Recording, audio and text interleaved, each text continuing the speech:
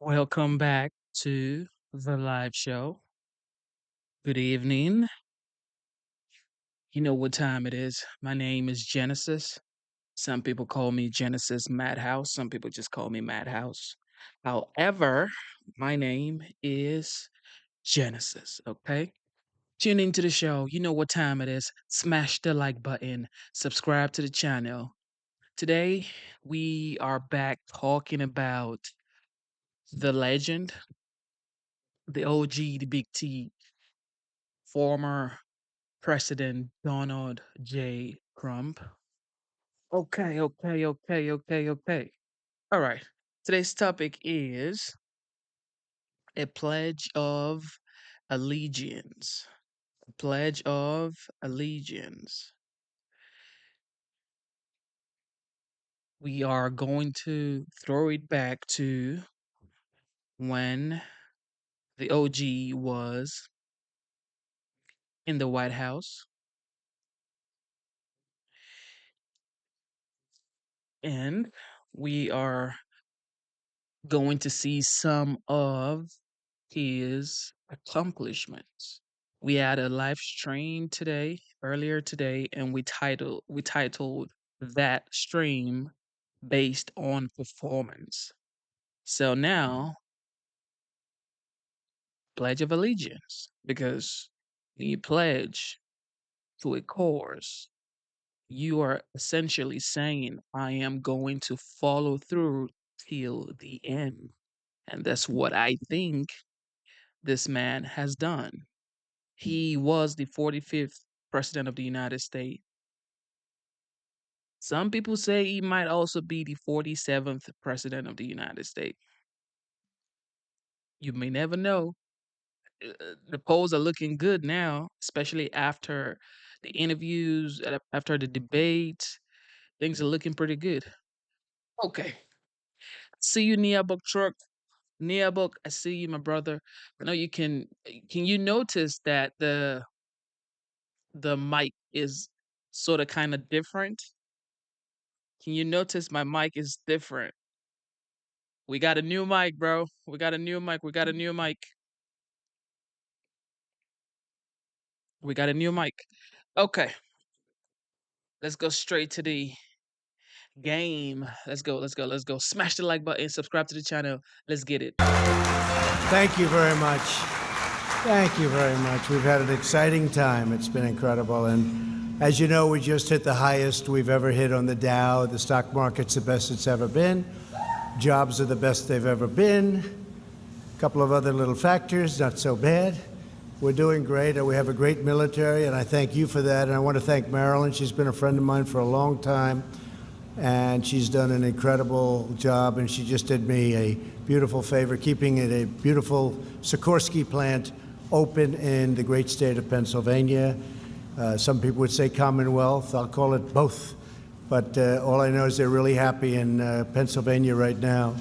And we love Pennsylvania, and I really appreciate what Maryland did. I'm thrilled to be back in your great state, a state that I won, and we won it not so late in the evening, a little bit early in the evening, actually, which is even better.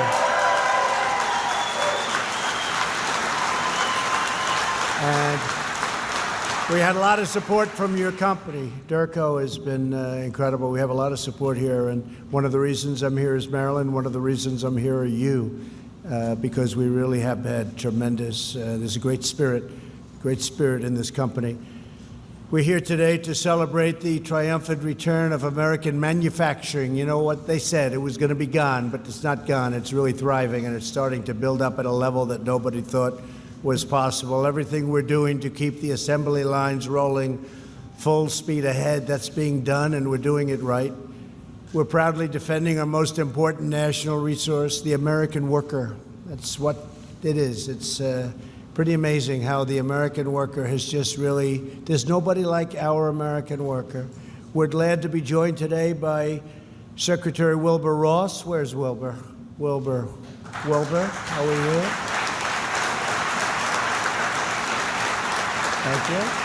Thank you, Wilbur. Great job.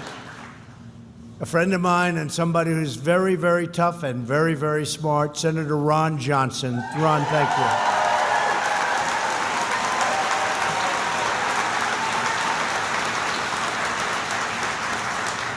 you. And two real fighters. They fight for us, and they fight for you, and they fight like nobody. Representatives Glenn Grothman and Sean Duffy. Sean, thank you, Sean. Thank you, fellas. Thank you. I especially want to thank your general manager here at Derco, Peter Winkler. Peter? Peter? Good job. They were showing me some of the work they do. It's beautiful, it's complex, and it is real stuff. That's the real deal, right, Peter?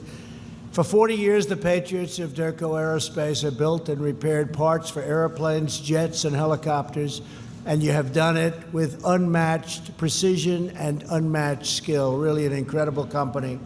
Recently, our entire nation was inspired by the mastery of your craftsmanship during our wonderful Independence Day celebration on the National Mall. It's called a right?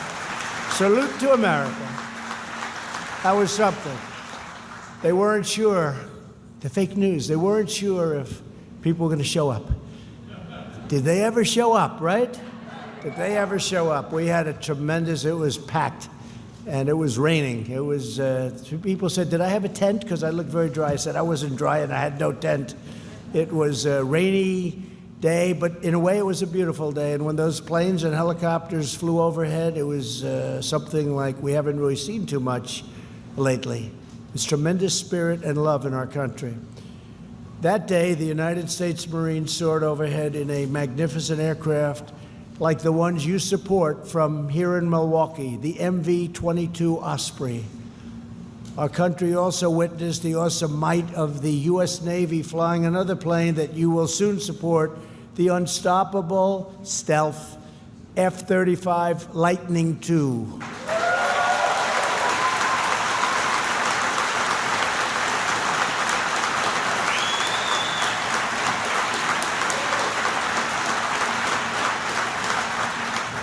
I get to meet a lot of pilots. I once said to one of the pilots, he looked like central casting. He looked like Tom Cruise, but maybe better. A little taller and a little stronger. And I said, so tell me, how good is the F-35 compared to other planes, enemy craft? He said, well, they have a problem. They can't see it. I said, that sounds good to me, not knowing too much about it. That sounds good. But he said, there's nothing like it. And I remembered that was a long time ago now, toward the beginning. In addition, workers at this facility help maintain our massive C-130 Hercules transport planes and our fearsome UH-60 Black Hawk helicopters and our F-16 Fighting Falcons. Great.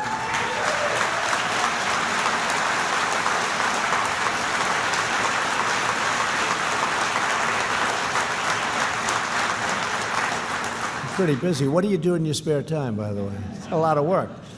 With the help of 280-pound Americans at Derco, and you know what I mean, the USA truly has the best aircraft, flown the best pilots, and we have the greatest pilots in the world. They fly they are pilots like no other.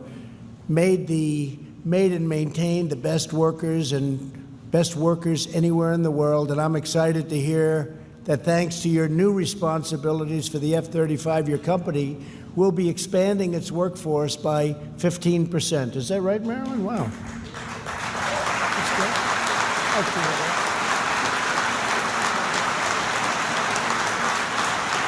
Right. Since the election, we've created more than 6 million new jobs. Nobody would have believed that during the campaign. If I would have said 6 million jobs, they would have said, oh, he's exaggerating. I did say like 4 million. But we got 6 million, so I was under-exaggerating, including more than 500,000 manufacturing jobs. We added 224,000 jobs last month alone, which is a tremendous number, far greater than projection. Last year, U.S. manufacturers reported the highest optimism ever recorded. So folks like Marilyn would say we're the most optimistic we've ever been. Would you say that's true? You better say yes, Marilyn. She knows. I know Marilyn very well, and I know she feels that way. We're now the economic envy of the entire world. When I meet prime ministers and presidents and kings and queens, they all start off by congratulating me on the great economy. Wages are rising fast, and rising fastest for our blue-collar workers. That's exciting. You hear so much about the upper end. Well, they don't realize the blue-collar, proportionately blue-collar workers, the manufacturing companies, these are the companies that are doing so well. Unemployment has reached the lowest rate in over half a century, and we expect to soon be beating that.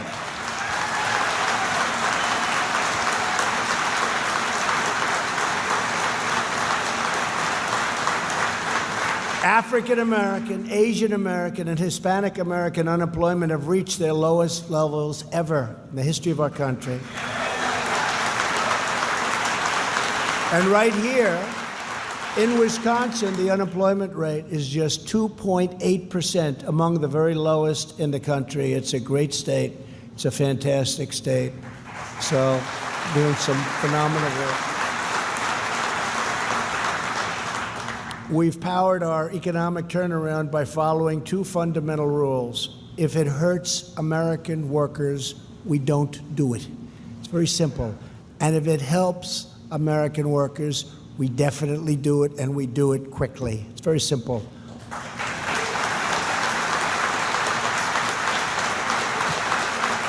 Our agenda is pro-worker, pro-family, pro-growth, 100% pro-American. It's America first. It's make America great again. And you know what? Now it's keep America great, because we're doing awfully well. We're doing awfully well. To stop the offshoring, you know what offshoring is, of American jobs, I signed the largest package of tax cuts and reforms in the history of our country. Since then, $876 billion, that's a lot even for you, Marilyn, right? That's a big number, has poured back into the United States from abroad. We want companies to invest, hire, build, and grow right here in America and right here in Wisconsin.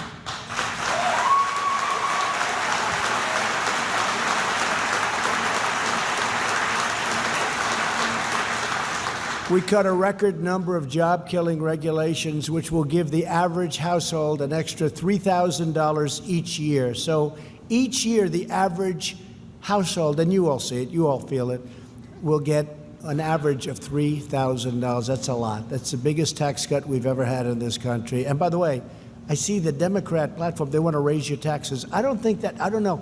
Maybe, I haven't been a politician too long. Somehow that doesn't play well, right? They want to raise your taxes. Okay, we'll figure that one out. We launched an American energy revolution. The United States is now the #1 producer of oil and natural gas anywhere in the world, and it's not even close.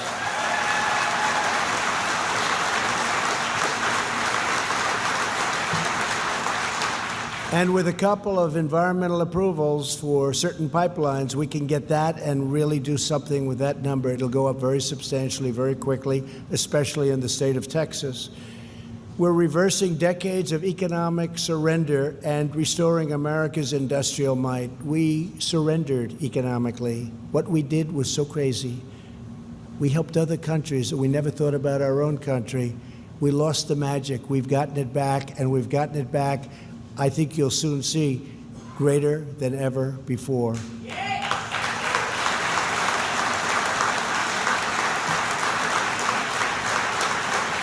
And your executives know this. Companies are pouring back into our nation. Automobile companies from Japan and other nations are pouring back in.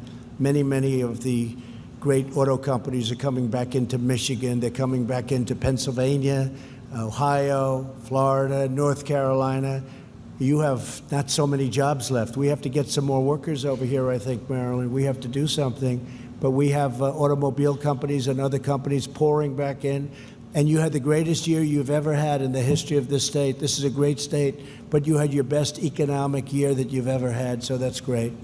Our nation was made of vibrant and strong, and it's got to be the most powerful, the best.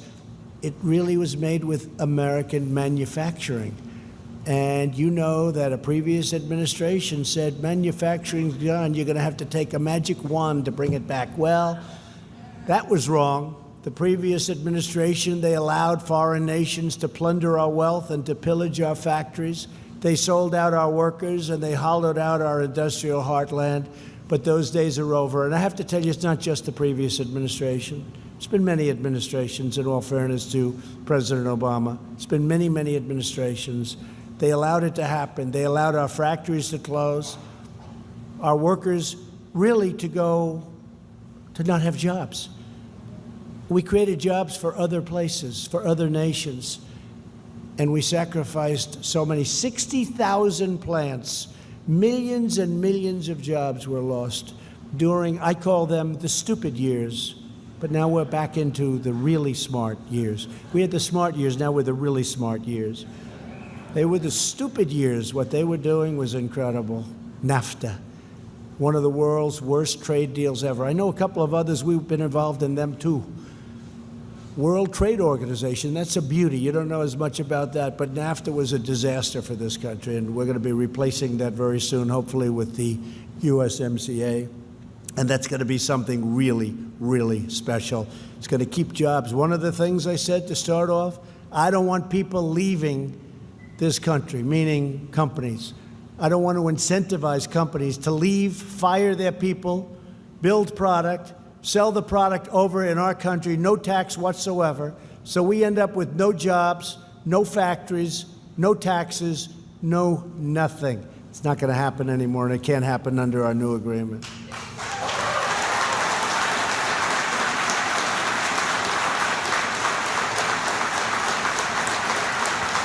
And I've been talking about this subject for 20 years. It's possibly one of the reasons I ran. I used to look at Michigan, where they'd lose their car companies one after another. You lost so many companies in Wisconsin. Everybody lost, Ron. Everybody lost companies. They were losing companies left and right. And we're not going to have that anymore. We have an incentive now to stay in this country. We have an incentive to build and manufacture in this country. And that's the way we want it. That's the way it's going to be. It's going to be America first.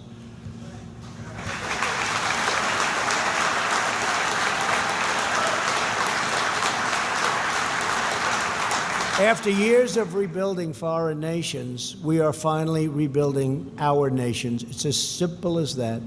We've built other nations. We focused on other people's borders. We'd fight for other borders, but we don't fight for our own border. We have open borders, and they had our military men protecting their borders. Figure that one out. But it's all changing, and it's changing very rapidly, and we're doing really well right now. Mexico has 21,000 troops on the border, guarding our border. Our laws are so bad, our military can't do a damn thing. We have the greatest military in the world. But between catch and release, we catch them and we release them. Think of it. We catch them, take a little number, come back in 3-4 years. These are the Democrats, and they should change them, Sean. They should change them so easily, but they don't want to do it. It's politics. They want open borders. I really think they want open borders. Even though 4 or 5 years ago, they all wanted strong borders and they wanted walls and everything else. That was when they were sane, but they're no longer sane. For years, politicians let China take the crown jewels out of our country. My administration has taken the toughest ever stance to stop these incredible abuses. As a candidate for president, I also promised to replace the disaster known as NAFTA. Since NAFTA's adoption, the United States was losing jobs and losing plants like nobody's ever lost before. Almost 1 in 5 auto jobs were lost due to NAFTA, and I think that's a wrong number. I think it's worse than that. But now we're demanding that you get, as people working here and as companies and as a great strength. I want you to have strength, but I want you to have a level playing field, because when you have a level playing field, nobody can beat you. You didn't have a level playing field. You had a playing field that was like this, and you had to go uphill. That's why we're replacing NAFTA with the brand new U.S.-Mexico-Canada agreement. The USMCA will be the most modern, cutting-edge trade agreement in history, with the strongest protections for the American worker ever put in any trade agreement, and that was the single most important thing to me. The USMCA will close the biggest loopholes that caused the mass exodus of manufacturing. You had an exodus of manufacturing under NAFTA. By ratifying the USMCA, Mexico is now committed to be the toughest and have the toughest labor provisions, the highest environmental standards, and the most comprehensive enforcement provisions ever implemented in a trade agreement, ever. For years, labor unions and lawmakers urged past administrations to secure these types of trade provisions. They did absolutely nothing. No administration did anything except lose jobs. We were laughed at by the rest of the world. We were patsies. And I didn't blame China. I didn't blame all of these countries. Mexico, they took 30% of our automobile business. I don't know if you know that or not. They have plants the likes of which you've never seen before. They took 30%, probably more than that, of our automobile. I don't blame them. I don't blame anybody. I blame our past leaders. I blame the people in administrations that allowed this to happen. It's not China's fault that we were stupid. It's not China's fault that we allowed it to happen. We lose $500 billion a year. It's now turning. We're taking in billions and billions of dollars in tariffs. I'm giving billions of dollars back to the farmers because they pinpointed the farmers. They said, we're not going to buy here, we're not going to buy there, because then Trump will stop doing to us what he's doing. Except the farmer said, we don't care, because he's right. Because for 15 years, the farmer, if you look, 15 years, it's been like this. It's a one-way street, and it was a street downward. But it's been incredible. And I'll never forget, I had a meeting, Marilyn, with farmers a year ago. And I told them what is going to happen. And I said, you're going to be the single biggest beneficiaries ultimately. And I said, we're going to get you subsidies. We're going to get, and farmers looked at me like all at one time. I had probably 30 in a big, beautiful room, the cabinet room at the White House. Beautiful for the cabinet. But I wanted the farmers in the cabinet room because I like the farmers. And they said, sir, we don't want subsidies. I said, what do you mean? We don't want subsidies. We want a level playing field. I said, how can you tell me? Nobody's ever said that. Everybody's coming in here looking for whatever they can get. We don't want subsidy. It was, to this day, it's never happened before. They didn't want that. They just wanted a level playing field. They said, give us a level playing field and nobody can beat us at what we do. I thought it was one of the most beautiful things. But in the meantime, they were targeted by China. I went to Sonny Perdue and I said, Sonny, how much has China spent, let's say, in just about the biggest year? He said, $16 billion, sir. I said, here's what I'm doing. I'm giving our farmers $16 billion out of the tariffs, which frankly are much more than that. I shouldn't say that because they'll ask for more. But they are. The tariffs are far more than that. And a lot of companies are leaving China now because they want to go to a non-tariffed country. And some of those companies are coming here. It's been incredible. We're taking in billions and billions of dollars, and I'm giving our farmers a chunk because they were targeted. These are great American patriots. And I'll tell you, I didn't see anybody. You know, they go and they do these focus groups on television, even on the real fakers on television, where you think it would be the farmers' world. No, it's not like things are perfect, but we're with our president. But now things are pretty good because we are doing $16 billion, and that was the most that China ever purchased. And some of the farmers are really doing well. I think they're really starting. We're over the hump. We're doing really well. And in the meantime, our government has billions of dollars of money pouring in, and that money is paid for by China through reducing, if you take a look, what they're doing is they're playing around with their monetary policy to a level like nobody's ever seen before. We're not paying, and they're also pumping out cash into their system. And China's paying. Our people are not paying. Now, other countries, it's a little bit different. China's China. But they're doing things in order to make sure that they keep those jobs in China. But they're losing a lot of companies, and some of those companies are coming here because we get it done. We know how to get it done. I know how to win. We win. Marilyn knows how to win. This company knows how to win. The job you've done is incredible at this company. That's why I'm glad I'm here. The USMCA is vital to the future of the American automobile industry. Under NAFTA, foreign companies could manufacture thousands of their parts overseas, ship them to Mexico and Canada for assembly, and send their foreign-made cars right into the United States tax-free. You knew about that, Mr. Manager, right? Tax-free. That doesn't work too well, right? Wouldn't you say they should have ended that about 20 years ago? With the USMCA, we have declared no more of that nonsense. We're not letting it happen. 75% of every automobile under the deal must be made in North America, and we're requiring a large portion to be made by high-wage labor, which means American labor, because you were competing against people that, frankly, were getting slightly less money than you do. Am I trying to be nice when I say that? Does anybody object to hearing that? They were getting slightly less, like about 20% of what you get. The USMCA is, but it was unfair to our country. It was unfair to our people. It was unfair to our workers. The USMCA is estimated to create 76,000 brand new American auto jobs, and very quickly. That means more cars, more trucks, and auto parts will be stamped with those beautiful words, made in the USA. Remember, we used to see that all the time, made in the USA?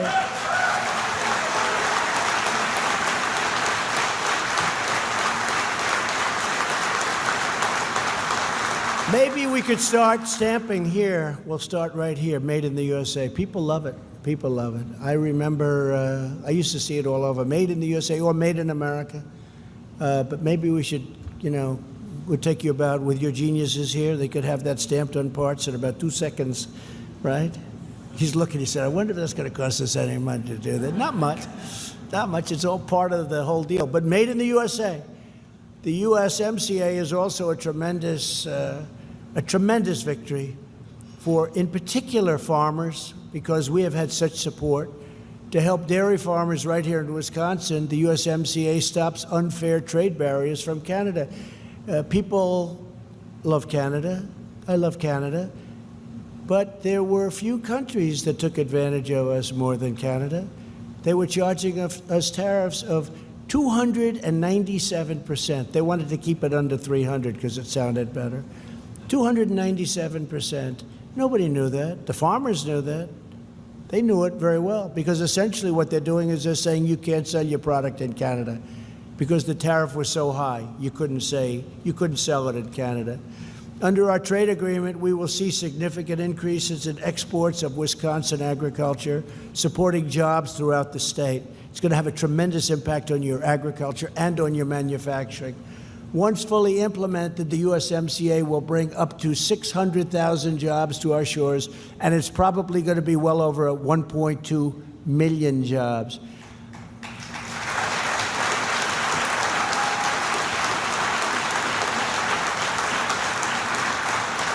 And here at Derco, you'll be able to expand your commerce with Canadian customers and suppliers, and they'll be buying your product. Now they have an incentive to buy your product. Before this deal, they had no incentive whatsoever to buy product in the United States.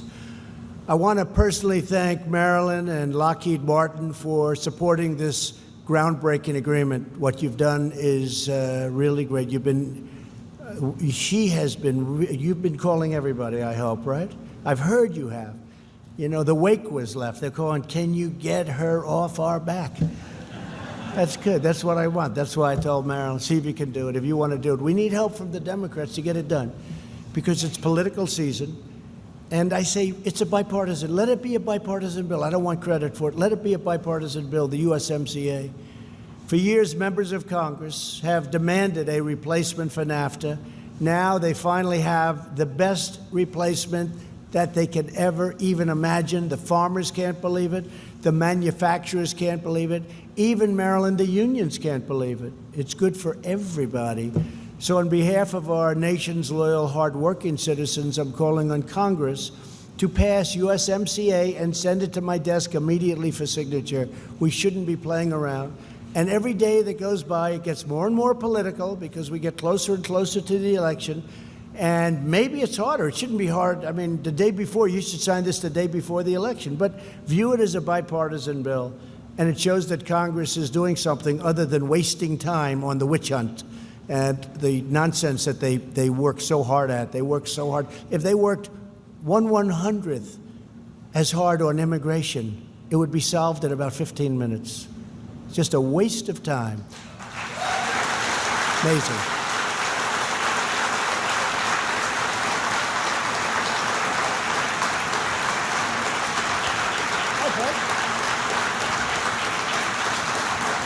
Thank you.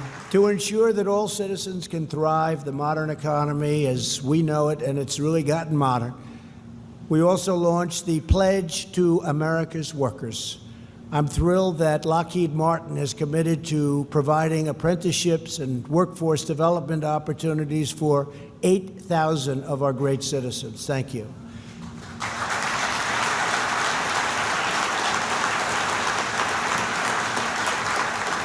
My administration lives by a very crucial motto, a motto that you would agree with 100%. Buy American and hire American. Those other days are gone.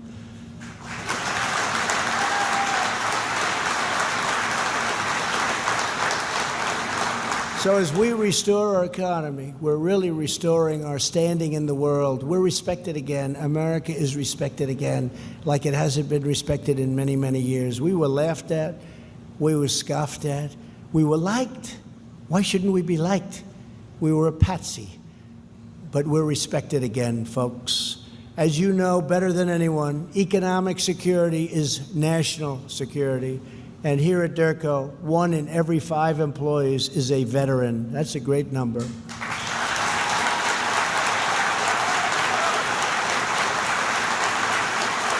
Great number.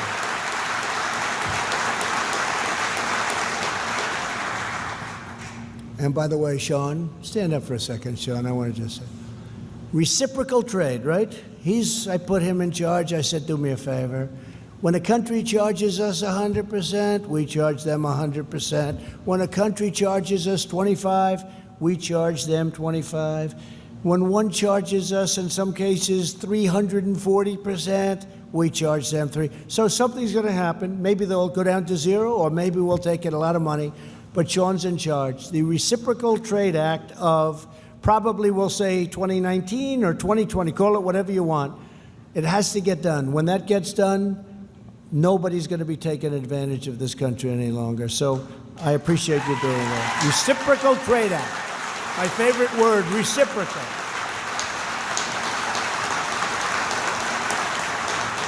It's my favorite word, reciprocal. Among those with us today is Teresa Spradertrin, who began her career in the U.S. Air Force and the Wisconsin Air National Guard. Where is she? Where is she?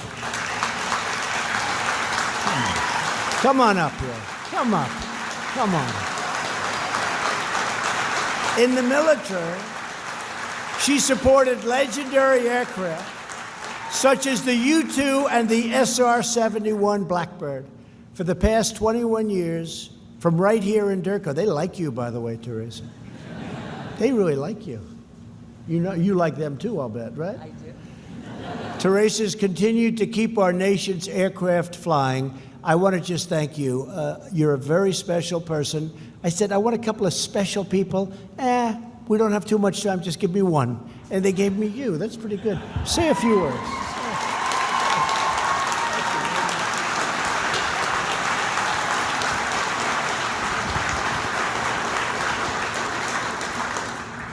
Thank you, Mr. President, for this opportunity. When I joined the Air Force after high school, I never imagined where this journey would take me. It has been amazing. One of the many things that I enjoy about being a part of Derco and Lockheed Martin is that I get to work alongside the most talented people in the aviation industry, such as yourself.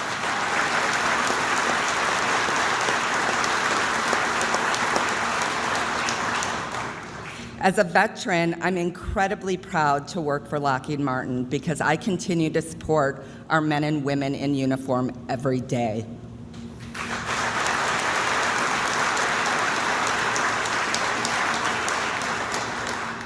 Thank you, Mr. President, for your steadfast support of our military.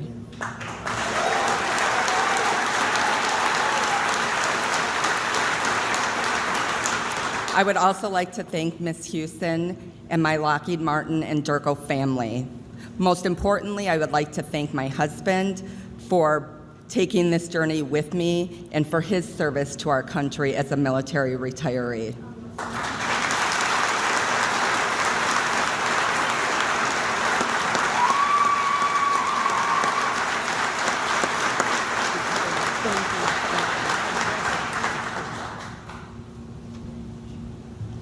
Great job. Thank you, Teresa.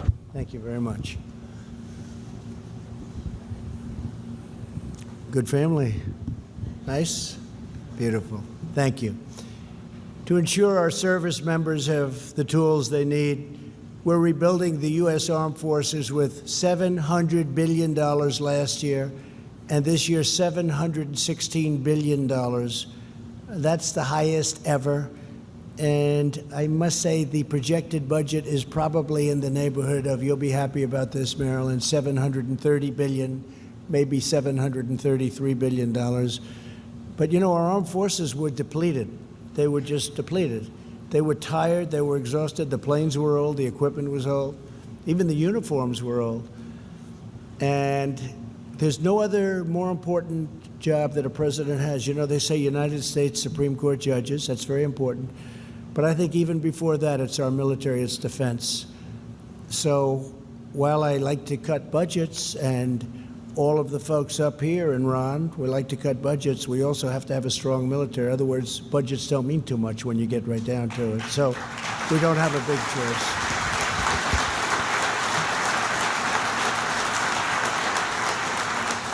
So our commitment to our defense industrial base is creating jobs for Wisconsin workers in Milwaukee, Oshkosh, and all across this wonderful state. From Wisconsin to Arizona, Pennsylvania to California, workers such as you are forging new tanks and ships and submarines and beautiful American aircraft to make our military the most powerful anywhere on the face of the earth. Our military now is new. We have new planes. We have new ships. We have many ships being built, many submarines being built, submarines like nobody's ever seen before, and other things. Men and women like you make this country run. You make this country proud. You make this country great. You keep our lanes of commerce flowing, our communities thriving, and our great American flag flying high. The magnificent red, white, and blue flies high.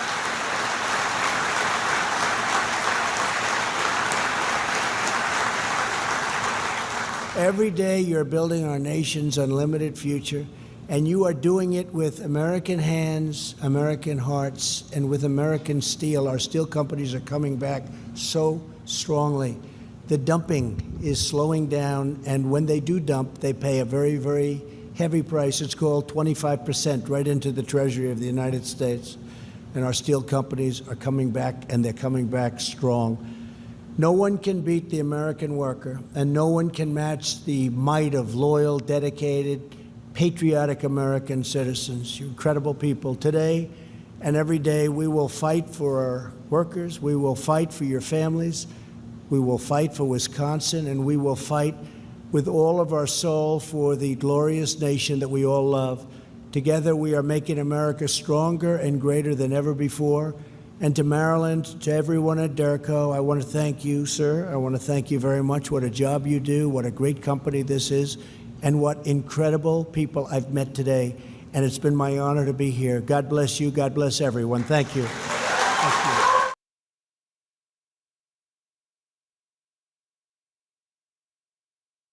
We've heard from the 45th President of the United States,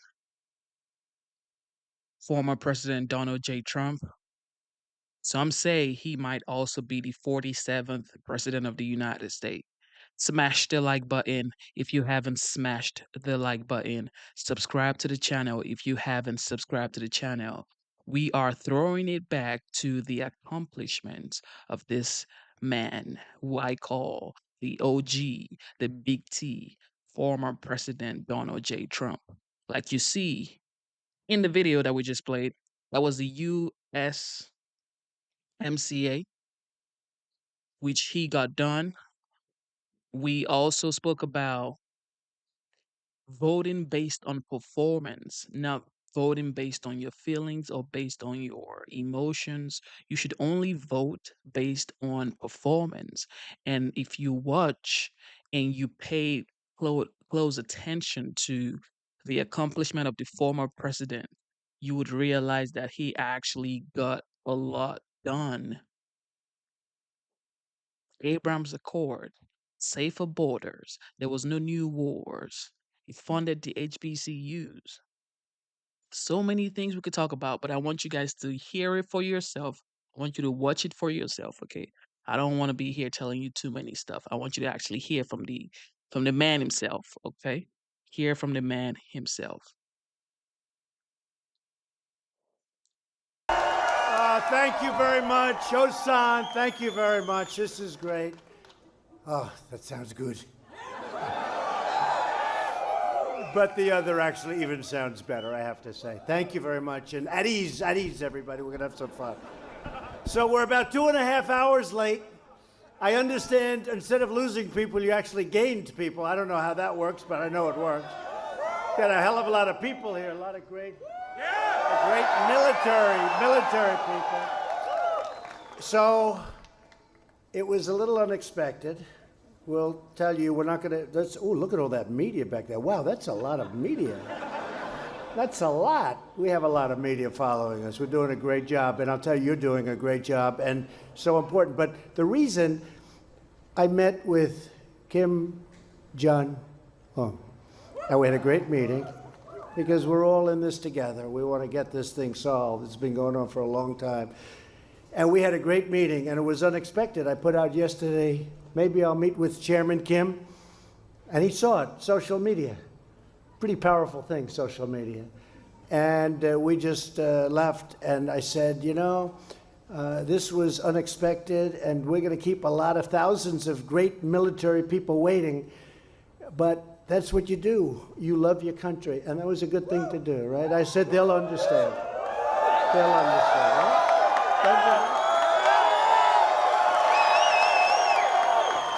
I said, they'll understand. So I'm thrilled to be here this afternoon with the very heroic men and women of the U.S. Air Force, Korea, and great place, great country, beautiful country, and I've toured it all. You know, someday I'm going to get back home, too. I've been doing this for a long time now. It's been a long time. It's been days, and I left Japan. I met with every leader, presidents, prime ministers, dictators. I met them all. And our country's doing well. You know, our country's probably never had a better economy than we have right now. Never had. We're doing great. And it's nice to know you're doing. You know, you're fighting. You're great people. And you're fighting hard, and you're just your presence. You have a presence like no other. Like no other. So as president, I've no great honor than to serve as Commander-in-Chief of the greatest fighting force on the face of the earth, the United States military. Thank you very much.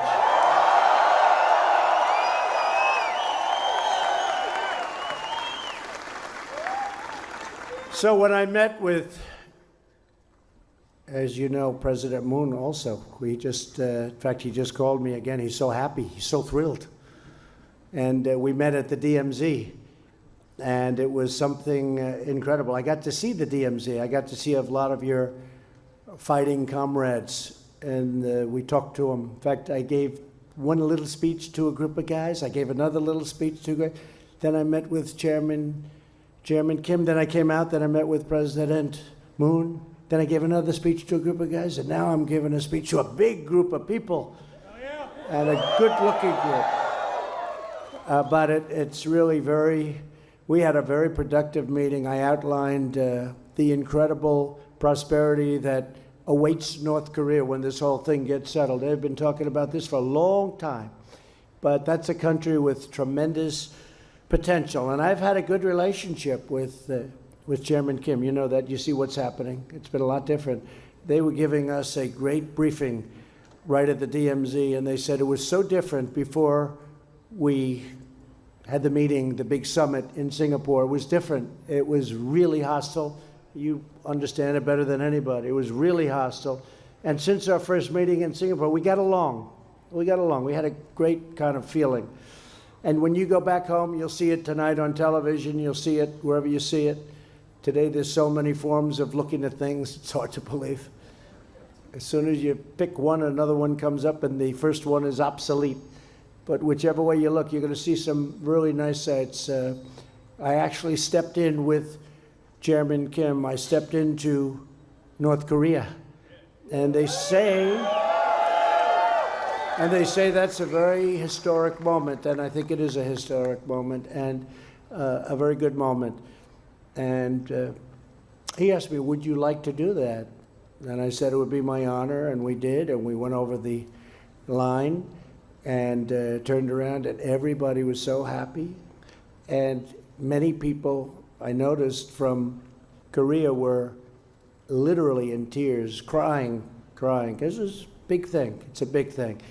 And we're now going to work on something. We have a tremendous team of people that know how to do this, and we're going to put them in charge. And Secretary of State Mike Pompeo is here. Where's Mike? Is he here? Where is he? Where's Mike? Where's our Secretary of State?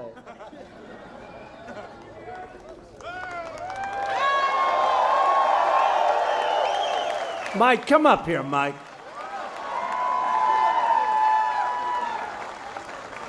Come up, Mike. And you know who else I have?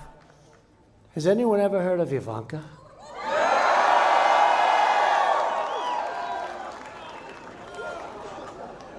All right, come up, Ivanka. Come on. She's going to steal the show. She'll steal it. What a beautiful couple. Mike, Beauty and the Beast, Mike. And you know, we have our great ambassador, our new ambassador, who is so fantastic. One of the truly great admirals became Ambassador Harry, so thank you very much, Harry. You're right over here. Thank you. Look at these two.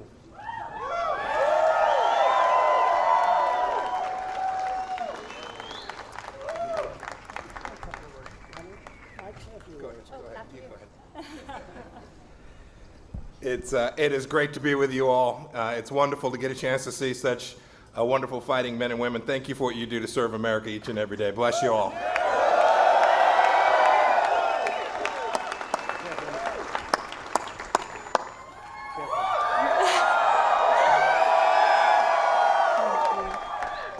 God bless America, and God bless each and every one of you for being out here and for everything that you do and your sacrifice and your service. We are very, very grateful to you and your loved ones who serve our nation out of uniforms. So thank you.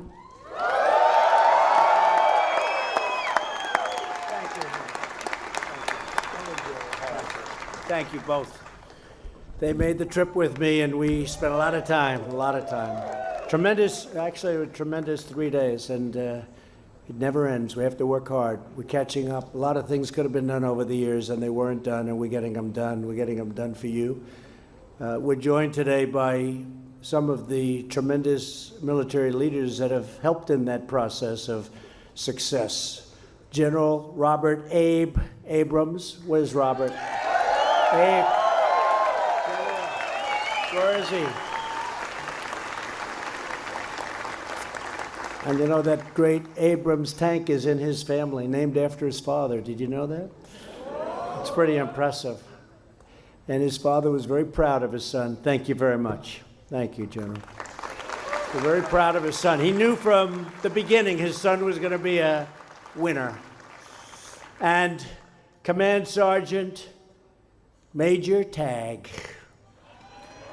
Sergeant Major Tagg. Where the hell? Boy, he's got such...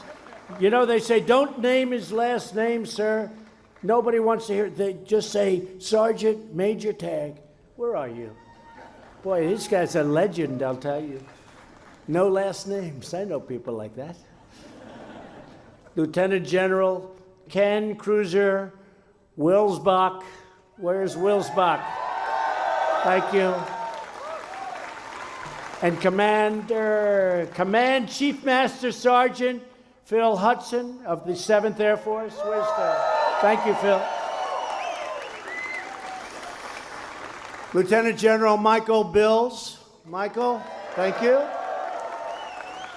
And Command Sergeant Major Jason Schmidt of the 8th Army. Thank you.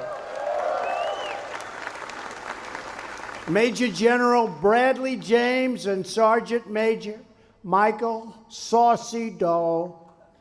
Saucy Doe, right? That's good, yes? Thank you. Brigadier General Otto Liller. fighter. Command Master Chief Petty Officer Stephen White, Special Operations. And Command Master Chief Petty Officer Chris Detji, Naval Forces Korea, Detji. Where's Chris? Where are you, Chris? Hi, Chris. I especially want to thank Colonel John Gonzalez. You know Colonel John Gonzalez? Supposed to be a tough cookie and a winner. And Chief Master Sergeant Adam Veazey. Adam. Thank you, Adam. Finally, we're pleased to have with us several of our friends from South Korea this afternoon. General Che. Where's General Che? General Che. Thank you, General. Great job. Deputy Commander, Combined Forces, and I want to thank, I hear you're doing a hell of a job. Lieutenant General Hong Song Chin and Chief Master Sergeant Yi Sung Il of the Air Force Operations Command, and I hear they're very tough. Are they tough? Yeah, they're tough. That's great. To all of the service members from U.S. Forces Korea, today I'm here to tell you that 330 million American hearts beat with the gratitude for your selfless service. We're also joined by many amazing military spouses and families. Those families and those spouses, they keep you going. You wouldn't be the same without them. We know that, right?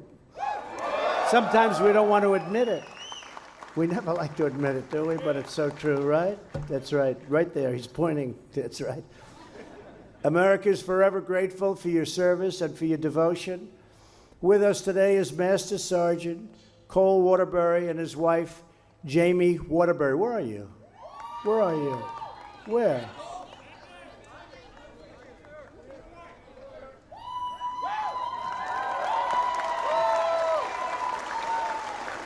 Good-looking group. They met when Jamie was also in the Air Force. Jamie served on active duty in the Air Force for 4 years and then joined her husband through 6 different assignments in 3 different countries.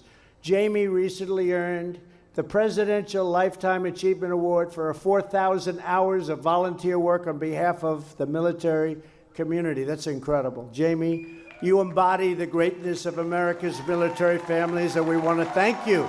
Give her a big hand.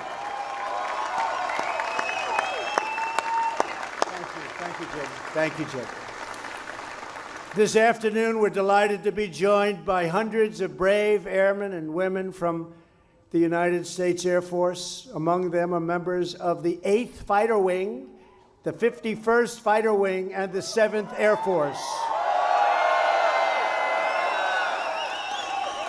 Many soldiers here today just celebrated the 75th anniversary of the 8th Army. 75 years. You know, I just returned from Normandy. That was something very special when you talk about anniversaries. We're proudly joined by members of the 8th Army's 2nd Infantry Division. Thank you. You can let it all out. Let's use the most powerful. Let it out. And the 19th Expeditionary Support Command. Where are you? The 35th Air Defense Artillery Brigade. Where are you? The 1st Signal and the 501st Military Intelligence Brigades. Where are you? The 65th Medical Brigade, as well as soldiers from the 8th Army headquarters. Thank you all. Thank you all for being here. Also with us are men and women of the United States Army Garrison Daegu. You know that. Along with those from Yangshan and famous, that's really very famous for Camp Humphreys. Camp Humphreys. Pretty famous place. And of course, joining us today are the brave United States Marines. I know there's plenty of you. along with the sailors of the United States Navy and the fearless fighters of the Special Operations Command Korea. What a group of people. And I want to get every name out. I don't care that I want to get the hell back on that big plane. I got to get them all out. I could have done an abbreviated version, but we don't want to do that. We just want to stand here and have a good time. We're going to have a good time tonight. Together, the men and women of America's armed forces are the most extraordinary warriors ever to walk the face of the earth. You stand ready to vanquish any danger and deliver the full might of American justice whenever and wherever duty calls. There's nobody like you. You're special people. You're prepared to deter, defeat, and defend against any threat. You live by the famous U.S. Forces career motto, "We go together. We go together."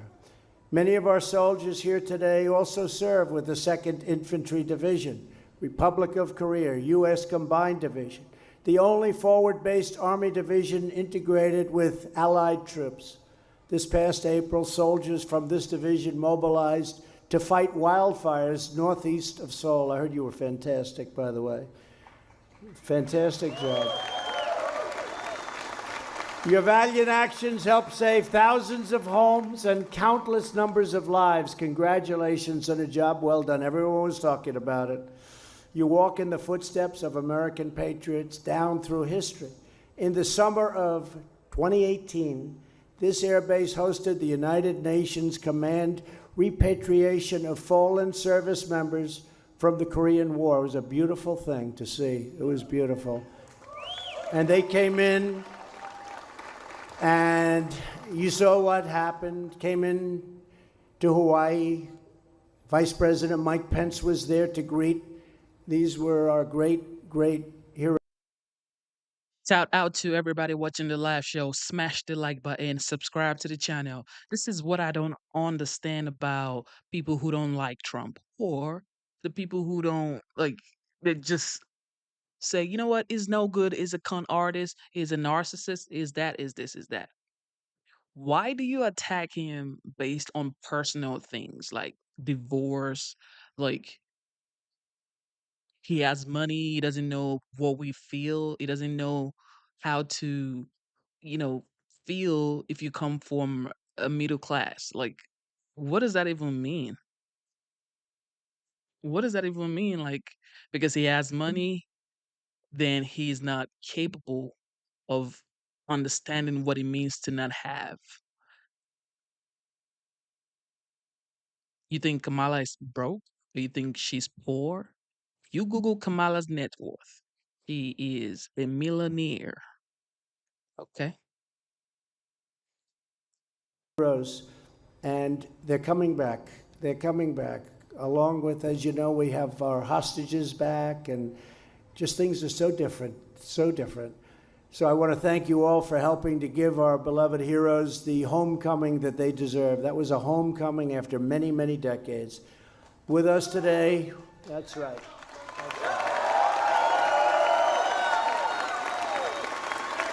With us today is Master Sergeant Hunter Lindblad of the 7th Air Force.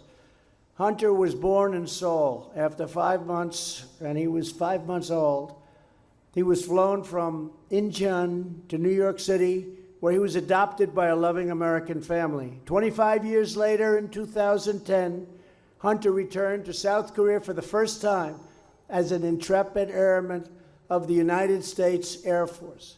He's now completing his 3rd tour of duty in South Korea, where he serves as a contingency and exercise, it's an incredible job, planner, helping our forces to achieve unrivaled skill, precision, and speed. Hunter, your story exemplifies the enduring bonds between the American and South Korean people. And I will say this, the folks here, all of them, especially the ones that really know you, they respect you a lot, and they respect what you've done. Where is Hunter? Where is he?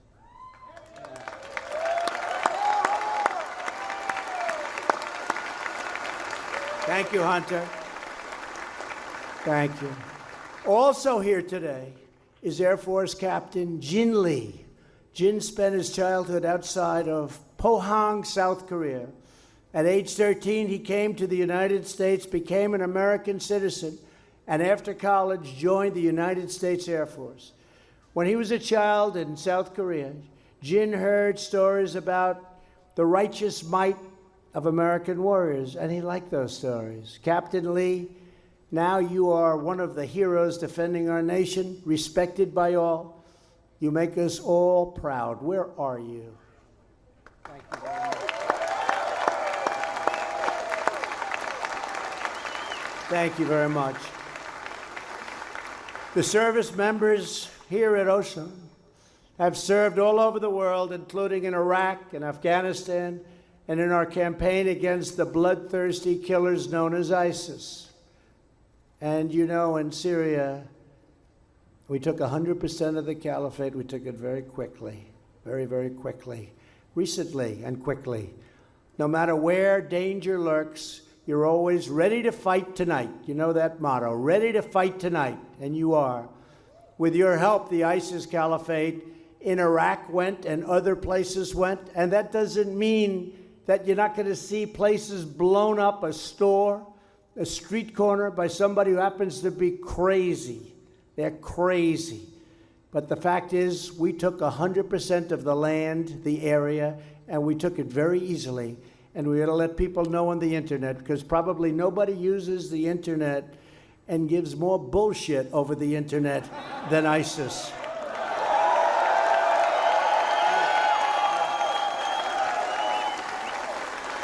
Few people use it better. Let me thank every warrior in the audience who served that righteous mission. You really were fantastic, and you are fantastic, and we all salute you. Thank you very much. Our nation will never forget the sacrifices of every American service member here today and those stationed throughout the world. No force on earth can match the courage, the spirit, virtue, the grit of the American soldier, sailor, airman, Marine. Under my administration, we've made historic investments in our military with $700 billion with a B dollars last year. And this year, think of that, 700, you know what 700 billion is? But you needed it. We were getting depleted. You people know it better than anybody. The planes were old, the equipment was old. This year, $716 billion fully approved, ready to go. We're giving our armed forces the resources.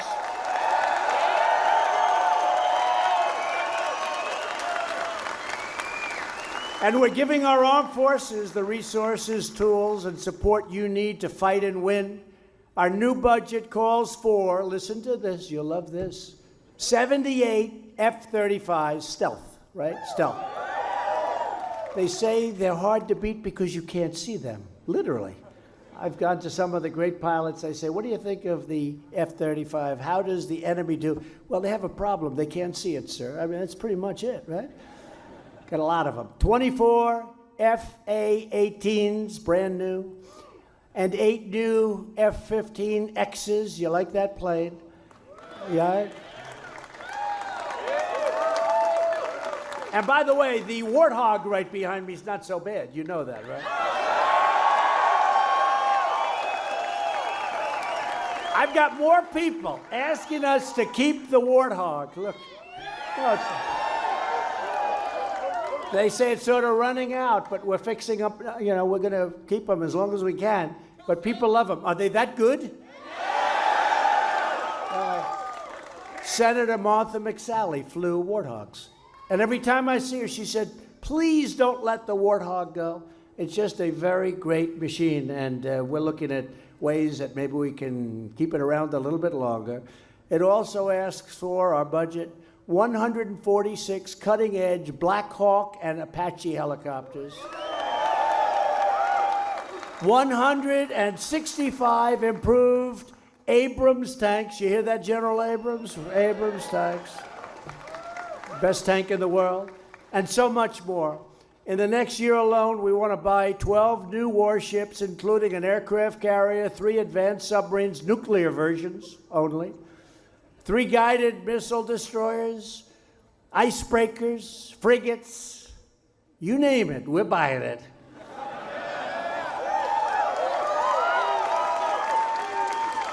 And we're proud to say it's made in America, so it's okay.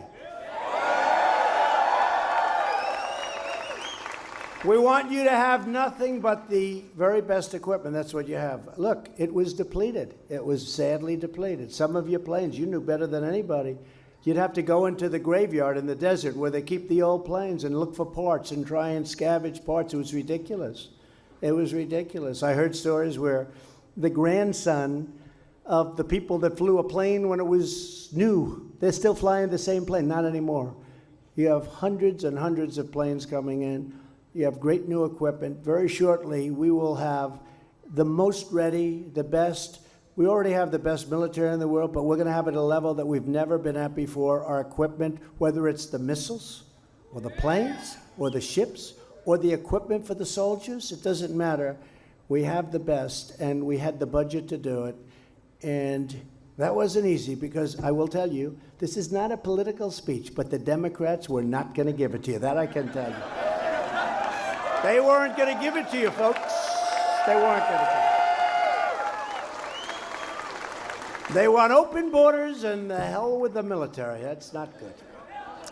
But you don't have to worry about that, do you?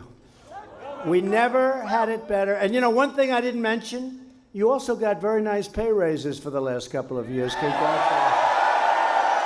Oh, you care about that. They care about that. I didn't think you noticed. Yeah, you were entitled. You know, it was close to 10 years before you had an increase. 10 years. And we said it's time. And you got a couple of good ones, big ones, nice ones. And you love what you do, but it's nice to be well compensated. You must be armed with overwhelming force. You have to be, especially in this world. We're living in an incredibly dangerous world. And, you know, hopefully when we build this military and we have it so strong, it's getting to a point now where it's going to be at a level that wasn't even close. Hopefully we never have to use it, you know? But by having it and having this tremendous strength, it's much more likely that we won't have to use it. So we're doing that, and we're very proud of all of you. No one ever stands a chance against the mighty Stars and Stripes, and they never will. We're going to keep it strong, and we're going to keep you happy, and we're going to have the best equipment, and there'll never be anything like what we're doing. Thank you. We're also investing billions of dollars in upgrades to our missile defense system. And I understand that our 35th Air Defense Artillery Brigade is with us. Where are you, folks? So you're happy about that, right? You see the difference, is that correct? You see a lot of money coming in and a lot of great stuff. We're totally revamping and improving, and in some cases, getting brand new nuclear weapons. Never want to have to use them. But we have the best in the world, the most in the world and the best in the world. And they're being upgraded very substantially, and in some cases, we're getting brand new. Never want to use it. Our greatest asset, our most powerful weapon, will always be you. No matter what we do, it's always going to be the American warrior, because there's no warrior like you. No one is tougher, and no one is braver. You're beloved by our citizens. You have no idea how much our people love our military. And I can say it too, law enforcement. They love our law enforcement. What they go through, what the law enforcement, Border Patrol, ICE, our sheriffs, our everybody. These are great, great people. You are great, great people. You're feared by your foes, and you're respected by all. You are so respected. And I just want you to know that. Sometimes you don't hear that. You don't hear it enough. You are totally respected. And I can tell you there's nobody that respects the military more than your president, Donald Trump. Nobody. Nobody. With us today is a perfect symbol of the endurance that we're talking about, Staff Sergeant Timothy Dishanet. Where's Timothy? Timothy. Hello, Timothy. At the age of 19, Timothy was diagnosed with cancer. After recovering from surgery and going into remission, Timothy decided he wanted to join the military. He found an Air Force recruiter who helped him enlist, and he's now served with distinction in the Air Force for nearly 7 years, and he is a tough, strong guy.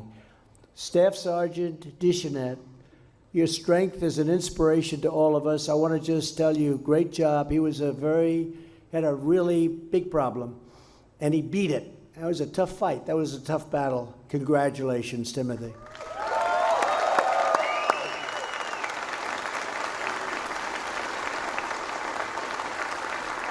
The men and women stationed in this country showcase the very best of America to this region and to the entire world. And they watch you and they look.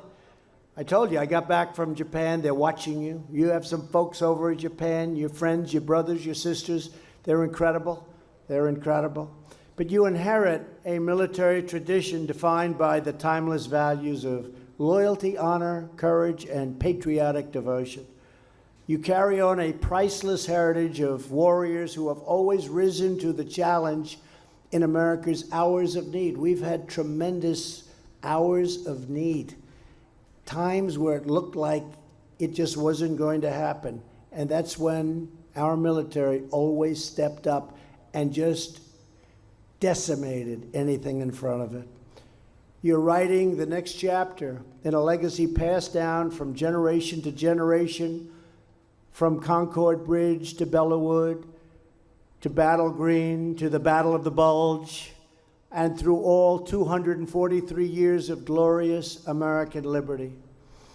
When I return home to the White House, I will celebrate Independence Day with a special salute to America on our National Mall, July 4th. I hope everybody can be there. It's going to be big. We're making it especially big because we're more proud of our country today than we have been in many, many, many decades. I want you to know that as we pay tribute to armed forces this July 4th, we will be thinking of you, the brave service members far from home, preserving American independence and all of that American great feeling of independence, and defending our great American flag.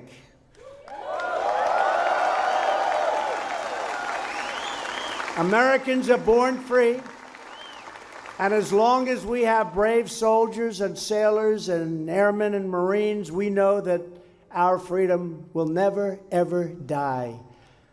On behalf of all Americans, I want to thank you again to everyone at Ocean Air Base.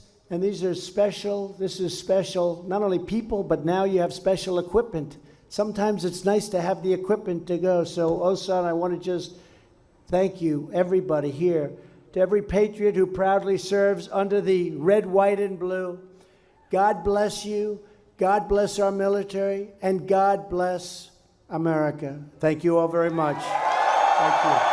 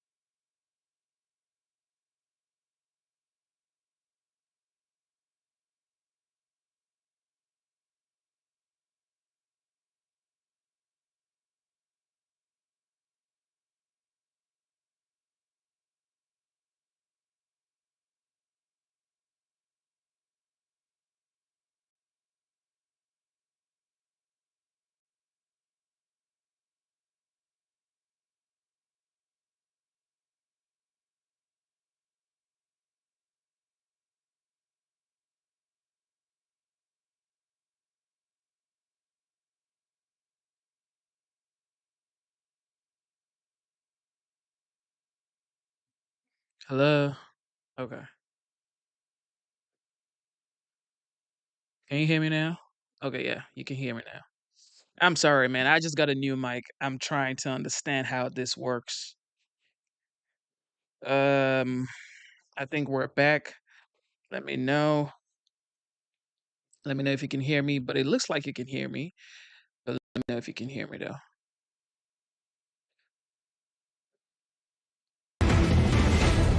Breaking right now, we're going to give you a macro and a micro look at the former President Donald Trump. First, the macro, his rally in Las Vegas. Let's listen for a bit. Places that we wouldn't even believe. They go through Snake Mountain.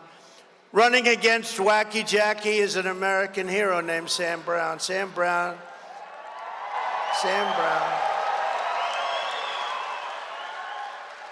His wife is fantastic, also Amy.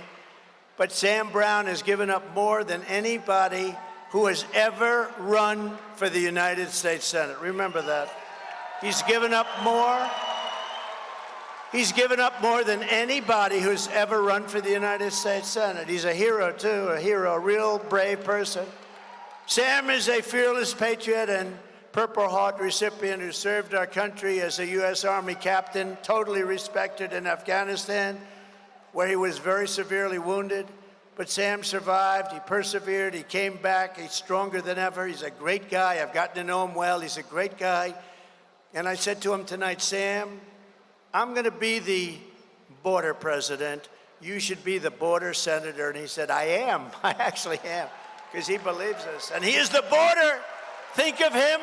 When you vote, he's going to close up the border. She wants to leave your border open. He became a small businessman and a leader here in Nevada, and now he is going to fight for this state like nobody has ever fought before. Sam Brown will vote to secure our border, stop inflation, strengthen our military, defend religious liberty, and cut taxes like you have never heard. Because Sam Brown thinks of one thing and one thing alone. It's called And while the former America president campaigns first. for others, we're going to shift out a little bit to give you the micro. Today, I, along with my exceptional team here at Fox News at Night, sat down with former President Donald Trump at his golf club in Palos Verdes, an oceanfront suburb of Los Angeles. We talked about everything from Springfield, Ohio being overrun by migrants to what we're learning about the security failures during the attempt to assassinate him. And as you know, Mr. President, we report on this every single night. You do. And I'm wondering, because there's been this debate about the ducks and the cats in Springfield, Ohio. Yeah. And, you know, you have the people who live there who called 911 saying there are animals missing. The governor of Ohio, the city manager says, well, we don't see the evidence. But isn't the greater issue here the fact that these towns are being overrun by Haitian migrants? Isn't that the issue? Why is Kamala Harris smiling and saying you're extreme for saying animals are missing and forgetting that this is a city like Aurora that has been overrun by people who are not here legally? In Aurora, they have it's a small area, and they have hundreds and hundreds of people coming in. If you go to Ohio, you know, they're talking about 25 to 30,000 people coming in from Haiti. And this is a town that is small, beautiful, no problems, no crime, no nothing. 58,000. In 58,000. So, and I heard this morning it was 31,000 people coming in. Nobody can do that. No. And it's a bad criminal element too. A bad criminal element. This is a town with no crime at all. Springfield, it's got no crime, it's got no problems, and now they have 31,000 people just came down on them. This is not survivable. We're going to have the largest deportation effort in the history of our country. You know, Dwight Eisenhower, I mention that because people think of him as somewhat of a moderate guy, but he has the all-time record. He hated to see people coming into our country illegally, and that's what we have.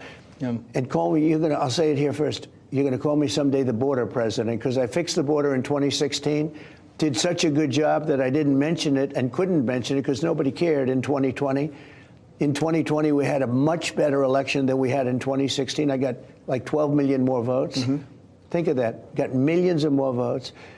But I don't think that's going to compare to this because the level of enthusiasm for this is far greater. That's why we had a very good debate the other night, and I think we exposed her for what she is. She's a radical left Marxist. Yeah, Bernie Sanders said the quiet part out loud when he said that Kamala Harris is going to the right to get into office, and then he believes that she is still a progressive at heart. But she is actually left of Bernie Sanders. She is more liberal. They don't like that term, liberal. They like progressive. But to me, it's liberal. But she is far more liberal than Bernie Sanders or than Pocahontas. I mean, Elizabeth Warren, Pocahontas, commonly referred to as Pocahontas, is more conservative than this woman that's running for president, who got no votes, who was the first one to lose in the primaries, same primary to Biden.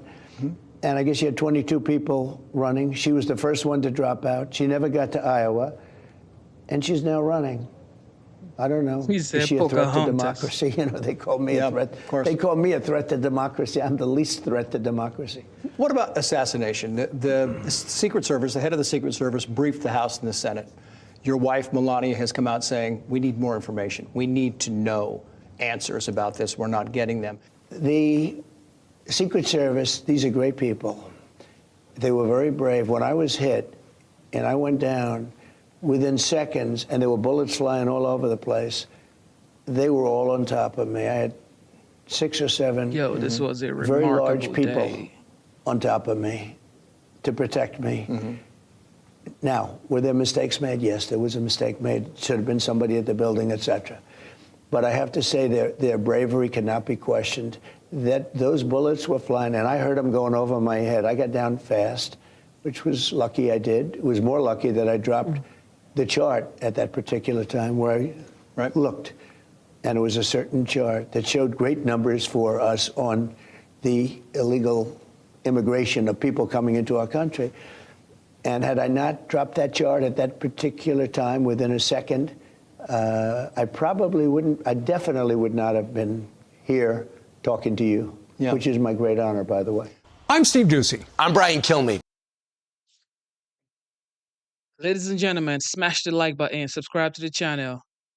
All right, let's see what JD Vance said after the debate. Let's see what JD Vance said after the debate.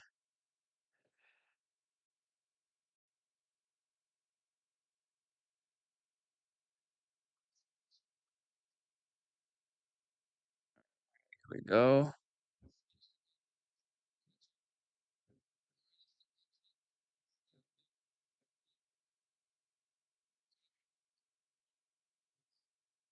When you announced to be the candidate, I asked you every hard question, and you answered every one of them. And I kept you longer because it was supposed to be 10 minutes. I kept you 30. I was being very nice. And so all these radical positions she's taken, still no answers. We have not moved the ball an inch. It is frustrating. It is frustrating, and the moderators, I think, did a terrible job of following up on that. But look, I think President Trump did a good job at reminding the American people that this is a person who wanted to ban fracking. Here we are in Pennsylvania. She supported banning fracking. She supported defunding the police. She supported opening the border. And I think that though the moderators didn't do their job, I think President Trump did do his job in reminding the American people that she has taken a number of radical positions that, as he joked, she's run away from. Now she's acting like Donald Trump. She's about to put on a MAGA hat because she realizes, by the way, that was a pretty good line. It was my favorite moment of the debate. But she is a radical who is trying to run towards Donald Trump's positions because she knows that's what's popular, but it's not what she actually believes. And I think that if you go to her performance, Sean, the most striking part of it is if you actually listen to what she said, it was platitude after slogan. There was no substance. How is she going to lower grocery prices for American citizens? Rehearse, cliched, use everything that you want to say. And the bottom line is fundamental. I hate Trump. That's exactly right. And also, look, both of them have records. That's what's different about this election, almost any other election in my lifetime.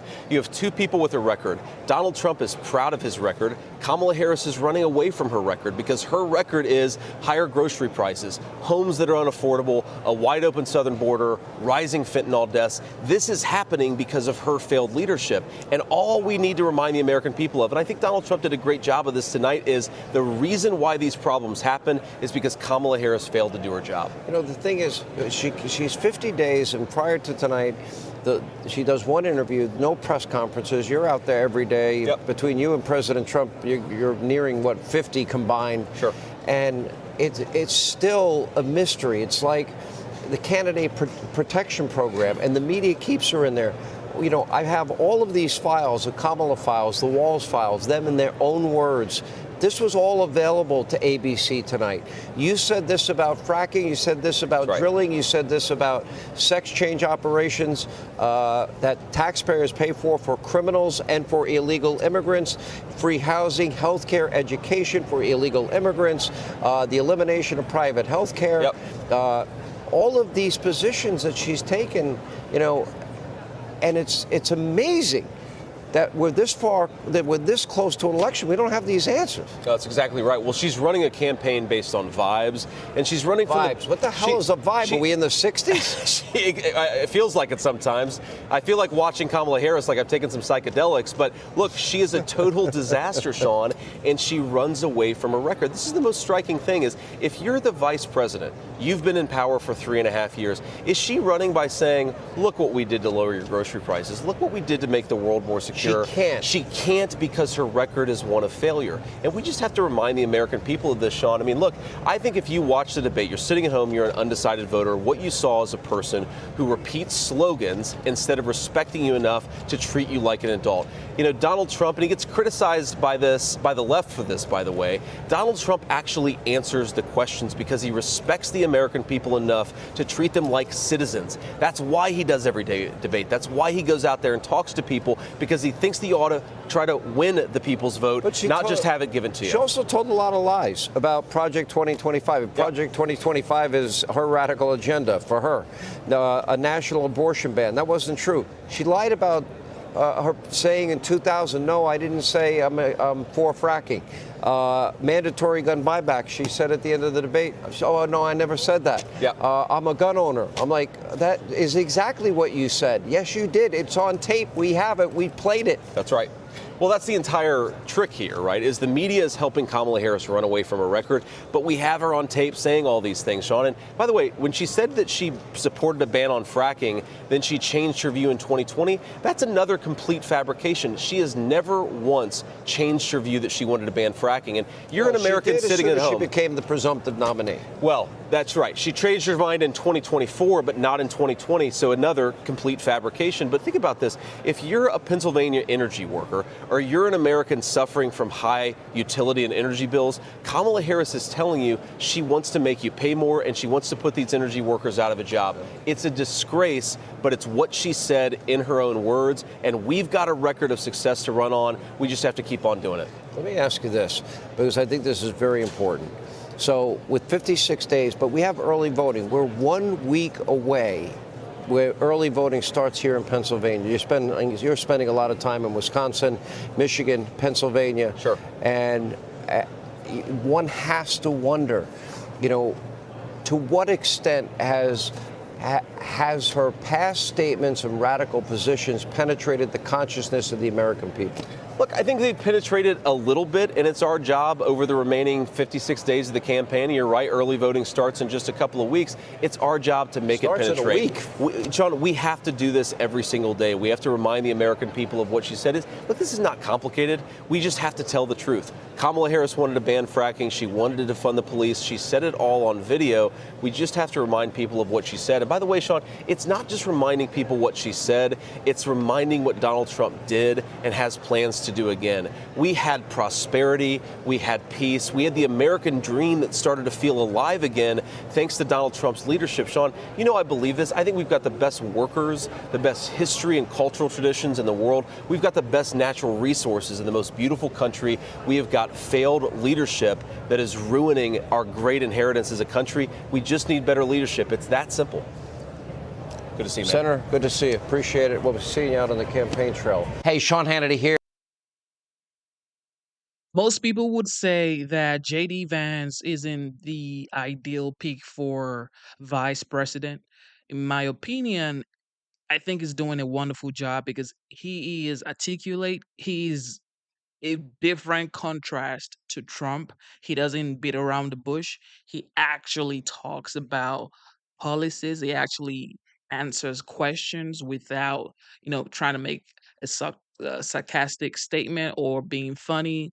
I think, and he's young, you know what I mean? And his story is very, very, I would say that's like a true American story. So I think that was a very fair pick.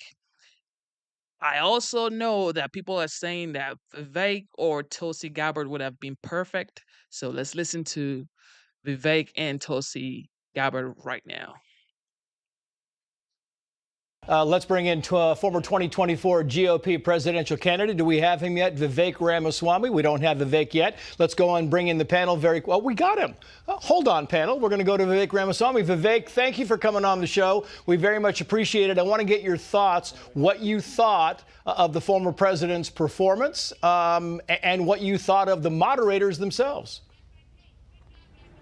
So, Trace, I'm always going to tell it to you like it is. I think that did Kamala Harris exceed the very low expectations that were purposely set for her? I think she did. That being said, I think that Donald Trump did exactly what he needed to do on questions of policy. The biggest win for either candidate tonight, and I do think it was a win for Donald Trump, is clarifying his position on abortion, which has been completely mangled by the Kamala Harris and Biden campaigns and the media, claiming that he would somehow sign a federal abortion ban, which, by the way, he has been consistently against. I thought his opportunity to level directly both with the moderators and with Kamala Harris, to be crystal clear on that position, and then turn it back on her to leave open a question she did not answer and I think will not answer. What her position actually is on month 6, 7, 8, 9, I thought was one of the more brilliant moments in the debate. The other part that I liked was where he actually captured the essence of it, where he said, we could end this debate right now. You could go sign either a bill or an executive action to close the border. She had nothing to say, and I think those were the two most powerful moments of the night. Yeah, Vivek, stand by. We've got Tulsi Gabbard, as you can see, with us now. Tulsi, your thoughts, because you look at social media, and a lot of people, even Republicans, thought the former president took the bait a lot tonight, much more than he should have. I saw something quite different, Trace. What I saw was President Trump staying very focused on the issues that are most important to the American people, continuously, no matter what kind of lies or baiting attempts Kamala Harris or the moderators threw at him. He kept coming back to the issues that the American people are concerned about. He kept coming back to Kamala Harris's broken border and the fact that that's causing incredible hardship and people to be afraid to walk on their own streets. He kept bringing it back to rising crime and the fact that most Americans now having a hard time affording the basic necessities because of Kamala Harris and Joe Biden's inflation and rising cost of living. President Trump brought voice to the American people who have felt ignored and unheard for the last 3.5+ years by the Harris and Biden administration. And tonight, Kamala Harris not only did not acknowledge that the American people are struggling right now, she didn't talk at all about how she will fix or try to fix what she's broken. And I think it's because she knows that she can't. It's interesting, Vivek, because Tulsi says that the former president brought voice to the American people. Did he bring the fire to the feet of Kamala Harris? Did he press her enough on all of her flip-flops? Well, I think the most important part was that he actually spoke for the 80+ million Americans, probably 90+ million Americans, if things go well, that are going to vote for him.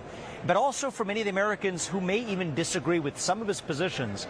They don't want to stay out of World War III. I think Donald Trump spoke really clearly to the fact that Kamala Harris's words pale in comparison to his actions in securing peace. We were on the brink of war with North Korea, kept us out of it, avoided 2 major wars that we're now in, Russia, Ukraine, what's going on in the Middle East. And so I think he really landed that. As far as it goes to holding Kamala Harris's feet to the fire, you had muted mics in each direction. That's the job of the moderators, and particularly one of the two moderators I thought did a disastrous job today in feigning fact checks of Donald Trump without remotely even appearing to apply those same standards to Kamala Harris. But I do trust the voters, Trace. They've been tricked by the media before. I think many voters are now attuned to that. And so what we may see is that may actually backfire in a counterintuitive way where people feel like Donald Trump's being set up. And he makes a very good point, Tulsi, because even some of the Democrats that I talked to tonight were like, yeah, it seems a little one-sided. It seems like they're fact-checking Trump at every opportunity, and they're letting Kamala Harris just run wild. Yo, did he just call her Kamala Which Harris? wasn't a surprise to President Trump at all. Yeah. He knew very Pronounced it well right. going I mean, into who this knows? debate. and agreed to it anyway, knowing that it was going to be a 3-against-1 debate the entire time. This just shows, again, Donald Trump isn't afraid to debate Kamala Harris or anyone, anywhere, anytime. And I think it speaks volumes that right after an hour-and-a-half long debate, it's close to midnight, Donald Trump came straight here to this room and spoke to hundreds of reporters, answered their questions, walked around to different parts of the room. And where's Kamala Harris? Still, here we are. She hasn't done a single solo interview with any reporter. She's the one who's afraid. She's good at reciting rehearsed lines.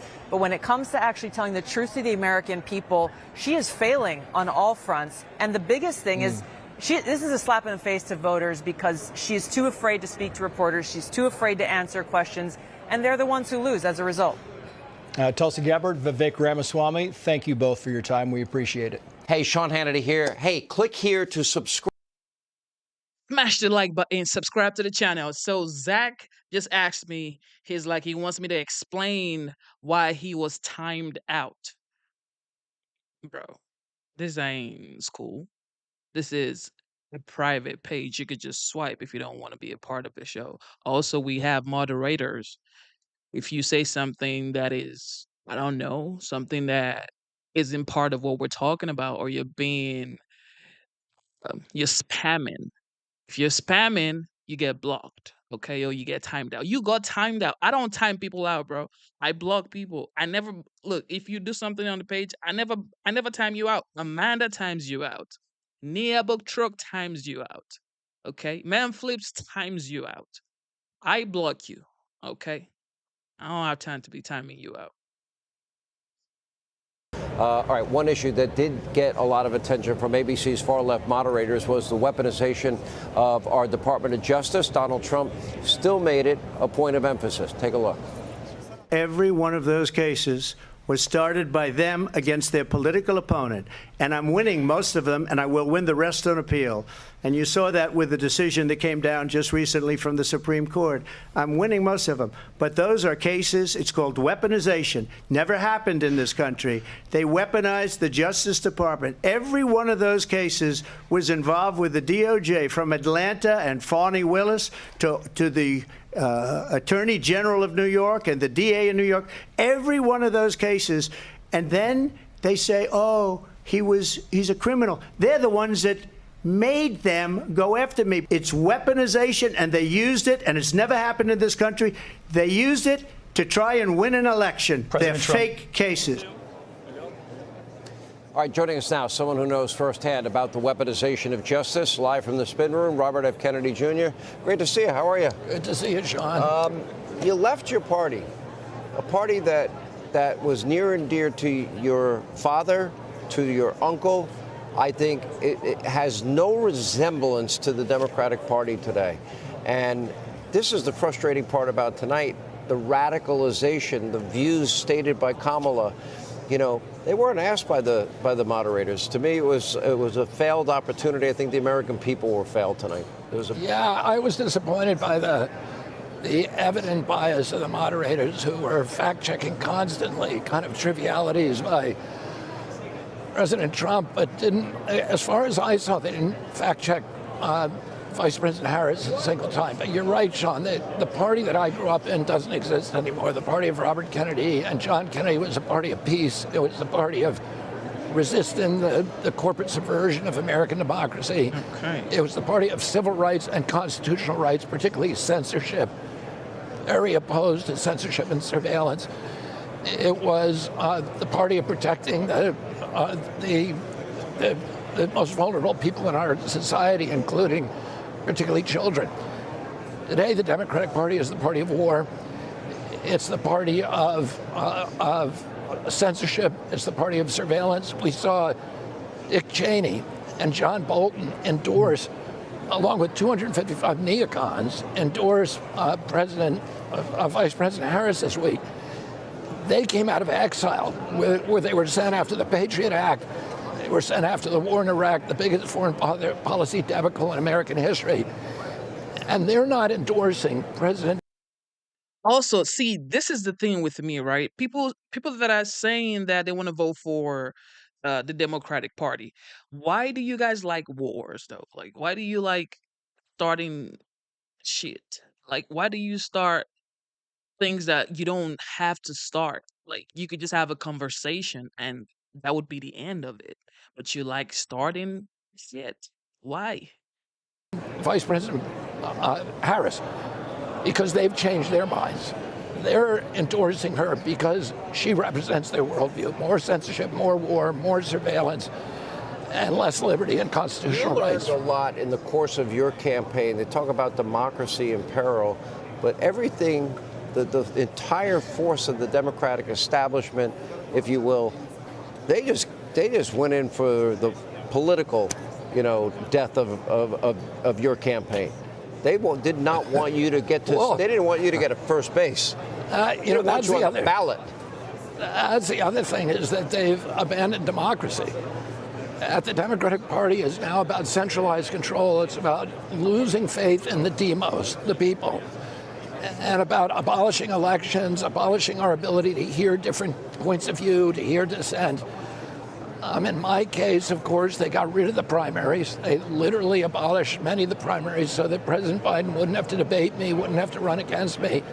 Let me dip in. I guess Kamala's at one of her watch parties or something. I don't know what she's saying. Let's just dip in for a second. And let me just say that I think we all know that tonight was a night that highlights something that you all have been working so hard on. We have folks here who have been knocking on doors. Well, you know.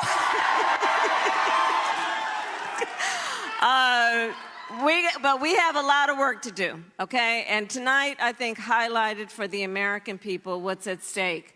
I started the debate by talking about it, and it became apparent, I think, throughout that about an hour and a half, that...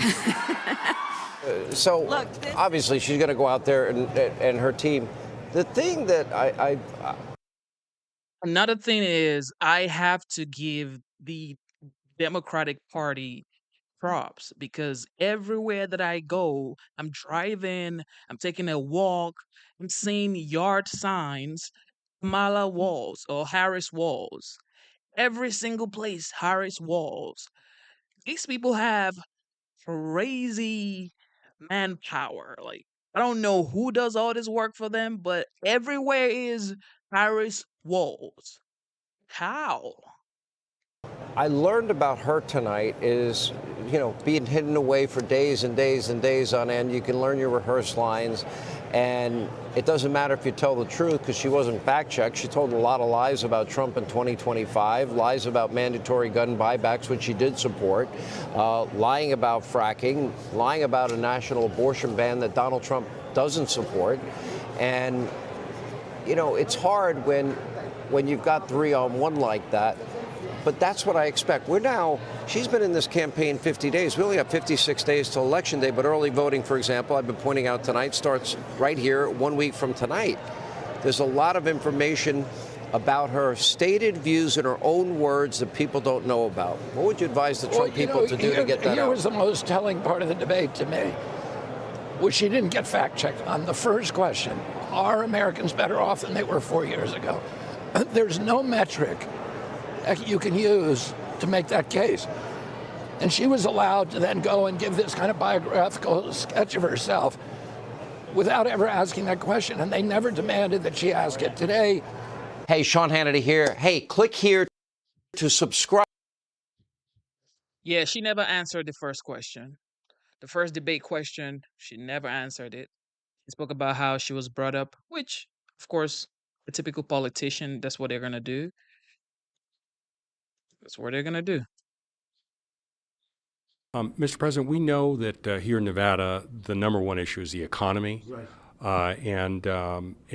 What I wanted to find out from you, what one policy or program would you pursue that you think is most important that would help local Las Vegans in terms of the economy? And I think maybe the whole country, we're going to have interest rates coming down very rapidly because the interest rates are so high right now.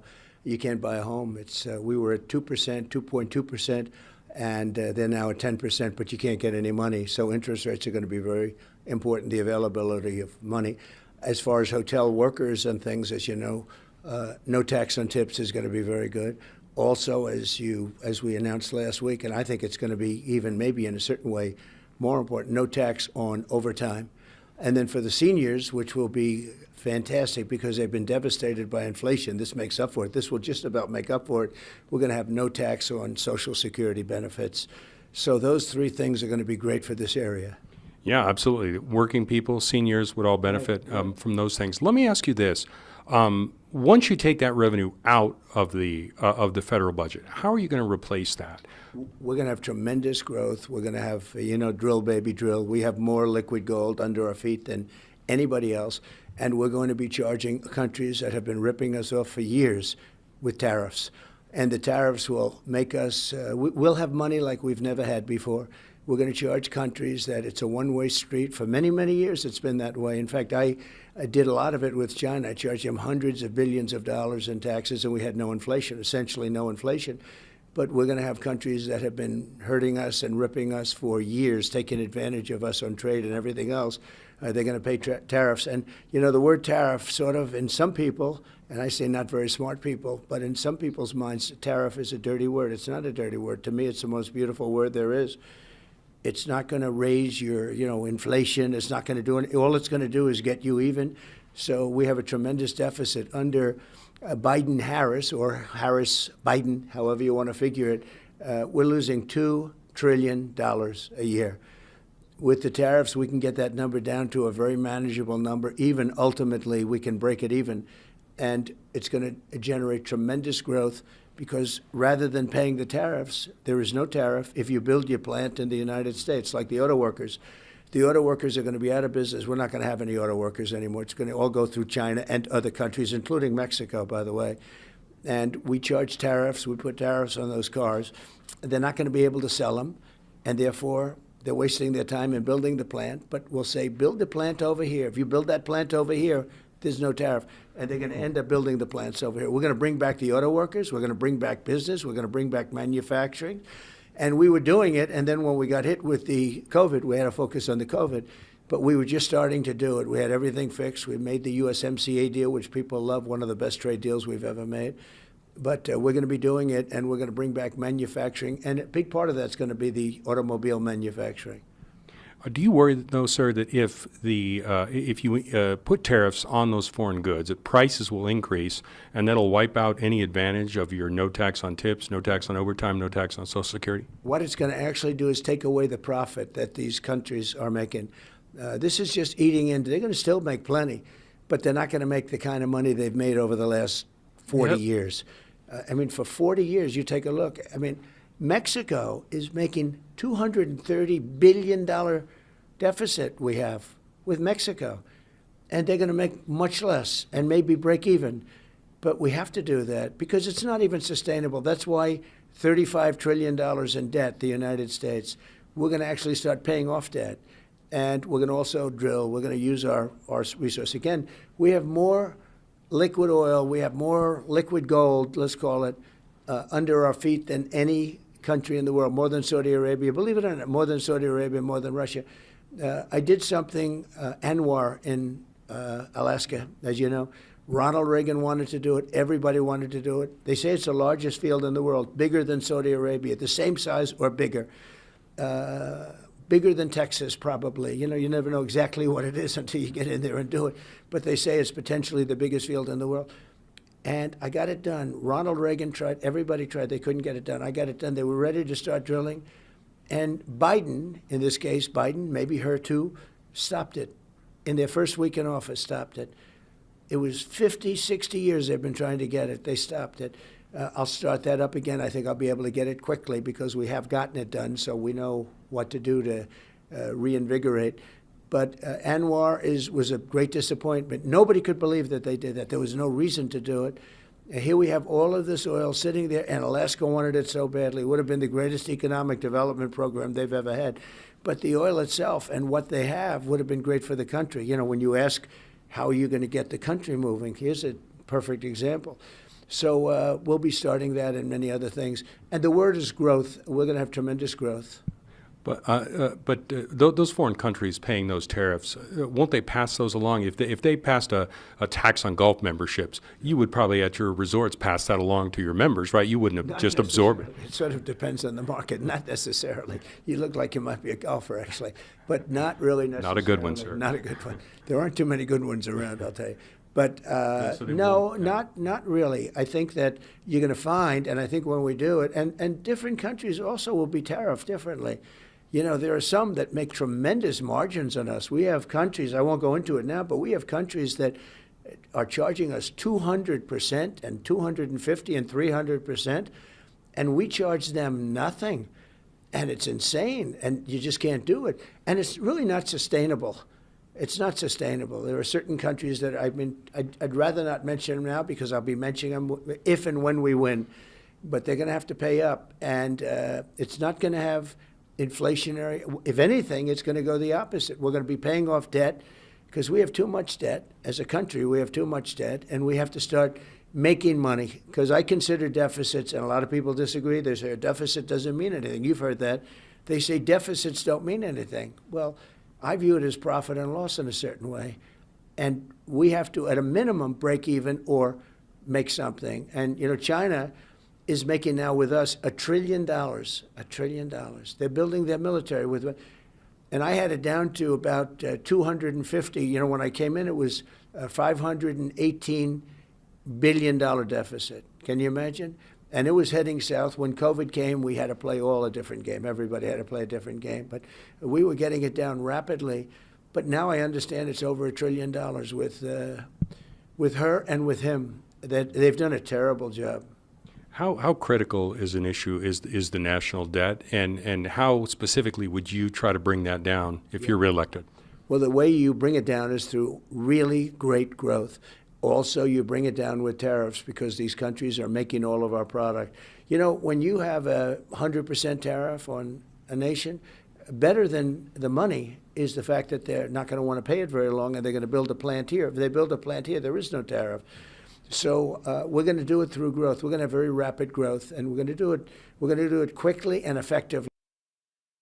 Thank you for tuning in. Thank you for smashing the like button. If you haven't smashed the like button, double tap your screen right now. Subscribe to the channel. We are currently listening to the 45th President of the United States. Some people say he might be the 47th President of the United States. You never know. Enjoy the OG, Big T, Donald J. Trump. And it's going to make a lot of money, and we're going to start paying down our debt. We have to start paying down our debt. Mr. President, here in Nevada and I think elsewhere in the country, there's a group called Republicans for Harris. I spoke to one of their members here the other day. What's your reaction to people who are Republicans who say they're going to vote for Kamala Harris, people such as Dick Cheney and other members of this group? They're not all rhinos, are they?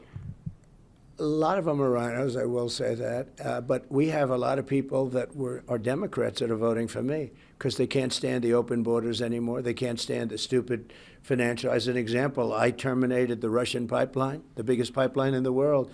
It's called Nord Stream 2. Nobody ever heard of Nord Stream 2. Nord Stream 2.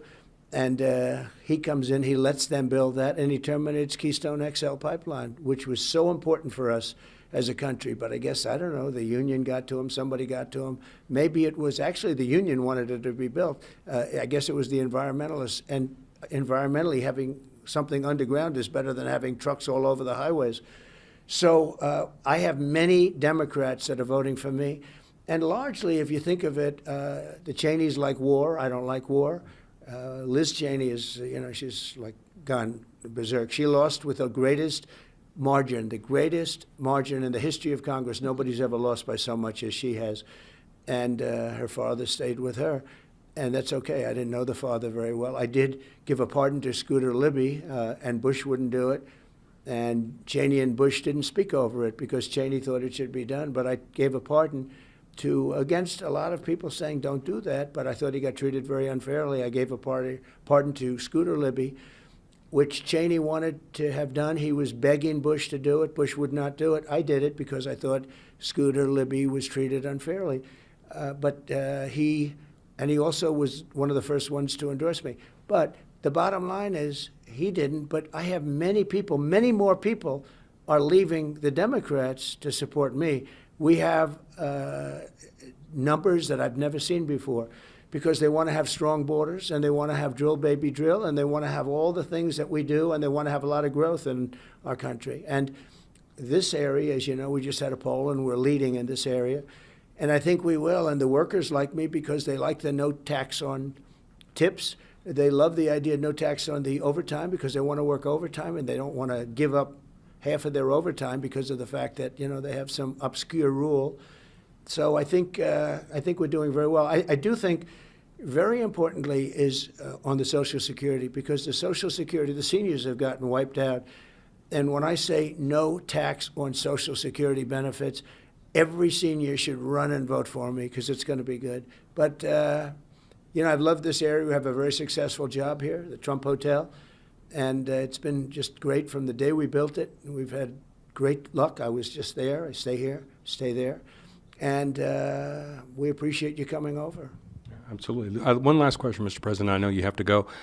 If there was a Republican for Harris here in the room with us, what would you tell that person in terms of persuading them to vote for you as opposed to vote for Harris? I probably wouldn't tell them anything because usually it would be maybe a personality problem. Maybe they don't like the way I was tough on China.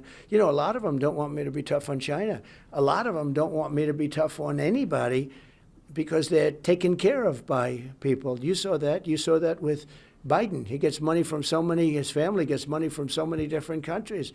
And a lot of it's that. But for everyone they have, I have many. I have so many that have left the Democrats and they've come here. I mean, the governor of West Virginia, fantastic man, and Big Jim, I call him, he left the Democrats and he became a Republican, and now he's going to win the election. He's going to win very easily. So we have a lot of them, too. Well, thank you very much. Thank you very much. Thanks for hosting. It's just the facts. He's saying he doesn't want wars. What is so selfish about that? Because people are going to say he's a selfish person, he is a narcissist, he is this, he is that. He said, I don't want wars. I want secured borders. I want low inflation. I want low gas prices, low grocery prices, low mortgage rates.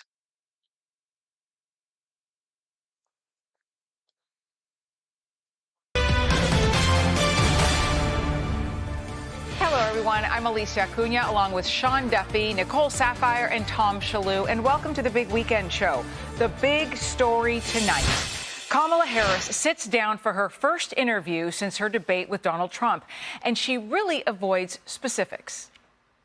What are one or two specific things you have in mind for that? Well, I'll start with this. I grew up a middle-class kid. You know, I grew up in a neighborhood of folks who were very proud of their lawn. You know? If there's one thing that you wish Americans knew about who Kamala Harris is that you don't think they know yet, what would that be? I love my family. Harris was asked just 5 questions in the 11-minute interview. Fox News correspondent Lucas Tomlinson is live from the White House tonight. Hi, Lucas. Yeah, bro. Good evening, Alicia. That's right. This was Vice President Kamala Harris's first solo interview since becoming the Democratic nominee. And just like the debate, the Harris team turned to ABC, this time from a local affiliate from Philadelphia. My mother raised my sister and me. She worked very hard.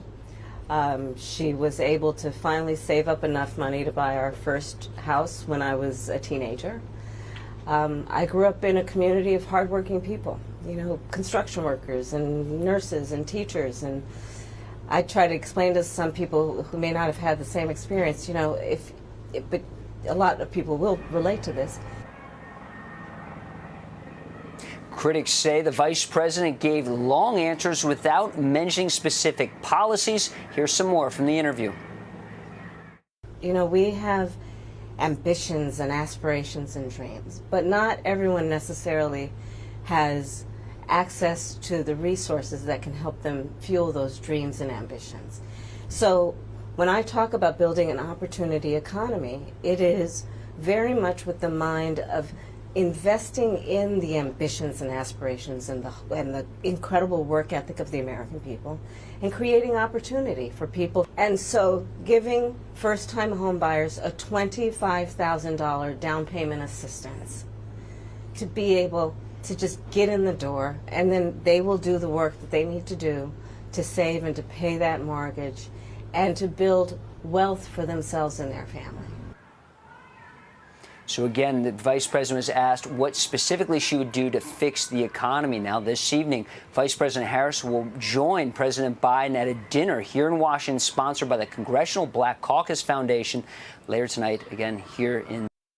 But the question now is, all of this $25,000 for first-time home buyers, where will the money come from? Okay. Who's going to pay for that? The nation's capital. Alicia? Lucas Tomlinson, live at the White House. Thanks, Lucas. Okay, so Sean, I want to go to you first on this and watching. You know, we listened to the news anchor ask for specifics, and he did it multiple times, right? And I do know that parameters are given when you get these interviews with a candidate, so only so much time. And he even asked her, "Can I ask you a couple more questions?" Right? So there were obviously limits, but he still didn't get the answers, any really real answers. First of all, Kama said nothing, but she also said so much, right? By not saying anything, it shows, I mean, the economy and inflation are the number one issues in every single poll in this election. And the fact that you go to an interview and you have nothing to offer on how you're going to fix the economy, I mean, make some stuff up. Here's the way I think of this, though. So you think of the last debate, a lot of commentators said, you know what, Donald Trump was baited by Kamala Harris. He took the bait and she would throw him off about the size of his, rally crowds. Donald Trump's playing 40 press.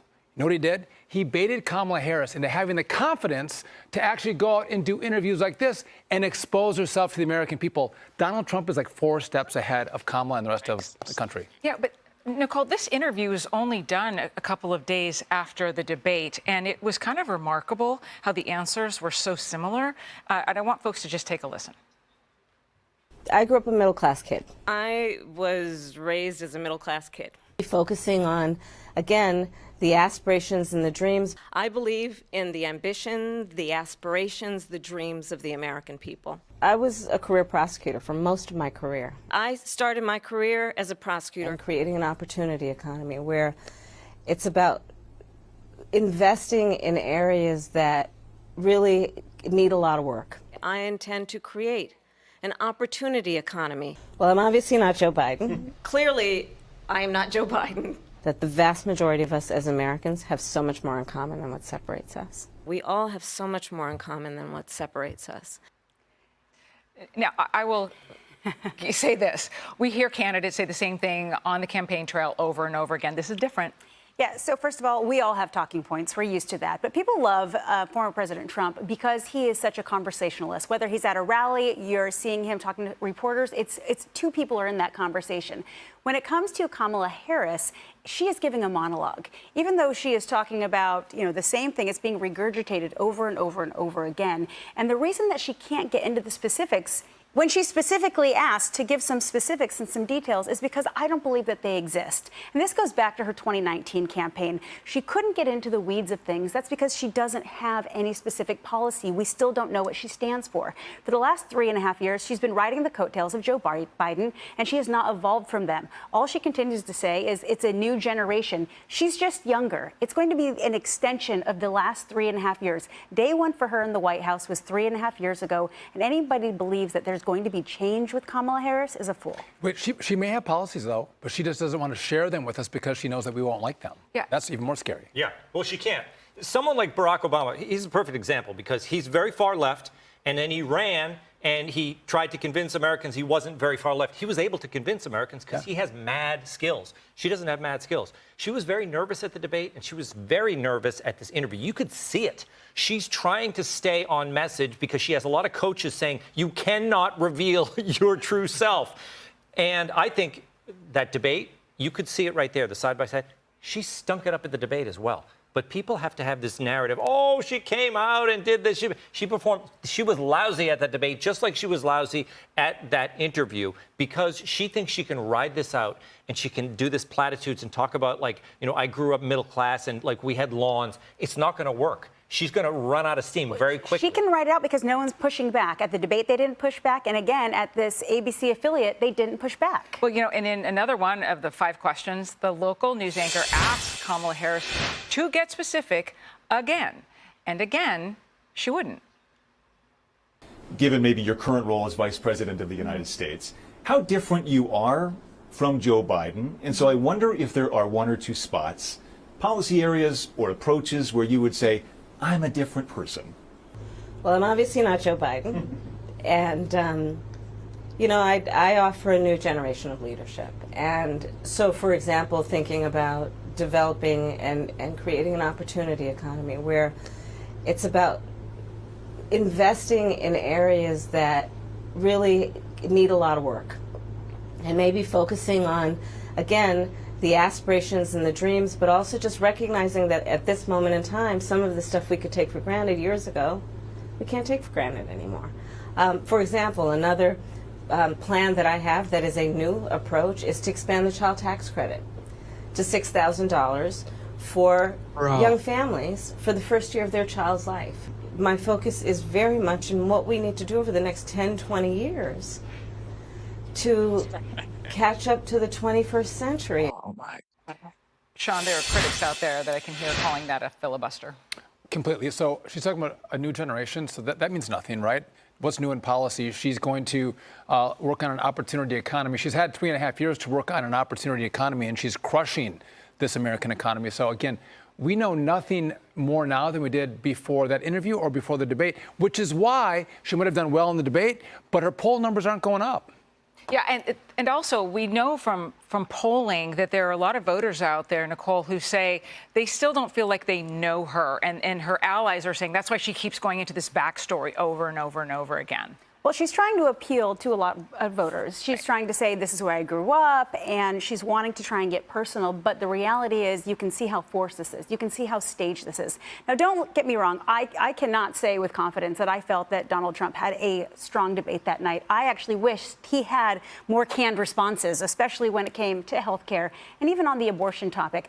But at the end of the day, Kamala Harris may have remained poised, and she may have had these stock answers, but they still stand for nothing. And at the end of the day, I do believe that life was better under the Trump presidency than it has been for the last 3.5 years. I cannot imagine extending the current administration. I think it will continue to hurt us, and she doesn't have a plan. Right, and Tom, that was actually the challenge for her, to get people to understand and know her and what that she could do for them when people already know what former President Trump has done for them. Yeah, and he's a known quantity. And he was the same in that debate the other day. He was the same as he was in that debate against Joe Biden that everybody said he won hands down. It was amazing. Take a look at those side by side like we did with her. He's exactly the same. The guy never changes at all. And the fact that she was doing canned responses, it impresses people in the media, because we know how you can craft an answer. We know, and, you know, lawyers, prosecutors, people, they love that. Oh, look, she pivoted away from the answer. You know what the American people hate? People who pivot away from answers. True. Good point. All right, well. Click here to This is what I have been saying. He is running based on performance. She is running based on vibes and what she can do for the American people, which you are currently the Vice President of the United States. Start doing it right now.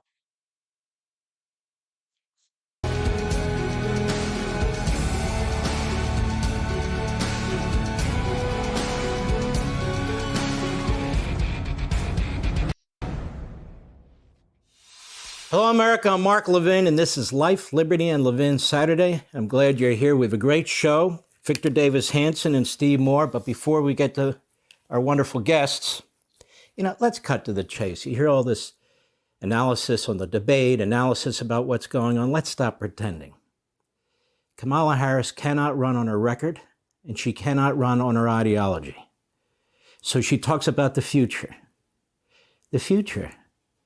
Well, we don't know what's in the future unless we look at somebody's record and look at their ideology. This is the biggest scam in American electoral history.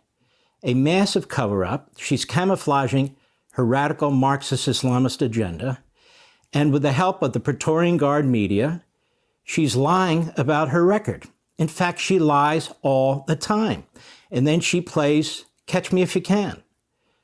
Oh, just be available to the American people. That debate, as far as Kamala Harris is concerned, they're chalking it up as a great victory. Why? I would ask anybody who's still an undecided voter, do you have any idea where she stands? Do you have any idea what her economic plan is? Do you have any idea what her immigration plan is? Well, I do. Many of you do, because we know she's a radical Marxist Islamist. But people out there who are low information voters, who are undecided voters, after that debate, they don't know any more than they knew going into that debate. Donald Trump, everybody knows where he stands substantively. Everybody. We know where he stands on law and order. We know where he stands on the border. We know where he stands on the economy. He believes in strengthening the private sector, not Washington, D.C. We know where Donald Trump stands. We don't have to guess. We don't have to pretend. But Kamala Harris is the biggest Houdini in American politics now and ever. But if she had a great record, the Harris-Biden regime, if things were going well, if she could tout them and celebrate them and talk about them, she would. Now, we know this because 40 years ago, really almost to the day, President Ronald Reagan was running for his second term in 1984. And one of the most successful ads in American campaign history was the Morning in America ad. The problem for Kamala Harris is she can't run a Morning in America ad because America is falling apart under her regime. Now, I want to remind all of you, and I want for the first time to reveal to many of you what it was like in 1984, where you had a successful president, a successful administration that was running for re-election. Kamala Harris wants a promotion from vice president when she was the worst vice president in American history. Ronald Reagan wanted to win a second term, and he told you why, because he was proud of his record. Remember this? It's morning again in America. Today, more men and women will go to work than ever before in our country's history. With interest rates at about half the record highs of 1980, nearly 2,000 families today will buy new homes, more than at any time in the past 4 years. This afternoon, 6,500 young men and women will be married. And with inflation at less than half of what it was just 4 years ago, they can look forward with confidence to the future. It's morning again in America. And under the leadership of President Reagan, our country is prouder and stronger and better. Good old days. Why would we ever want to return to where we were less than 4 short years ago?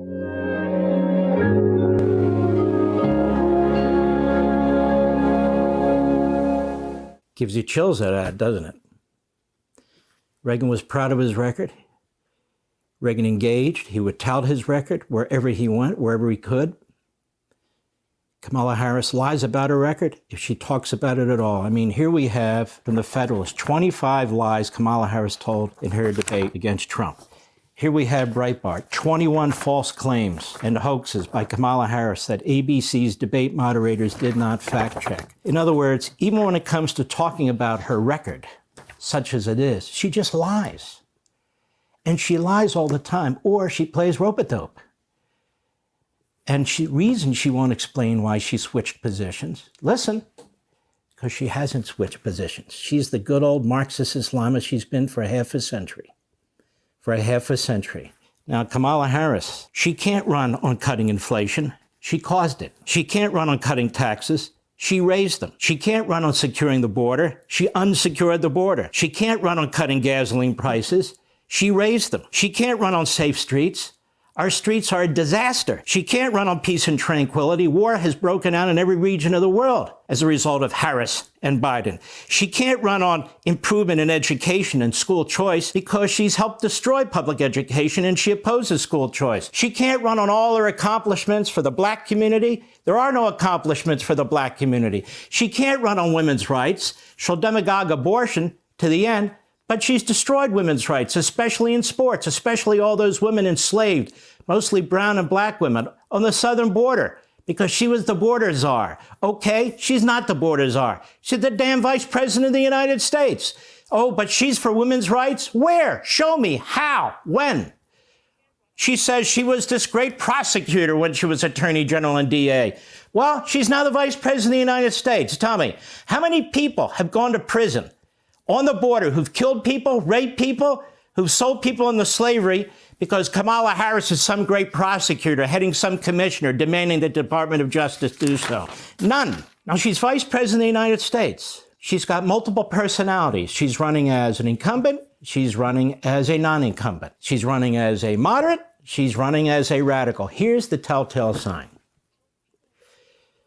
The Marxist Islamists in Congress, Omar, Tlaib, AOC, Bernie Sanders, and all the rest of them, the organizations that promote these agendas, including anti-Semitic agendas, anti-American agendas, anti-capitalist agendas, have you noticed they're all silent?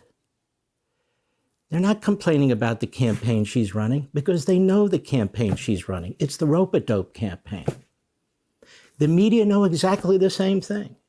That's why ABC News did what ABC News did. These aren't two moderators that we saw at the debate. These are two apparatchiks. Apparatchiks for the state, apparatchiks for the Democrat Party, which the Democrat Party views as one and the same. State-run media, state-run apparatchiks. Vladimir Putin would have been proud of having these moderators in a so-called debate. But I want you to remember something also. Probably the greatest constitution ever written was written in 1936. We've talked about this before, by Joseph Stalin. The great Antonin Scalia has referred to this too when he was alive. He testified about it, the greatest constitution. There it was. More rights than our Bill of Rights, taking care of people, economic freedom, the right to protest, the right to challenge the government, and yet he ran a genocidal police state. A genocidal police state. Let me tell you something, Kamala Harris. Your record means everything. Your ideology means everything. Don't keep brushing us off, talk about the future. You only care about the future. The future is going to be bleak and dark and gray with you because you're an incompetent, you're a failure, and you're an ideologue. I can't think of a worse brew than that. Now, ladies and gentlemen, we vote for president for ourselves. This isn't about Kamala Harris. This isn't about the Democrat Party. This is about we, the people. What kind of person we want as president of the United States. She has shown us nothing but disrespect. She has no respect for our intelligence. She has no respect for this country or our electoral system. She lied over and over and over again to cover up Joe Biden's mental incapacity, right up to the very end, even after the debate. She knew he was incapable of being president, but she wanted to be there. She wanted to be in power. She had the power to trigger the 25th Amendment to remove him. She wouldn't do it. Why? Because she wanted to stay in good standing with her party. Her party rewarded her. She was involved in the coup against Biden. She just wasn't an observer. She knocks him off. She becomes the nominee in a virtual nomination process. They don't even have an open convention. There's no challenge. And now she's saying, vote for me, the worst vice president in American history, with these Marxist Islamist positions that are so radical that she's to the left of Bernie Sanders. And then she says during the debate, oh, no, she plays rope-a-dope. You cannot tell me one substantive thing that she said about the economy, the border, crime, nothing. They spent 7 days in Pittsburgh, holed up in a hotel room, to try and figure out how to attack Donald Trump. And the media celebrated it. Now, this is important. Why? She was not preparing for a debate to reveal herself to the American people, to win on the issues. She was preparing to have a debate that would please the press. So she had all these cheap shots and all these attacks. It was a debate for her, for the press, because the press is carrying her water. The state-run media is her Praetorian Guard. And so they're cheering her on. And yet, survey after survey, undecided voters are saying, well, we still don't know where she stands. That was her goal, to lie about Trump, to lie about herself, to lie about her regime, and to slime Trump, and to give the talking points and whatever she thought they needed to the media. Oh, that was a fantastic debate. How can it be a fantastic debate when you're a pathological liar? How can it be a fantastic debate when every other word out of your mouth was a lie? So it was not a fantastic debate for her. For Donald Trump, he did exactly what he needed to do. He was Donald Trump. He explained his economic positions. He explained his immigration positions. He explained he's tough on crime. He explained he wants to build up the military. He explained his positions when it comes to foreign policy. He explained correctly that he's pro-Israel, that Kamala Harris is anti-Israel, that she hates Israel, and she does. Excuse me, they're withholding arms from Israel in the middle of a war. Doesn't sound like she loves Israel very much, and on and on and on. So who lost in that debate? Kamala Harris. Just because the media said she won, who cares? Who lost in that debate? The media, for the 4,000th time, has discredited itself. It is not a professional organization. It doesn't care about the free press. It doesn't care about America or anything else. It is a grotesque propaganda operation. And ABC News should be ashamed of itself, but it won't be. Because the head of ABC News is apparently good buddies with Kamala Harris, this incestuous relationship with Democrats and the media in America. So the needle hasn't moved that much because it isn't morning in America. It's not morning in America. Kamala Harris doesn't care about morning in America because she doesn't care about America. And if she cares about America, it would have done her well during that debate to explain to us how and why, rather than she cares about the future and families. Well, she doesn't care about the future and families. She's destroying our economy. She's destroyed our border. She's destroying our military and our cops. Inflation is on her. Price increases on her. High interest rates are on her. Does that sound like somebody who cares about the future and families? She cares about herself. She's been a politician her entire life, clawing her way up the ladder one way or another, and she's still clawing her way up. The question I have for you, my fellow citizens, is this. Are we going to put up with this? We're on the brink of war, with an economy headed toward a depression, with our children being taught all kinds of pornographic and sexual deviancy? Because if you like that, there's going to be a hell of a lot more of it. And you reach a point in a republic where there's a point of no return. Are we really going to elect somebody like this as president of the United States? God willing, we won't. Donald Trump won that debate because he was Donald Trump. Kamala Harris lost that debate because she was Kamala Harris. Hey, Sean Hannity here. Hey. I got to agree with Mr. Levin. I have to agree with Mr. Levin. For you guys in the chat that are voting for Kamala, can you tell me why you are voting for Kamala? Please don't say anything about Trump. Just say why you are voting for Kamala. And if you're voting for Trump, put it in the chat.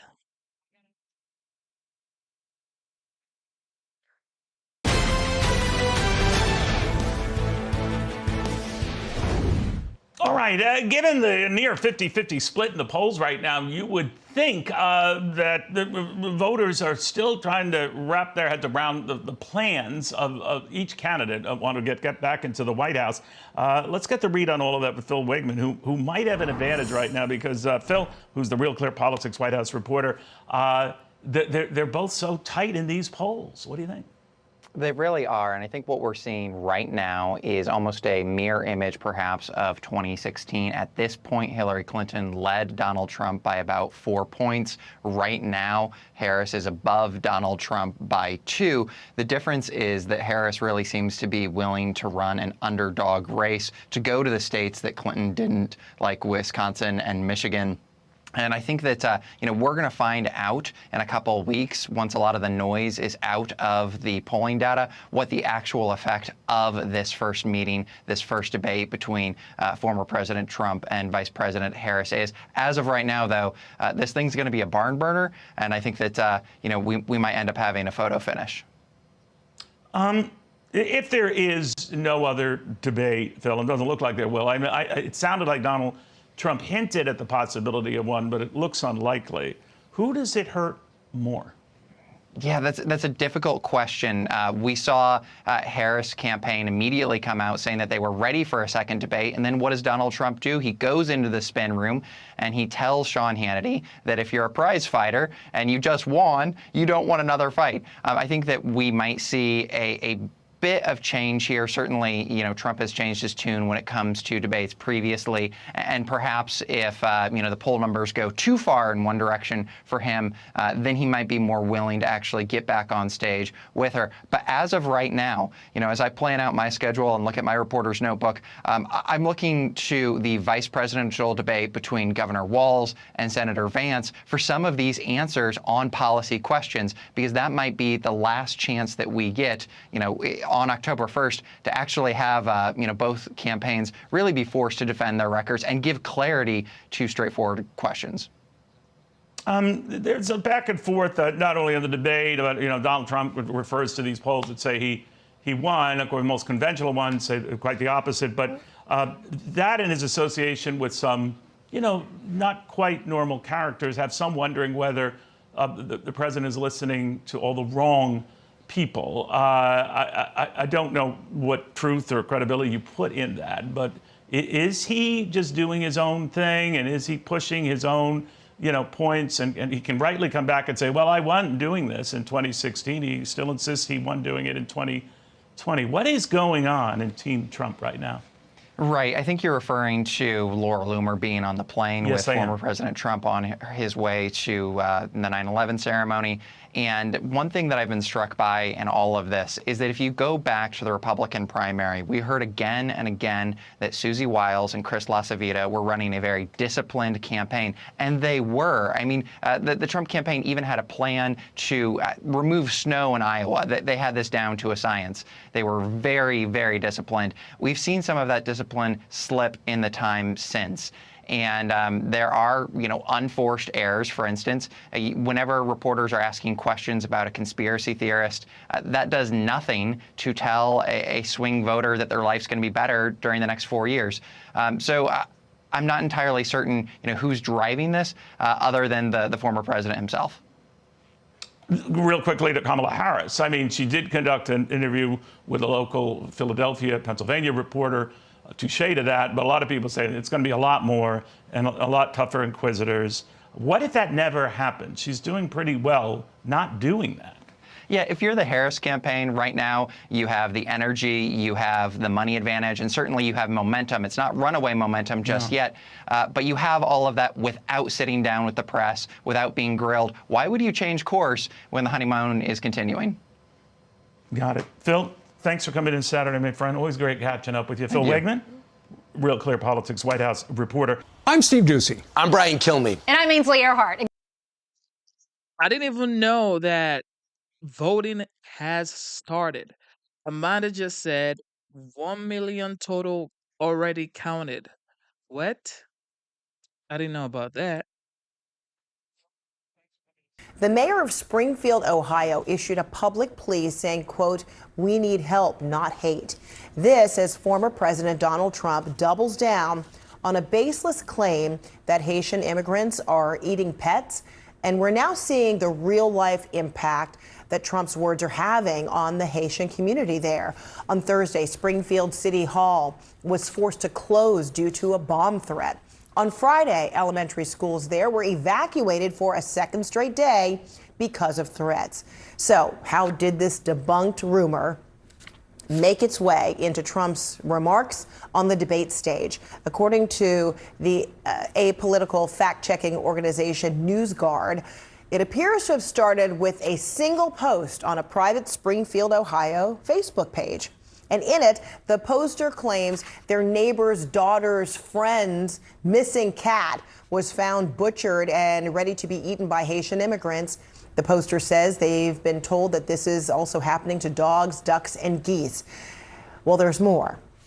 It's not clear when the post was made, but on September 5th, just days before the presidential debate, it went viral on X. And within days, and without any further proof, Elon Musk and vice presidential candidate Senator JD Vance were repeating it. So did other Republican politicians like Senator Ted Cruz and Congressman Jim Jordan and Congresswoman Marjorie Taylor Greene. Neo-Nazis were also a key driver in amplifying the rumor. For months, hate groups like Blood Tribe have been spreading hateful rhetoric about Haitian immigrants in Springfield. And earlier this summer, they carried rifles and swastikas as they marched through downtown Springfield. And last month, Springfield's mayor, had police remove a member of Blood Tribe from a city commission meeting. I've come to bring a word of warning. Stop what you're doing before it's too late. Crime and savagery will only increase with every Haitian you bring in. And with it, public frustration and anger. You sound threatening to me. I'm gonna Based on the comments if I could ask the police to go ahead. I'm sure I don't need to tell you that. Just sound threatening if you go ahead and just peacefully be removed. These people didn't ask for this. And they deserve better than to have to put up with violent, Thank you unruly so much. outsiders. You're done. Thank you. 5 days, that's all it took for a private Facebook post to go from Twitter to former President Donald Trump repeating it on a global stage. Joining me to talk about this and other developments, Larry Sabato. He is the founder and director of the Center for Politics at the University of Virginia, and he is the editor of the book, A Return to Normalcy, the 2020 election that almost broke America. Larry, great to see you. Nice to see you, Fred. All right, so I know that was, that was quite the journey that a rumor took and has caused significant damage and disruption in that community and beyond in so many ways. So, why does the former president keep spewing lies, this information that is so continuously to be so damaging? Bunch of cap. Because it excites his base. There's no issue like the border for them, even more than inflation. I think the border issue, immigration generally, gets them up and raring to go and determined to reelect Donald Trump.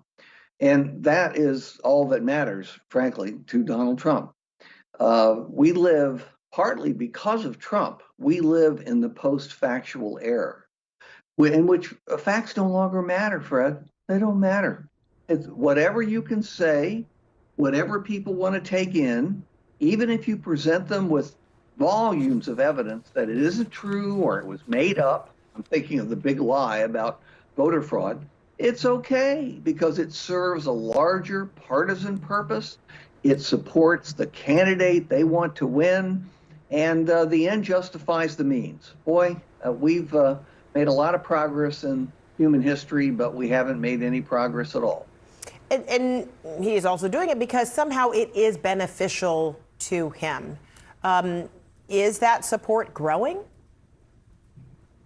I don't think it's growing. I think the question is whether or not he can maintain the level of determination and energy that his border police, in a sense, in his coalition, have generated over the years. Because at this point, I don't think it's very likely at all that Donald Trump is going to attract new voters or that he's going to expand his coalition. His chance of being elected again depends entirely on his coalition, his supporters turning out in very large numbers. And this is what gets their motor running.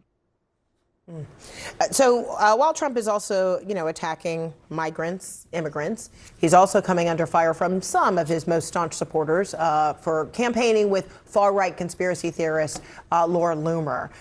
She is someone who has claimed 9/11 was an inside job, posted a racist tweet about Kamala Harris this week. She's been seen, getting on and getting off his plane on his, campaign stop. So, and he's trying to say, look, he's not necessarily advocating everything that she has to say. She's a strong person. She has her own beliefs. That's the closest he's coming to either condemning or condoning her. Well, he obviously, in maintaining his association with her and including her on his plane and making public appearances with her, has legitimized, at least to a certain degree, I think a substantial degree, the wacky things that she has said over the years. Look, this is not new. Fred, he has done this since he came on the public scene. He has appeared with far-right conspiratorial people, some of which he has endorsed on first Twitter and then Truth Social. And of course, he has an ally on at least some things with Elon Musk. You know, if you do it over and over and you pay no penalty for it, and in fact, you gain from it politically, if you're like Donald Trump, you're very inclined to do it again and again and again. Okay, meantime, his opponent, Vice President Kamala Harris, she's been campaigning in Republican-leaning counties and battleground states, you know, as she reaches out to swing voters. And she's also launching this campaign to mobilize Latino voters. What do you make of her strategy and her efforts to grow support? This is so important, and Democrats have not done it to the extent they should have for a long time. They ignore the rural areas. They'll say, well, there are not that many votes there. We're going to go hunting where the ducks are, meaning they want to maximize their vote in suburbs and urban areas. That's fine. Maximize your vote. But you can also help your cause enormously just by showing voters you're interested in what they think and you want to help them with their problems. And when you go into these rural areas, you're not going to win them. As you were saying a few minutes ago, your correspondent was. They're not going to win them. They know they're not going to win them. But what they can do is, instead of losing them by 50 points, they can lose them by 45 points. And you say, well, that's pointless. No, it isn't. When you add up those extra votes in all those small rural localities, it actually enhances your chances for victory. Larry Sabato, we'll leave it there. I just don't know how Kamala is going to win the election, but anything is possible. Shoot, anything is possible, man. Let's listen to Tim Walz. Hello, neighbors. Few places better on an early fall day than to be in northern Wisconsin and Minnesota with such great folks. So thank you. To Isabella, thank you. Look, I think all of us know we win this election, we elect Kamala Harris, Madam President, here in 52 days. But with people like Isabella, our future is bright. Thank you for the work that you're doing. Mayor Payne, it's always good to be back. Thank you to all of our local elected officials who are here. I'd also like to say we've got a lot of work to do in 52 days, but we're pretty lucky. We've got some incredible folks to elect up here in this part of the country. Two of them we're blessed with. Two of the best United States senators you could find with Tammy Baldwin and Amy Klobuchar. Let's send them both. Incredible. And there's a lot of races, but one I'm pretty familiar with, a congressional race over in Minnesota. I have the privilege of being friends with one of the most effective legislators I've ever worked with. Jen Schultz is running over there.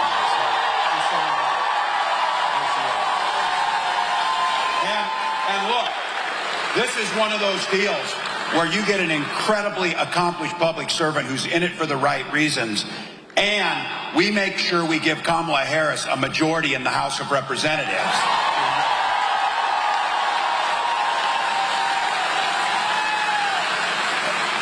And I'll just give you two reasons why the current occupant shouldn't be there. Denying the election of 2020 should disqualify you from service.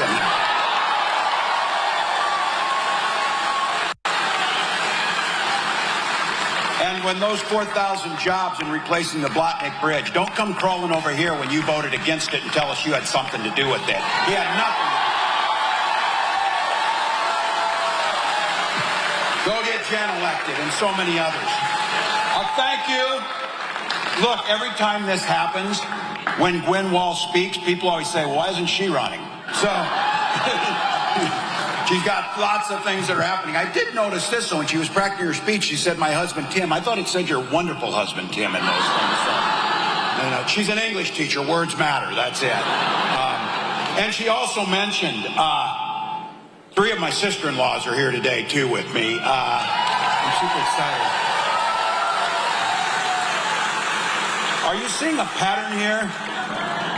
2 incredible senators who happen to be women. Jen Schultz, who's going to make a wonderful member of Congress.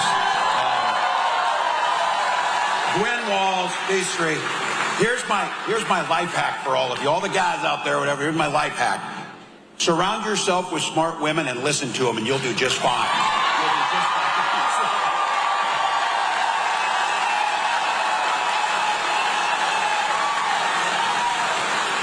That includes my fellow cat owner, Taylor Swift, too, by the way.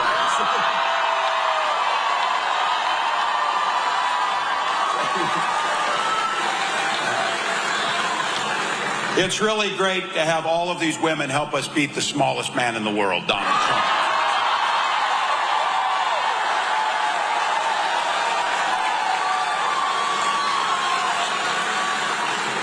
To each and every one of you, look, it is true. There's anywhere else you could be. You got busy lives. You got things going on. These days are precious. This is a Saturday in northern Wisconsin. It's nice outside. These are rare, and you precious them. But it speaks volumes about you. The vice president often says this, and I don't think for a minute as you get. And for all of you guys talking about, well, Taylor Swift endorsed Kamala, bro, Taylor Swift does not know what the mortgage rate is today. You think she cares about the mortgage rate, bro? You think she knows what the gas price is? You better go hustle. Gathered with your neighbors. I look out here, I see old friends, new friends. Same thing probably with you. But it's something really special as free people to gather in a space with our community to self-determine how we want our country to be. You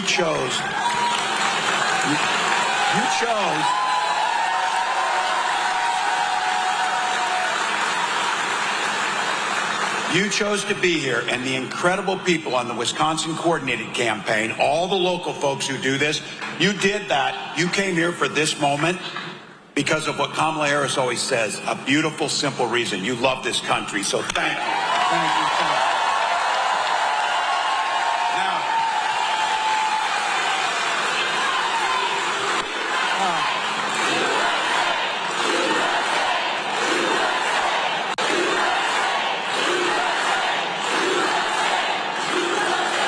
And what is so beautiful about the democracy is we get to make a choice.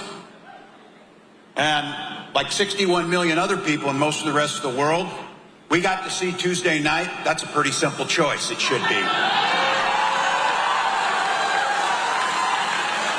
There was one person on that stage that has the poise, the dignity, the foresight, and the compassion to be president of the United States, and that's Kamala Harris.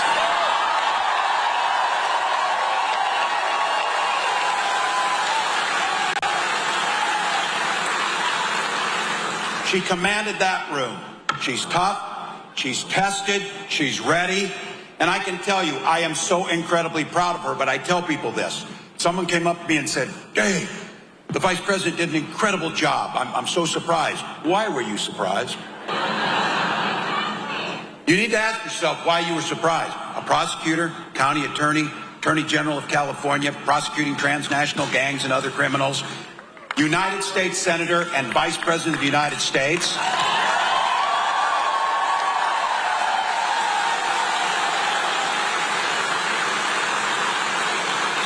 I would do a self-evaluation of why you're surprised. There might be a couple of reasons for that. None of it had to do with competency and being ready to lead. And it started, she had the upper hand in that thing, no pun intended, from the handshake.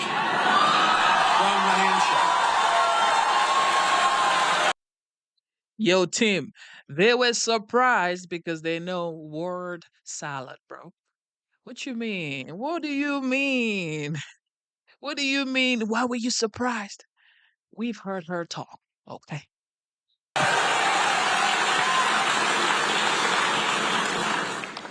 You saw it in there. You can't bring yourself to look at the Vice President of the United States.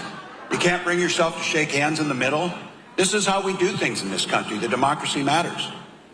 And when you lose, you do the exact opposite of what he did. You shake the hand of the person who beat you and you help them become successful.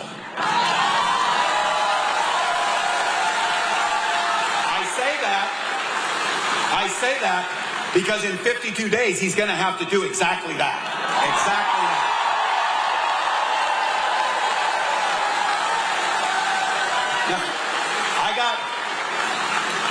Maybe unlike the other side, I talked to Vice President Harris. You know, we like are communicating. But we didn't talk about this. I got asked right after the debate, do you think you should do another one? I said, well, I haven't talked to her, but if my advice is, yes, every day we should do another one, every single day.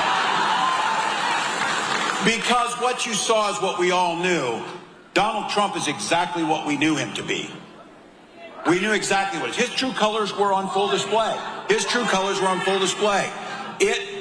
Not his makeup, but his character. His character. And I said this. You saw that caricature of an old man shaking his hand at clouds and telling kids to get off his yard. That's what he did. What are you saying? This is fake news. Cap. Massive cap. We should do another one. We should do another one every day. But you don't even do interviews. The first one she did, you had to be the chauffeur. What are we saying? And we were screaming at the back, woo! Serial kids screaming at the back, woo! Softies. Obsessed with the past, and this is what's unforgivable. Rooting against the American people. Rooting against this country.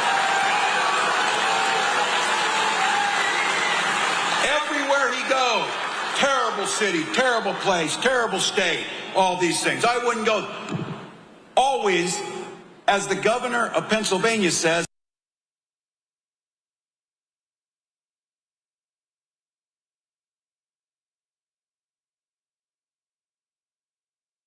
Zach Logsdon just said Kamala will have more dialogue and more respect from other world leaders than Trump ever had.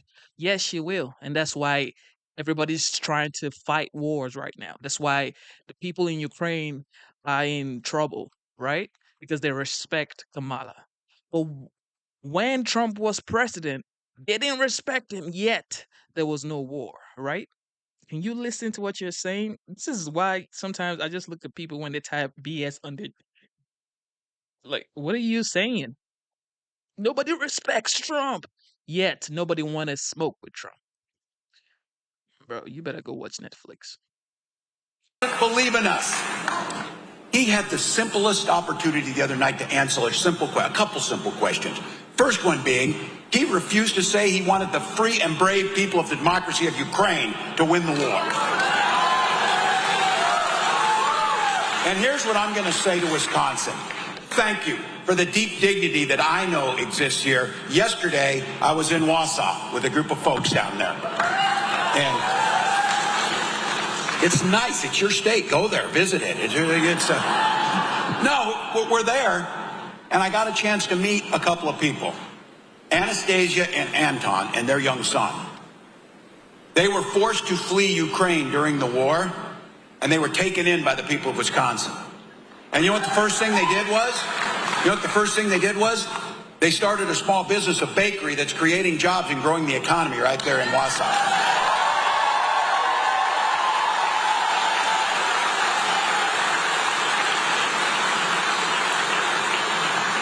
And when I told them that Vice President Harris had no problem answering that, and I have no problem answering that, and people who love this democracy and understand we stand with our friends, it's a very simple question. Ukraine must win that war and push the aggressors back.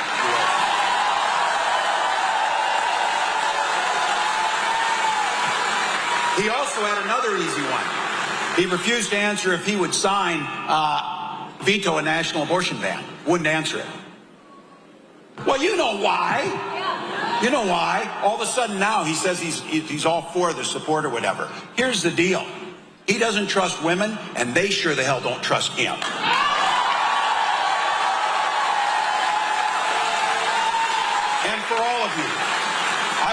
never imagined in 2024 we're here, but it's a privilege because all of you are here to fight this fight. This is the most fundamental thing since the founding of this country. For all the blood that's been shed over the years to protect the democracy. One of the most fundamental things, and as I said, it is a disqualifying factor on his part. He refused to say he lost a fair and square election. Refused to say it. Look, don't allow us to become the frog in the slowly boiling water, to pretend like that's any way normal or okay. Say it every single day. He lost the election, he's trying to lie about it, and he will do so again.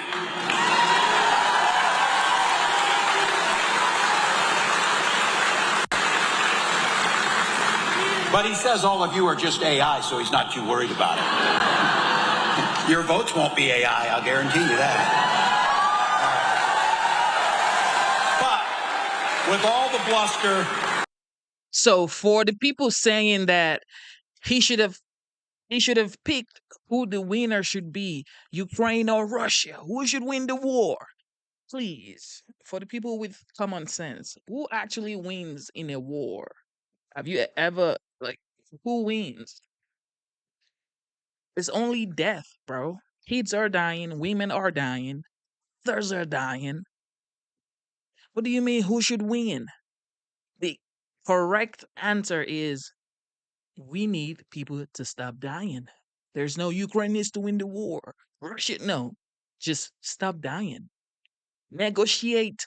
Have a dialogue. And end this quick. All the misinformation, all the inability to stand on the core values that makes America the great country it is. He also had nothing to say what he would do to make your lives better. Nothing. Healthcare plan. Remember? Came down those golden escalator 9 years ago. Got asked about Obamacare. I'll rip it out. I'll have a better plan on day one. It was 9 years ago. What we saw Tuesday night is, look, he apparently has been doing something. He has the concepts of a plan. And as I said this, if I got that excuse from one of my students, I would have laughed them out of the room for that. No, try better. Try better.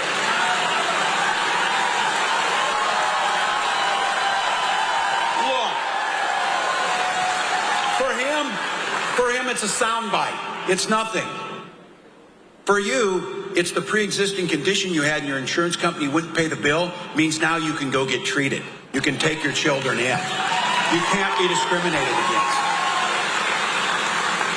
We can get checkups on time and prevent illnesses down the road. The ACA has provided millions of people a healthier, better, freer life for them and their children. For him, it's a talking point. Let's just be honest. He doesn't know what's in the ACA. He's never read it. He never looked at it. He doesn't know. Not once did he ever worry that he would have to pay a medical bill. They're out of touch with who we are. Kamala Harris, who grew up in that middle-class family, around a kitchen table where you have to decide how you're going to pay the bills with her single mom, she understands that. Donald Trump has no plan for you. His plan is for what's good for Donald Trump, period. Look, this is important. This is important, and you all know it. Because, look, we all deal with it. Friends, neighbors, family. Oh, I like Donald Trump. I don't really like how he swears and gets convicted of felonies and found liable for assaulting women. I don't really like that. Good. I'm glad you don't like that. These people are always talking about around the kitchen table, what matters the most around the kitchen table. Bro, the kitchen table is now expensive, and you made it expensive. So what are you talking about around the kitchen table? But then they always go, I like his proposals. Which one? Taking your health care? Forcing women to bleed out in parking lots because they can't get health care? Tax cuts for billionaires? And I say this, if you're a billionaire and that's all you care about, he may be your guy. But if you're a working class person, a middle class person, a community member, I can't find much there. And the thing is, you don't have to look very far. He's not giving you much detail, except it's really great. They made it easy for us. They printed 900 plus pages in Project 2025. Are you watching this? They're all mad as hell at the guys who wrote this now because it got out there. This was the thing. You said the quiet stuff out loud before we got elected. Yes, they did. No one wants that agenda. No one who's not a billionaire wants that agenda. No one wants government in your bedrooms and your exam rooms. No one wants to make drugs more expensive. No one wants to avoid dealing with climate change or making prices more affordable for folks in the middle that we're trying to do. They have no idea about any of those things. So look, these guys on the other side, you know what they stand for. Here's what I'm most proud of. I'm proud with our side of things. While Donald Trump spent his time whining, crying, grievance-filled. Oh, they did me wrong. They did me wrong. It's difficult to be born with millions of dollars. It's difficult to not pay your bills. It's difficult to have the Supreme Court say you can do whatever the hell you want with no consequence. Apparently, that's difficult for him. Kamala Harris spent no time doing that. She talked about you, and she talked about the future. She talked about...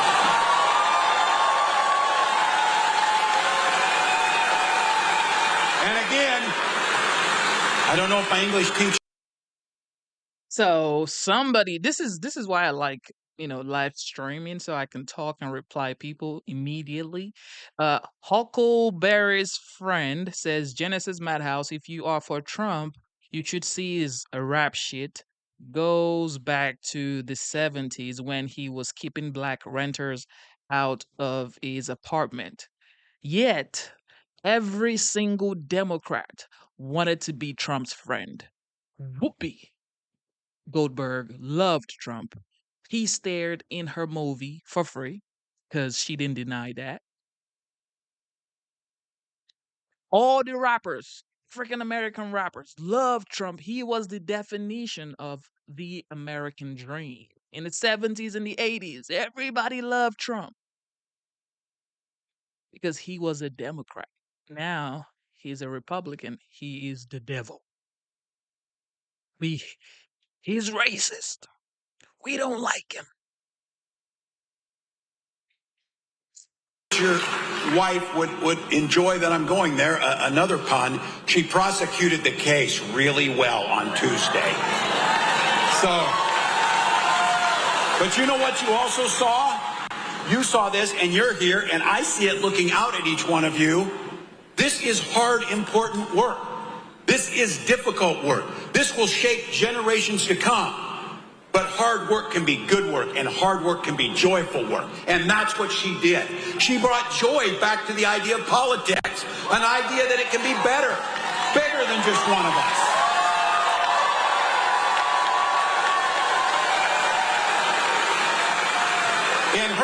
In her entire professional career, she's had one client, the people. The people. And she says this in her entire career, prosecutor, attorney general. And this is the thing. These people saying hard work is good work. They don't work hard. I work hard, okay? No, you don't work hard, bro. You are the governor. You work hard. You say you are the vice president and the border is still open? Bro. Senator, vice president. She never asked Democrat or Republican. She asked, are you okay? And what can we do to make things better? So look, we were in Pennsylvania on this bus route. This was really great. We're old school. We're getting on these buses and we're going into red areas and we're talking to anybody who's out there. Because look, let's just be honest. And she knows this better than anybody. We were looking out at a crowd of supporters, and there was a whole bunch of our supporters with signs just like you, and we're all excited, and really great T-shirts, by the way, up front here. And then on the other side of the street were folks who weren't our supporters. It's easy to tell. They're all in the same hat. As I always say, a group of independent thinkers on one side of the street, over there, ready to go. But she turned to me, and it was just Gwen and I and Doug and Kamala Harris. And she turned around to me and she said, Tim, never forget, we fight just as hard for folks on this side of the street as folks on this side of the street. That's what this is about.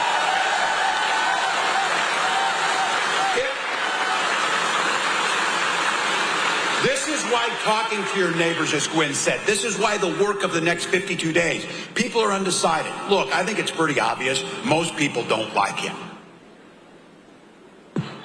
It's not, if this were about having the best ideas or the best candidates, I think we would win most of the elections, because that's the way it usually works out. But that's not what happens. This is about hard work. It's about going out and talking to people. It's about telling them what it matters. And the things we're talking about in this room will help folks who are buying those flags, wearing that red hat, and believing that Donald Trump's with them. What you know is health care for their family, good public schools, infrastructure investments, the right to control your own body. All of those things, if you ask them and talk to them as neighbors, they're going to say, yeah, I'm for that. Then you need to remind them. Wait. Did he just say if it's about good ideas that Trump would win the election? So he just admitted that they don't have good ideas. It's about talking to people and catering for people's feelings and emotions, like the feelings and emotions pay the bills. He's against all of that. He's against all of that.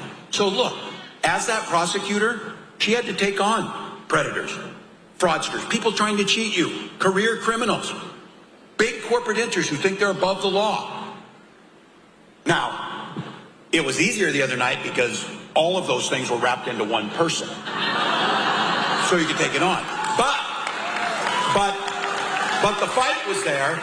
The idea that we lay out a plan, an opportunity economy plan, one that knows, because she grew up in the middle class, she knows that it's not enough to get by. We've all been there. It's not enough to get by.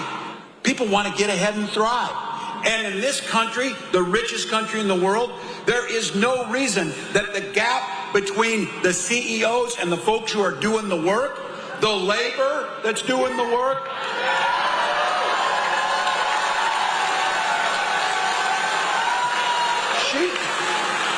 the most basic democracy is the ability to collectively bargain to get something. Look, they're doing just fine. But you don't need $400 million when people are just trying to get by. We finally started to see, because This is why I am so glad that I can actually have a conversation, okay? So Golden Snake, he says, Genesis, this streamer accused Walz of being lazy because his governor. Walz spent 20 years in the military, then came out and became a teacher, then became a coach and ran in politics. Thank you, Team Walz, for your service. Thank you. God bless you, Team Walz, for your service. However, no. Okay. No. First of all, Minnesota has one of the highest income tax in the United States. And according to history, in 2020, he let Minnesota burn. I mean, are you going to say that's fake news?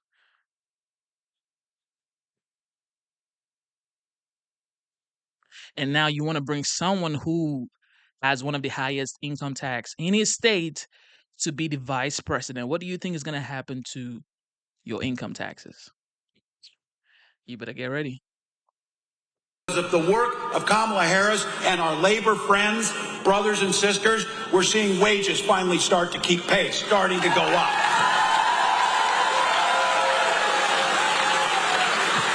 So I said this. She wants to make homes more affordable. Because you know why? She watched her mom scrimp and save for years to buy that house. I watched my mom worry after my dad died and the medical bills there, will I be able to keep my house? For those guys, a Wall Street guy, a six-time bankruptcy guy, a venture capitalist guy. And this is another thing. So if he's like the best person to ever graced the vice presidential nominee ticket, why is his entire family supporting Trump? Why are they saying Walz for Trump? Why? So what?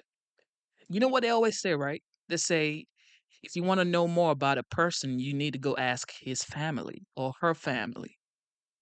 His entire family says Walz for Trump. God damn, that must hurt. Those are just commodities to move around and sell and trade. And if it means foreclosing on somebody, do that if it makes you money. Who cares? But those are our neighbors. Kamala Harris understands that home is the foundation to families and community. That's why she wants to make it easier through down payments, helping builders create 3 million more new homes, and working with local folks to make it easier to get those homes built and permitted. That's what it is.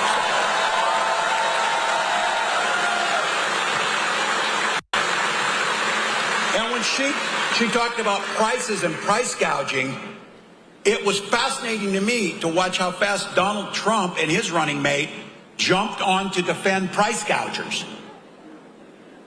Look, 37 states already have laws against that. But the thing that really gets me is we're trying and figuring out how to keep prices lower. Our farmers are working. Yo, somebody just asked, where's Trump's wife? She is probably in Mar-a-Lago taking a hot shower, ready to spend more money on shopping, or probably on Trump's plane going somewhere cozy, okay? Because you're asking, where's Trump's wife? Like, what is your business with somebody's wife? Damn. Dawn till dusk, and they're getting $3.90 a bushel for corn and $10 for soybeans. They're not getting rich. They didn't grow the food. They didn't process it at the factory where labor did that. Somebody's pulling off a chunk of money out there that has nothing to do with getting that to you. That's what she's talking about. If you're jacking up the price illegally, you should stop that.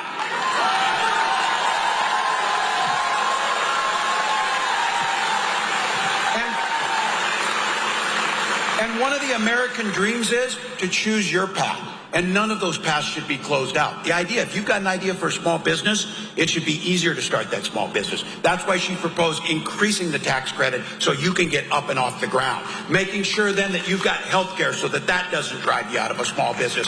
And then making sure your neighbors are being paid enough that they can actually spend money at your small business and everybody thrive.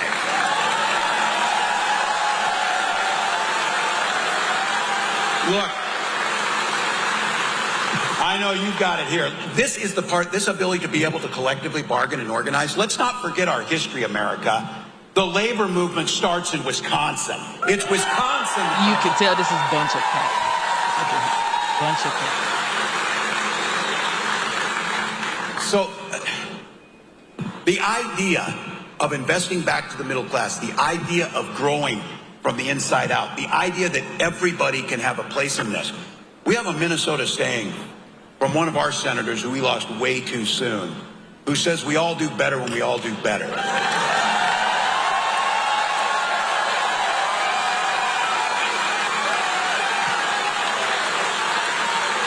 It's not that complicated. It's not that complicated. But these guys figure out a way. We want more and more and more and more. More tax. I will say this about Donald Trump. He was very clear on one thing, and he followed through with this. He told the billionaires he was going to give them a tax cut, and he did it. Project 2025 promises you again. He will do it again and bigger. So let's be very clear. When he does that, it cuts out opportunities for all the rest of us. When they do that, it undermines our ability to do the things we know need to be done. So just to be clear, and something you know about right here in Superior and Duluth, that Donald Trump talked a tough game about infrastructure. Kamala Harris got it done.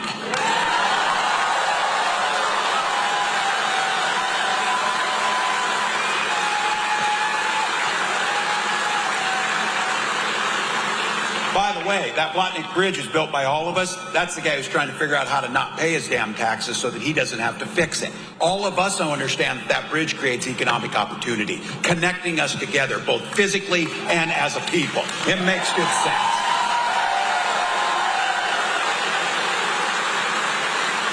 And I'll tell you, you saw it. You saw this idea about freedom, and you've seen. It's really great. It's not just a song that the vice president comes out to, although that's really cool when she does that. But you saw it in Chicago. You hear us talking about this idea of freedom, the idea of what it means. Freedom to live your life the way you choose to live your life. Some of us are old enough to remember Republicans used to talk like that too. They used to talk about freedom. They would have never turned their back on an ally. They would have never decided that they needed to be in your business. But we know now they want the freedom to be in your doctor's office. By the way, Project 2025, some of you want to know in there? They've got a national pregnancy coordinator that tracks all pregnancies.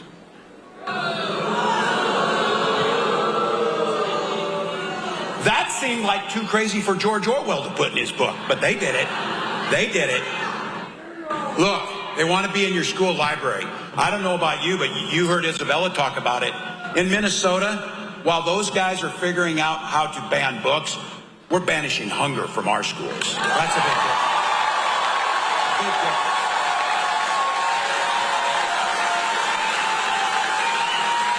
And again, I want to go back to those old school Republicans, the folks that need to come over and realize this is the agenda for them. One of the things they used to always talk about is personal freedoms, personal responsibilities. Well, the responsibility part is out because Donald Trump has never taken responsibility for a single thing. But the personal choices and the personal freedoms, we respect it. We respect it. We may not agree with it. We may not agree with that. Look, I get it. There's some of you choose the Packers over the Vikings. That's your choice. It's your choice. Oh, give it to me. Give me my moment. Give me my moment. We don't have any Super Bowl rings. Just give me the moment. But look, we may not agree and we may differ, but you've heard me say it, and I know it's a Wisconsin rule. I claimed it for Minnesota, but I know you've got it here too. The golden rule that makes everything work better is mind your own damn business. Mind your own damn business.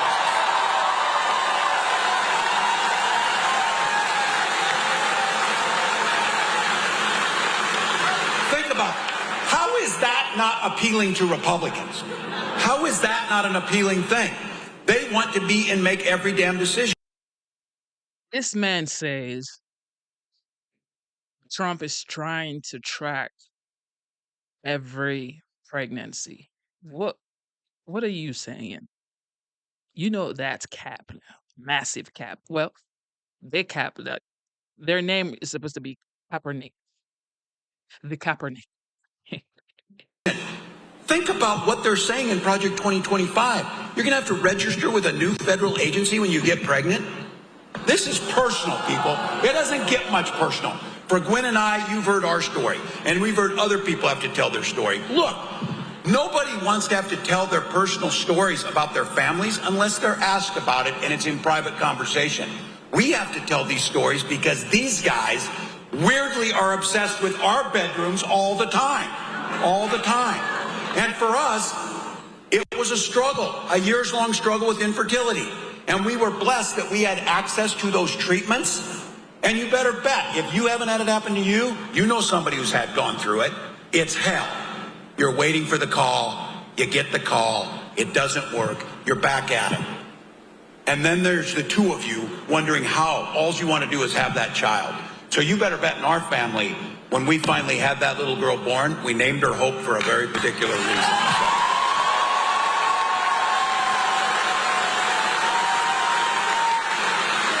And she... Wait. Isn't this the guy that said his wife had to go through IVF to have a kid? And they said that was cap. And he also said he went to war. Now, I have said, I've thanked him for his service, so don't come for me for that. I said, thank you, Tim Walz, for your service. However, he never went to war. That was cap too. So we know this man is a capper, okay? His name is Tim Walz, the capper. Like all of you, and I say this, she and Gus are Gwen and I's whole world, just like your children are, just like how you choose to live your family. And we're talking about it because these guys are trying to make it more difficult to do that, or if not, impossible. Because very clear, they're not stopping the national abortion ban. They're not stopping with getting rid of fertility clinics. They're talking about getting rid of contraception or any type of help any of us need to manage it. These are personal health care decisions. These are personal health care decisions. So think about it. This is pretty simple, and Kamala Harris makes it pretty clear. I would go out to all of your neighbors and make the case on this. Do you want JD Vance deciding about your wife and daughter's health? Or would you rather just leave it to them? Bubble blower one says, and his wife did IVF, bro. His wife did not do IVF. He was asked by CNN, and CNN said, "Well, sir, your wife didn't do IVF." And he said, sometimes I don't really know. This is the thing. Bubble gum the capper. And their doctor. That's what freedom looks like. That's what freedom looks like.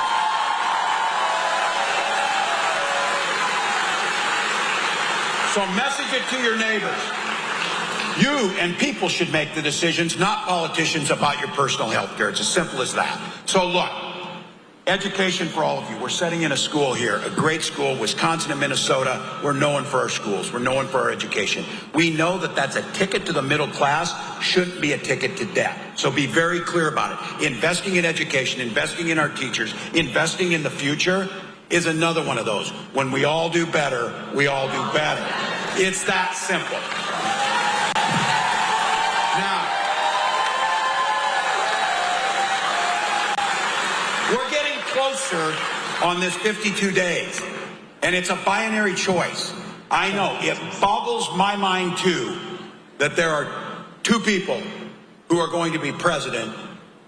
One of them is going to be president, the other is not. There are two people. One of them is going to be vice president, one of them is not. That Project 2025 and the questions and the discussion we're having here today.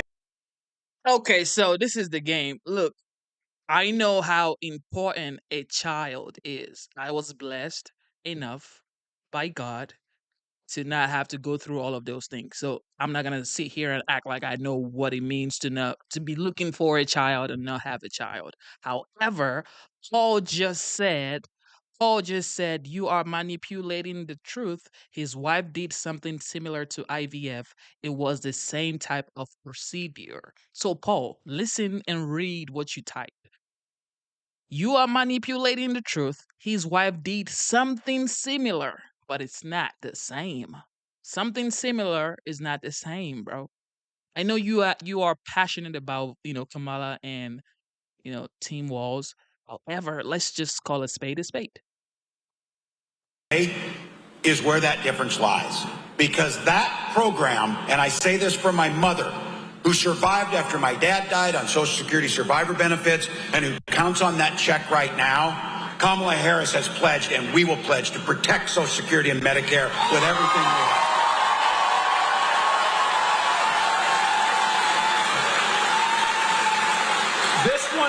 This one is the difference. People see the world from where they stand.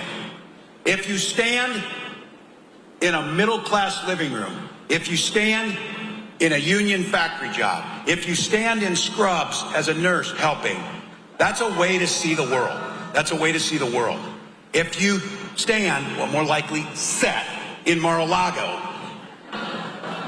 or in a venture capitalist high-rise on Wall Street, why would you care if the Social Security check shows up? You don't care about it because you don't need it. So you're looking for the tax cut. Well, I'll tell you who does need it. My mom. She pays for her heat. She pays for her food with her Social Security check. And it is the best anti-poverty program ever devised in this country. And we have to push it. All right. So here's the deal. I say this. I know very clearly, you may not have thought so, but I know it. I am preaching to the choir. You came, stood in line, came with your neighbors, ready to do something about it. As we started out with, because you love your country, because you know the choice is so stark and you know the impact we can make. You came to do it with joy and you want to get it done. But here's the deal. Kamala Harris did her job Tuesday night. We need to do our job for the next 52 days. Now,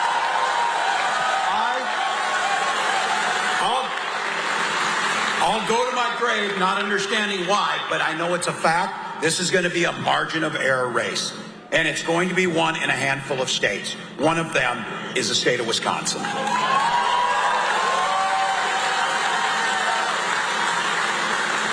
So let me, as these guys help me with, put on that coach whistle and get that hat back on.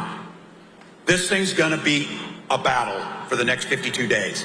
It's going to be in rooms, one in rooms, just like this. It's going to be one door-to-door, call-to-call, $5 donation.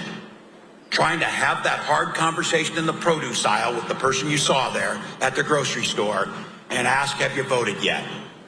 And are you concerned about Social Security? Are you concerned about climate change? Are you concerned about our democracy? Are you concerned about middle class?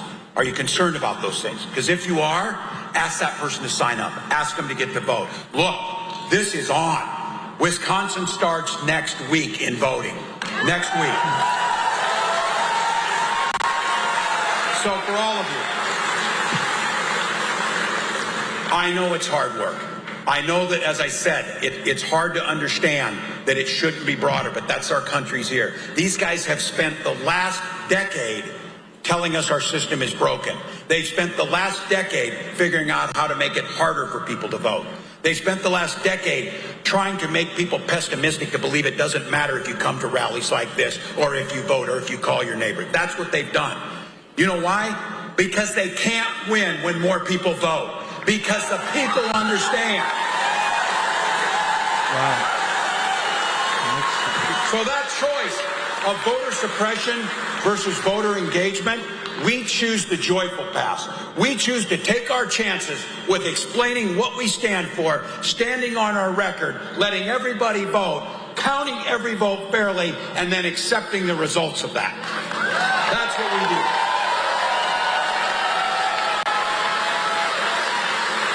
So here we go, folks. Every vote's going to matter. Every precinct. One more vote in each precinct can make the difference in what happens for the next generation in this country. The difference between keeping that guy as far away from the White House as possible and putting in a president who understands and cares about you. That's what we get to do. So,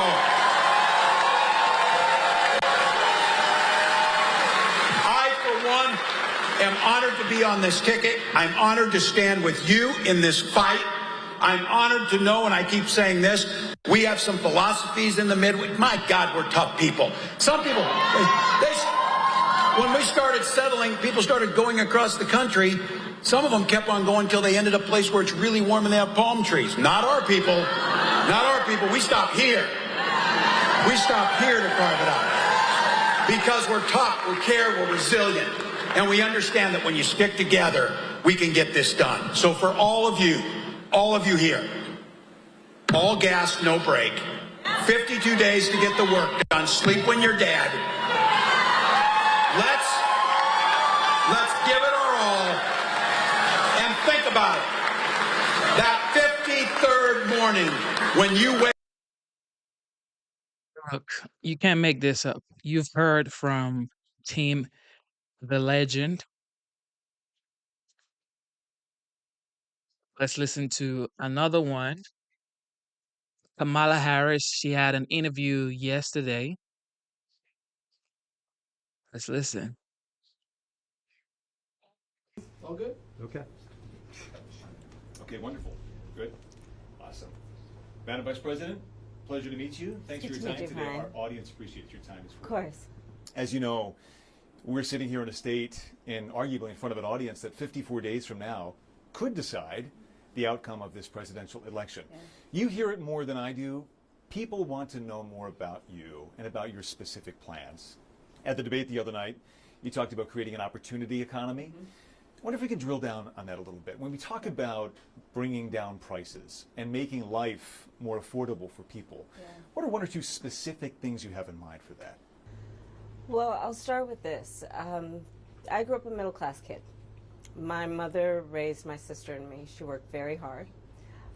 She was able to finally save up enough money to buy our first house when I was a teenager. I grew up in a community of hardworking people, you know, construction workers and nurses and teachers. And I try to explain to some people who may not have had the same experience, you know, but a lot of people will relate to this. You know, I grew up in a neighborhood of folks who were very proud of their lawn, you know, and I was raised to believe and to know that all people deserve dignity. Mm-hmm. And that we as Americans have a beautiful character. You know, we have ambitions and aspirations and dreams, but not everyone necessarily has access to the resources that can help them fuel those dreams and ambitions. So when I talk about building an opportunity economy, it is very much with the mind of investing in the ambitions and aspirations and the incredible work ethic of the American people, and create. Kamala says she grew up around people that were very proud of their lawns. Are you proud of your lawn? Are you really proud of your lawn? I don't have a lawn. Opportunity for people, for example, to start a small business. My mother, worked long hours, and our neighbor helped raise us. We used to call her, I still call her, our second mother. She was a small business owner. I love our small business owners. I learned who they are from my childhood, and she was a community leader. She hired locally. She mentored. Our small businesses are so much a part of the fabric of our communities, not to mention, really, I think, the backbone of America's economy. So my opportunity economy plan includes giving startups a $50,000 tax deduction to start their small business. It used to be $5,000. Nobody can start a small business with $5,000. But investing in people's innovative ideas and giving them the ability to go for it. Opportunity economy means, look, we don't have enough housing in America. We have a housing supply shortage. And what that means, in particular for so many younger Americans, the American dream is elusive. It's just actually not attainable. So part of my plan is to work with the private sector and housing developers to give them a tax credit, to be able to partner with us as the government, to build, and my goal is 3 million new homes by the end of my first term. In addition, to help people who just want to get their foot in the door, literally. And so giving first-time home buyers a $25,000 down payment assistance to be able to just get in the door, and then they will do the work that they need to do to save and to pay that mortgage and to build wealth for themselves and their family. These are some examples of what I mean when I talk about an opportunity economy, and a lot of it has to do with just the community I was raised in and the people that I admired, who work hard, and deserve to have, their dreams fulfilled because they're prepared to work for it. You talked at the debate and at previous appearances about turning the page on the past. And in fact, here today in Johnstown, you're talking about a new way forward. Yeah. I think some people have a question, given maybe your current role as Vice President of the United States, how different you are from Joe Biden. And so I wonder if there are one or two spots, policy areas or approaches where you would say, I'm a different person. Well, I'm obviously not Joe Biden. And, I offer a new generation of leadership. And so, for example, thinking about developing and creating an opportunity economy where it's about investing in areas that really need a lot of work, and maybe focusing on, again, the aspirations and the dreams, but also just recognizing that at this moment in time, some of the stuff we could take for granted years ago, we can't take for granted anymore. For example, another plan that I have that is a new approach is to expand the child tax credit to $6,000 for young families for the first year of their child's life, because that is obviously a very critical stage of development of a child. And a lot of young parents need the help to buy a car seat or a crib or clothes for their kids. And so my approach is about new ideas, new policies that are directed at the current moment. And also, to be very honest with you, my focus is very much in what we need to do over the next 10, 20 years to catch up to the 21st century around, again, capacity, but also challenges. Crime and public safety are two major issues right at the forefront of voters' minds, in Philadelphia as well, where crime is a significant issue. When we talk about crime, the conversation turns to gun safety as well. And I think you actually probably caught a lot of people off guard, maybe a bit by surprise in the debate the other night when you mentioned that you are a gun owner. I know you said it in 2019 as well. I want to talk about your values on this issue. When it comes to gun ownership, where do you draw the line in America on gun ownership and gun use? Well, like you said, Brian, I am a gun owner, and Tim Walz, my running mate, is also a gun owner. We're not taking anybody's guns away. Anybody that tells you my plan is for the next 10, 20 years, you better run far because they're letting you know you can't really gauge my progress by a year or two or three because my plan is or my goal is a 10-year goal, a 20-year goal. No, you have 4 to 8 years. So you mean to tell me your plan is a 20-year plan? You better focus on 4 years first. Well, the last 4 years we saw nothing. I support the Second Amendment, and I support reasonable gun safety laws. Part of my approach to this is I was a career prosecutor for most of my career. I have personally prosecuted homicide cases. I have personally looked at autopsies. I have personally seen what assault weapons do to the human body. And so I feel very strongly that it is consistent with the Second Amendment and your right to own a gun to also say we need an assault weapons ban. They're literally tools of war. They were literally designed to kill a lot of human beings quickly. I say we need universal background checks. The majority of NRA members support that. Why? Because it's just reasonable. You just might want to know before someone can buy a lethal weapon if they've been found by a court to be a danger to themselves or others. You just might want to know. 2 final questions, if I might. Sure.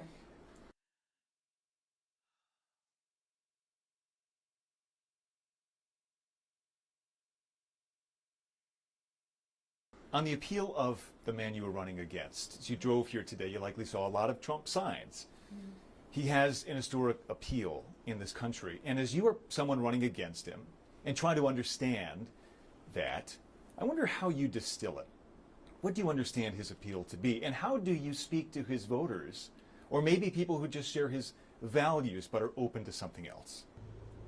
I, based on experience and a lived experience, no. In my heart, I know, in my soul, I know that the vast majority of us as Americans have so much more in common than what separates us.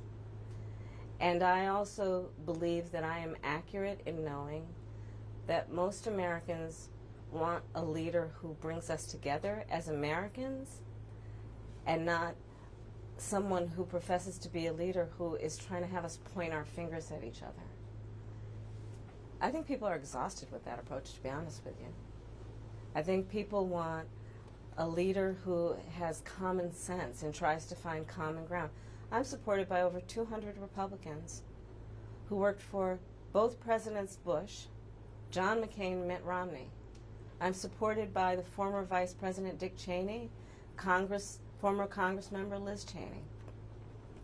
And I think people are more willing now, in light of the hate and division that we see coming out of Donald Trump, to say, hey, let's put country first.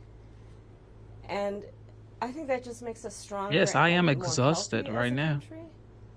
To say, look, we can all debate our differences around, various policies, but let's stop with the division. Like, enough of that. Let's bring everybody together.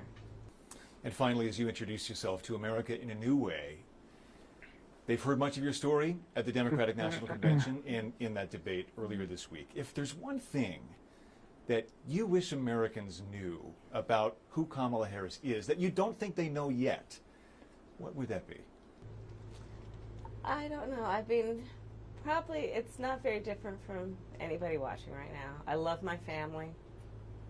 One of my favorite things that I lately have not been able to do is Sunday family dinner. I love to cook.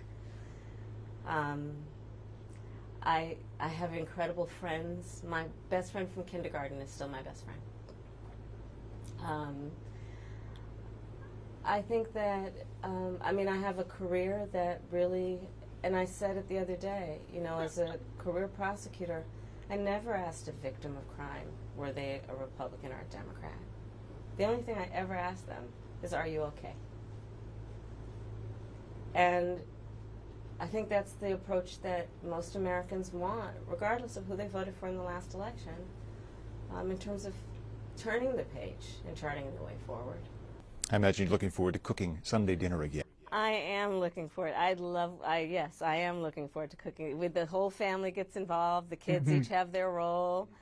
Yeah. Well, it's a beautiful family, and we thank you for your time. Thank you.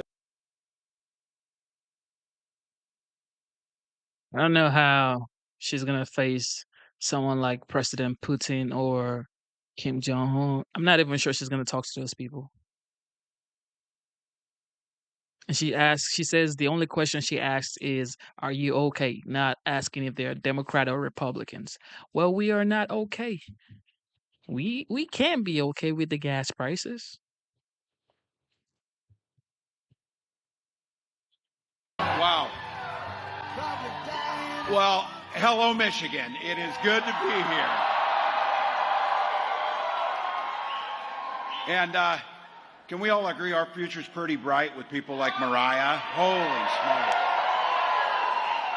Backstage, I was just getting introduced to Mariah, and she said, Kamala Harris is going to change the world. And that inspiration in our young people who we know are our future, it was something else. So, Mariah, thank you for all you're doing.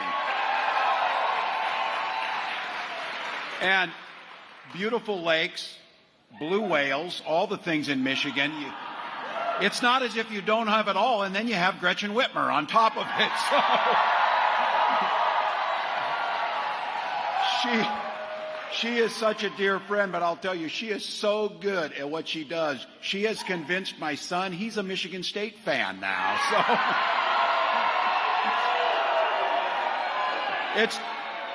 it's terrible politics for me, but he is true blue, or he's true green over there on it. So you get it. So look, you got an incredible delegation, and we know some of these races are going to be close, but we have got to keep the majority in the House. Make sure you send Hillary Scalton back to the House. Make sure you win that thing. And you got it. You've always had incredible senators, and you got Gary Peters. Very difficult to replace Debbie Stabenow, but you're going to do it with Alyssa Slotkin. Make sure you get it done. Make sure you get it done. To each and every one of you, thank you. A lot of places you can be on a late summer day. Get busy, you're after work, kids are coming home from school. You chose to be here. On behalf of the Vice President and myself, but on behalf of this country, thank you for caring and loving your country enough to show it. Thank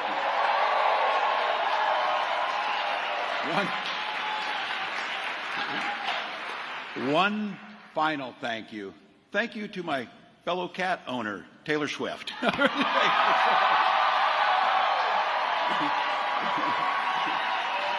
Look, she's not here, but let me just say, Vice President, I know you're all waiting. Oh, what a bait and switch this guy left on us. Look, Vice President Harris and I couldn't be more excited to have her support. Really grateful. So, and look, it's not as if I didn't warn these guys a few months ago. You mess with cat people and you will find out. You will find out. So they did. So beautiful strategy there, picking on the cat people. So look, all of you are here, but how can we not start with the debate? How can we not start with the debate? Look, what was so clear about it was, and again, not surprising, but there was one person on that stage who should be the next president of the United States. One person.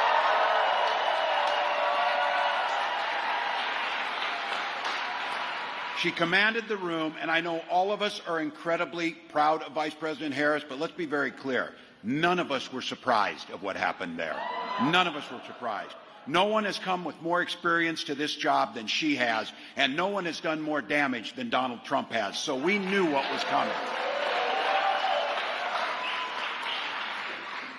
And no pun intended, from the get-go, she had the upper hand. Walking in, giving the handshake. Look, it says something about character. We talk about this often. Shake hands. And when you lose, which he did last time and which he will again, you shake hands and walk away. So I got asked right after the debate, you know, do you think we should do another one? And I said, hell, every day we should do another one. Of course. Well, it's not going to happen because Donald Trump confirmed today he's not doing another one. So give him a little break. That one left a mark. That one left a mark. So he's with it. So look, who he was on full display the other night. His true colors were out there. Not just his makeup. Not just his makeup. So if I heard somebody say, if you want to know in a debate who's winning or whatever, turn the sound down. And you would have sworn that was a nearly 80-year-old man shaking his fist at clouds. That's what it looked like. So look, this guy has spent his entire life focused on himself, obsessed with the past, and the thing that is unforgivable, rooting against America and America's people, which he's done consistently.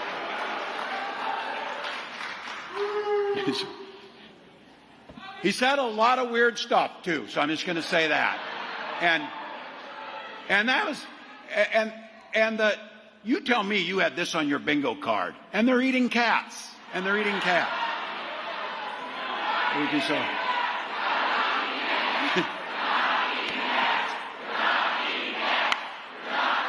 Oh, Michigan, we love you. Look, and it would be funnier, too, if it wasn't so dangerous, but I want to be clear about this guy. Last week, he did one of these fake town halls where he gets one of the Fox News people to ask him questions that he knows, and then he answers on this. But what was so fascinating about that was, in that amount of time that he was there, and you should go see this, it's really something to see. In that little interview he did, 11 times he reassured the people there that he was not weird. Now, yes, some of you picked up on this. If you need to remind people 11 times you're not weird, you might be weird. There you go. So look, but it's what he didn't say that was probably the most disturbing of the night. Trump refused to say that he wants the brave fighters in Ukraine to win the war in protection of democracy. It's a pretty low bar. That's a pretty low bar when he got asked that question. The other thing he refused to say was, he refused to say if he would veto a national abortion ban. Well, you know why he refused to say, because you know exactly what he would do. Look, they don't trust women, and women don't trust them. That is that simple. That is that simple. But for all of us, that old saying of the frog in the boiling water or whatever, don't allow ourselves to get this way. The most damaging thing that he wouldn't say is he refused to acknowledge he lost the last election. He refused to condemn the January 6 criminals who attacked the U.S. Capitals and our democracy. But in the anger that he got into, as the poise and dignity and the sharp retorts from Vice President Harris, he lost some of that composure in there. And when he was referring to those rioters, and you go back and make sure you'll see this again, I'm sure, he said, we did nothing wrong. He didn't say they, he said we. And then at the end of this thing, you watched 90 minutes. You watched, beat him at the ballot box. Beat him at the ballot box. We have got the opportunity, people, what he didn't say. And this is the difference. And look, there's a lot of reasons. My God, too many to list the time we're here. A lot of reasons this guy shouldn't get anywhere near the White House again. But we have a responsibility, and Ken, to tell people what the alternative is. Because what he did not do, he did not say one thing what he would do to make life better for the American people. Not once. Remember, after he came down his golden escalator, he said this would be easy. This would be easy. I would have a health care plan on day one. That was 9 years ago. But look, it's progress, apparently. He has the concepts of a plan.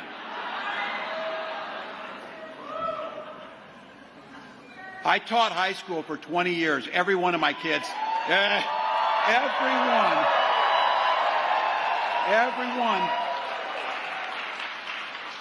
every one of my kids had a better excuse for not doing their work than that. They never told me they had a concept of the plan. So,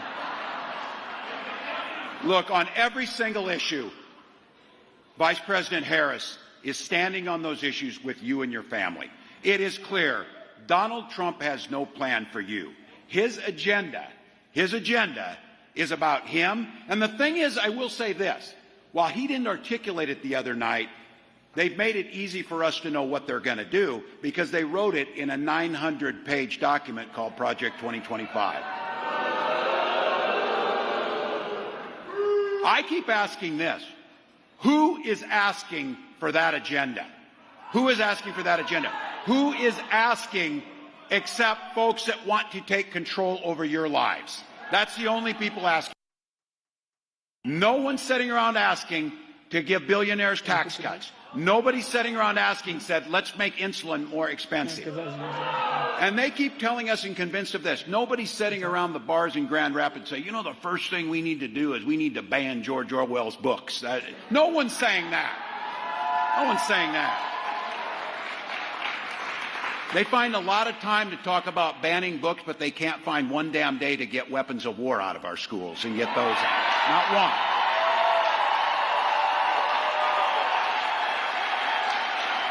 But look, what I was most proud of in this, why Donald Trump spent the entire time whining about himself, talking about his problems, Kamala Harris spent her time talking about you and the way forward, talking about the future.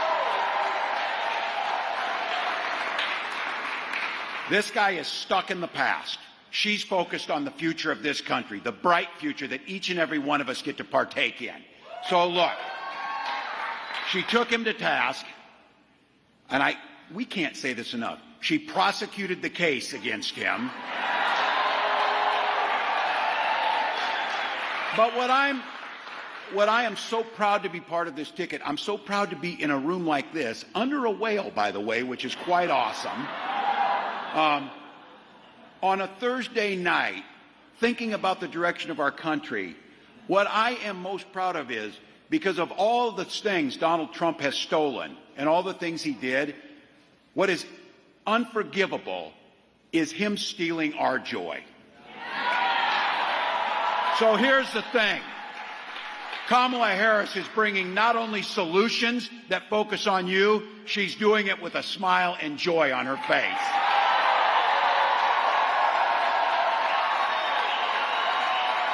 This guy on purpose, and make no mistake, it's on purpose. He broke our political system. He tried to break our faith in one another. He tried to bake the thing that makes Midwesterners stick together. We're positive people. For God's sakes, we walk on water half the year. We have to be. It's cold as hell half the year. We don't care. We dig our neighbors out.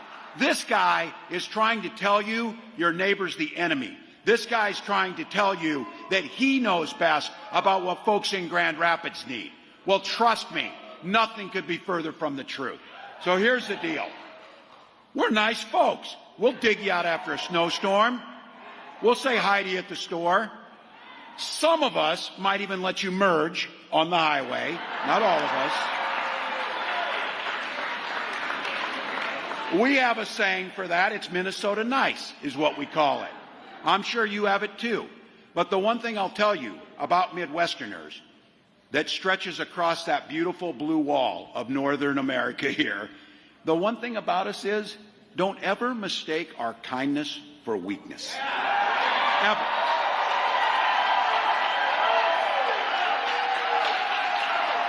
So, for all of you in here are teachers, it made me an eternal optimist, but it also made me understand. I supervised the lunchroom for most of those years I taught too. And we can have joy, and we can do things. And I don't even know if we can keep watching this. It says Kamala is trying to save the country with a smile and doing it with joy. But she's been the vice president, And we have had the highest prices everywhere, new wars. So how is she trying to bring the joy back? I don't know. I just don't know how that works. And we can be nice, but I'll tell you the one thing we're not going to do. We are not going to tolerate a bully in that lunchroom or in our politics.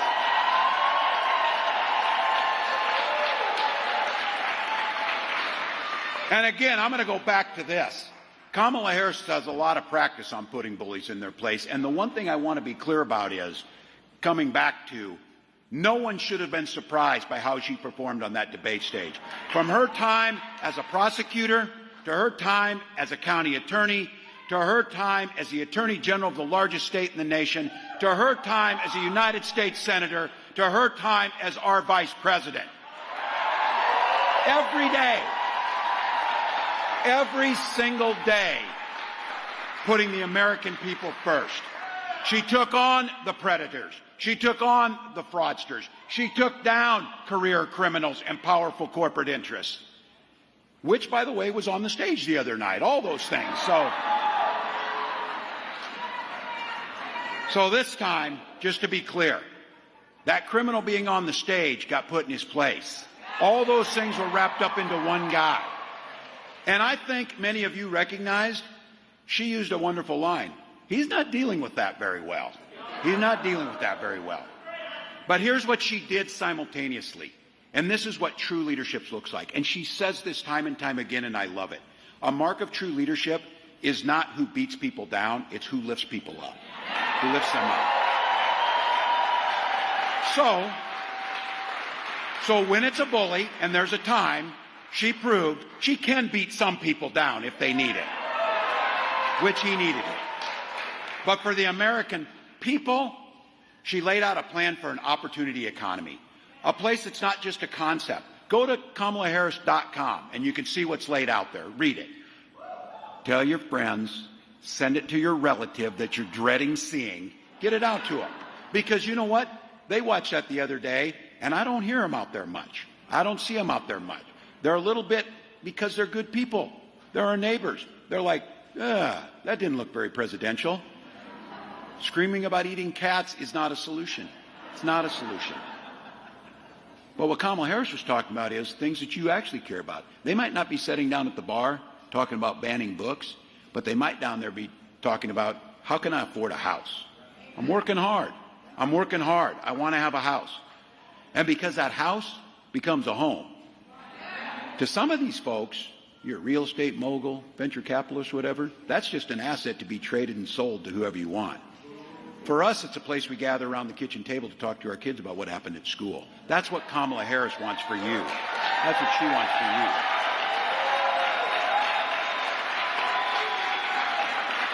She knows that folks are being squeezed on grocery prices, but let's all be very clear here, folks. You know this in Michigan. I'm a Minnesota guy. Those of us who've been on farms, farmers are getting $3.90 for a bushel of corn and barely $10 for soybeans. They're not getting rich. Somebody in the middle's taking a cut for not growing the corn, not processing the corn, not doing anything. She's talking about price gouging that's illegal in 37 states already and should be illegal across the country to gouge prices.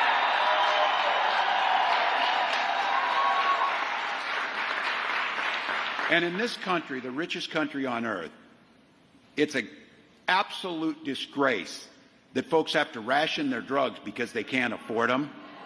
Because trust me, Big Pharma's doing just fine. We need to make sure that folks get their insulin at a price of $35 each, get the drugs that they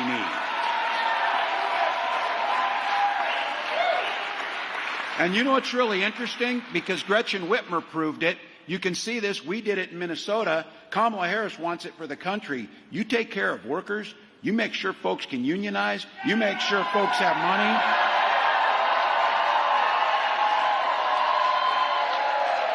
You know what happens when you do that? The economy grows and businesses soar. She wants to make it easier for any one of you. If you want to start a small business, cut the red tape, give you a tax cut, and let you start that dream that you want to get going. And I'm going to go back to this. You did it in Michigan. We did it in Minnesota. She has talked about it on the first day she's in office and that bill comes over from Congress. She'll sign the PRO Act, making it easier to organize.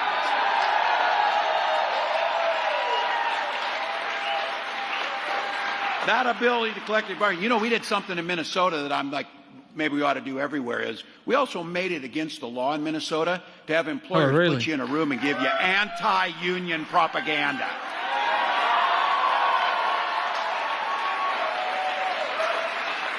If you're a factory worker, Kamala Harris is going to keep creating tens of thousands of manufacturing jobs right here in Michigan. One thing I can say for sure is Team Walz has energy, for sure. And he is bringing the energy for Kamala Harris. However, there's no substance to run on. You know, there's no substance to run on. And I don't, nobody's buying it. Bunch of caps and shit. Anyway, smash the like button, subscribe to the channel. Let's get it.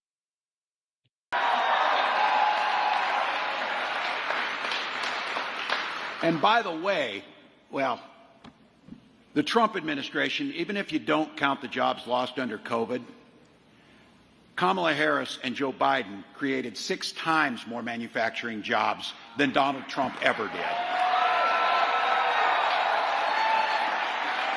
And for governors, we got to get things done. Your governor here made it clear, because of what Kamala Harris was able to do, you're able to have your governor show the rest of the country how to fix the damn roads. And that's something that happened. Historic investments, historic bipartisan investments in infrastructure. And no matter who you are, and this is fundamental, Kamala Harris is out there fighting to make sure you have the freedom to make the choices about your life and your family, not government. Some of you are old enough to remember when Republicans used to talk about freedom, they meant it. Not these guys. This means the government should be free, invade your doctor's office, invade your school library, even invade your bedroom. Let me say this too. It is weird as hell to think about other people's bedrooms. It is weird as hell. So look, we in Minnesota and Michigan across this country, we respect our neighbors for their personal choices. We might not make them. We might not make the same choice, but we respect them. That's for you to make, for me to make. In Minnesota, I've talked about this, and I think this is a national golden rule because I've talked about it. You know how society works best is when you mind your own damn business, things work better. Things work better. So we'll continue to talk about freedom, that people make their health care decisions, not politicians.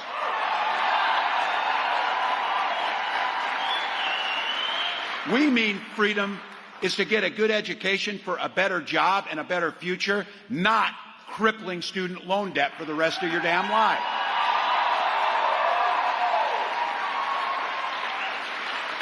And they don't want to talk about it, they want to avoid it. Freedom means our kids being able to go to school without being shot dead in the halls.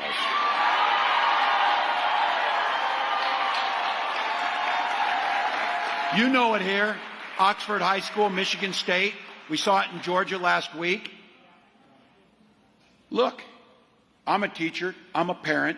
This is the best time of year. Leaves are changing. Friday night football's back. Our kids have a new start and they're going into a time of excitement and hope, everything we want. That's what we want for our kids. But too many of our kids, these first days of school, are a time of sheer terror. A time that is going to stick with them forever. So let's be clear. I know guns. You know guns. I'm a veteran. I'm a hunter. Kamala Harris is a gun owner, by the way, which you found out. So look, I'm not going to take any crap about them, about the Second Amendment. We support the Second Amendment. But our first responsibility is keeping our children safe. And you can have both of them.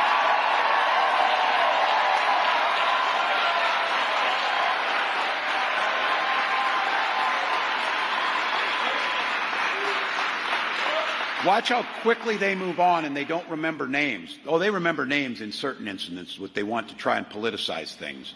But they don't remember the names of the innocents who die. And Donald Trump actually said, when he got asked about this, he got irritated. He said, look, people just need to get over it.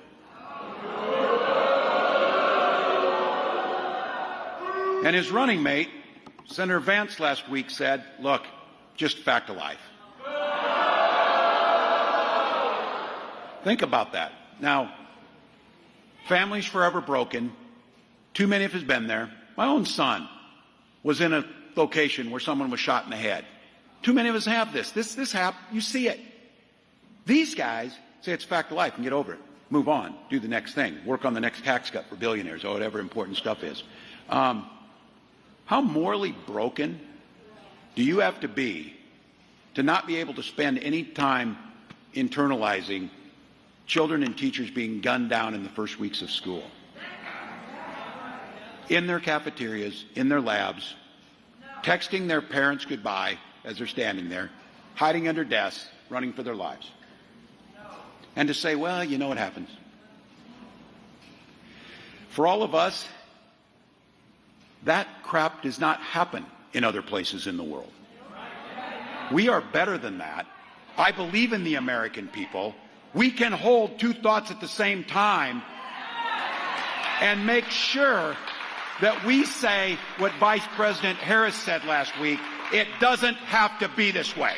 It doesn't have to be this way. Look, Michigan, you know it, I know it. We cannot have 4 more years of that nearly 80-year-old man yelling at people to get off his yard, screaming about cats, and looking out for himself.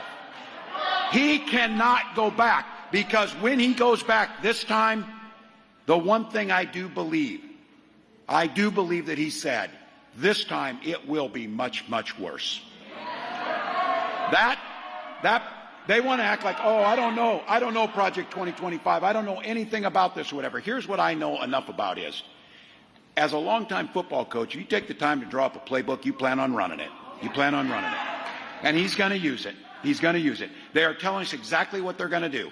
And this one, I don't believe much of what he says, and he usually doesn't follow through, but he did do this.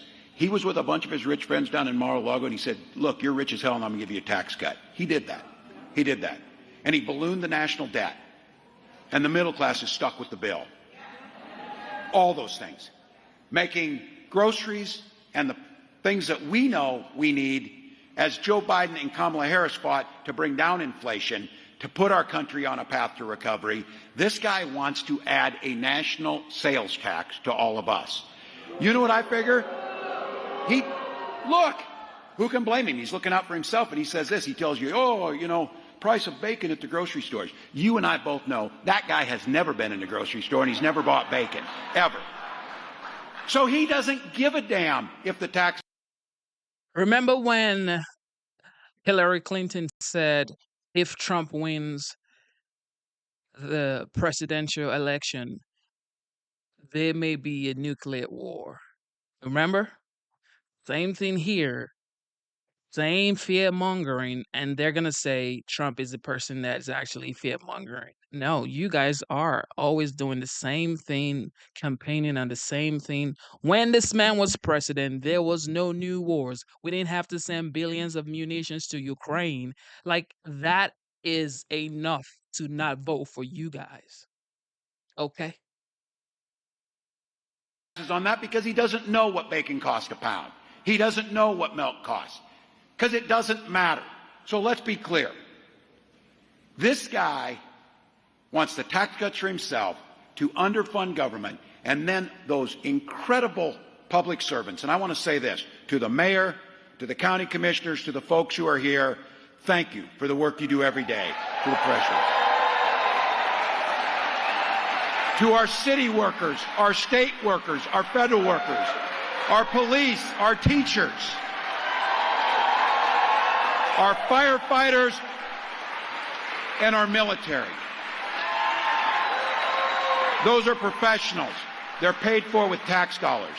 And you know what they are loyal to? They are loyal to the Constitution and the rule of law. Donald Trump's plan is to remove those people and install his political lackeys. That's what Project 2025 is going to do. So in a health emergency, like in Minnesota, instead of being able to depend on the CDC and people from the Mayo Clinic, We can listen to Donald Trump about drinking bleach and trying to find a way to stick a UV light in ourselves. We're in the middle of a pandemic with our neighbors dying, and this guy is undermining the responses. Take that across all of government. That's Project 2025. So look, again, wouldn't answer the question on banning abortion. He will ban abortion across this country, whether Congress is there or not. Be absolutely clear about it. And when asked, who do you admire, who respects you? Because to be very clear, the Vice President was right. I traveled to our friends and our ally countries, whether it's Australia, whether it's Great Britain, whether it's France, whether it's Canada, whether it's Mexico. They're laughing at this guy. They don't trust him. He's weak. He's weak and can't follow through. But you know, when he was asked who looks up to him? Viktor Orban, Vladimir Putin, Kim Jong-un. Kaepernick. This stuff would be unbelievable to have as a political attack ad Mr. if it Tim hadn't come out of Kaepernick. his mouth on a debate stage. Even and though he was people proud call of him it. Tampon Tim, He was proud we of it. ain't gonna call him Tampon Tim. We're gonna call him. No, they call Kamala him. Harris was able to, They call him Tampon within a Tim matter of Stolen a Valor. few seconds, But we're gonna call him. use this guy's inflated ego and narcissism to bait him Tim into Kaepernick. melting down on a national stage in front of 60 million.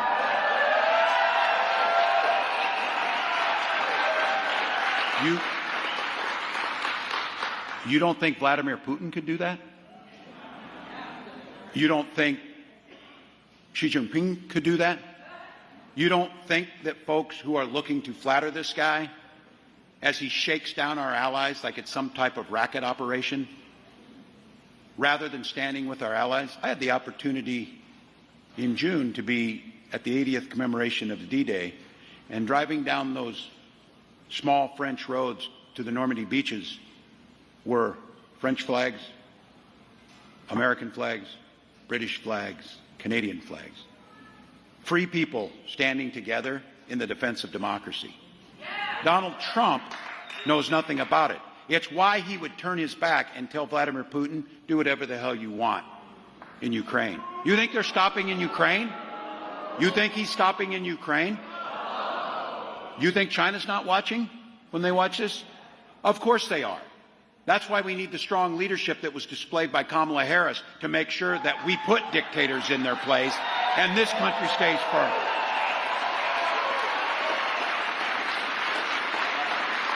Look, our allies are worried, but they're also hopeful, just like you.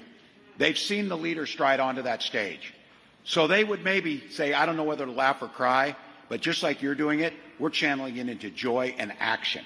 We're making sure that we have that rare chance in this election to turn the page on this guy, to end it once and for all. So look, we can choose a new generation. So why didn't Putin do anything when Trump was president? You are a liar, bro. This is why you shouldn't be voted in, because you lie. Trump was president. Ukraine had no need to be asking for aid to fight a war because there was no war. Why are you lying? Generation of leadership, a positive, joyful, all-encompassing future that this great nation has been founded on, we can do that.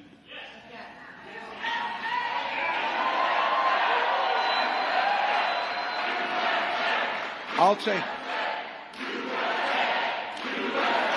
And what is so beautiful about that and about Kamala Harris, we were on the bus touring some of these states, and we were getting off at a rally where there was supporters there like this, and they were holding up signs. On the other side of the street, there were not supporters. They make it easy because they all wear the same hat. You know what it is. Said it was a group of independent thinkers standing there ready to yell at us. So, no. But that's me. Kamala Harris's first instinct was, and this is the first time we're on the bus together, my wife Gwen, Vice President, and Doug were there. Doug and Gwen, I want to give them a big round of applause too. So they're out working it. But look, we're walking off that bus, and that's the scene in front of us. And she turns to me and she said, Tim, don't ever forget, we work just as hard in the policies we put in place to benefit those people, their families, as well as those people and their families. This is a policy for everyone. Can you imagine Donald Trump saying, we're going to look. Smash the like button and subscribe to the channel. Wait, so chat, is the vice presidential debate going to be on ABC Network too? Is it going to be on ABC Network? Because I don't even know.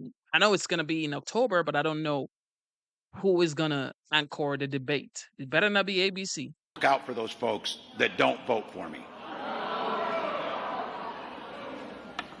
Because this started, and I love this story, as a young prosecutor. Kamala Harris talked about going in that courtroom for the first time. Kamala Harris, for the people. She's had one client. That's the people of this country. That's the people she's worked for. And she talks about this. When she helped those folks, when she was in that classroom, or in that courtroom, same way with the classroom, I would say, for all of us. Because this is true too. Man, the symmetry is just too beautiful on that one. This is the Democrat right here. They say, "Oh, you don't know because you don't live here." What's his name? Let me go find his name. Will. His name is Will. Let's go search for Will. Will the Hammer. Can you tell us where what network would be anchoring the debate? I know you're gonna go on Google right now, but if I don't leave here, how the hell did I get this?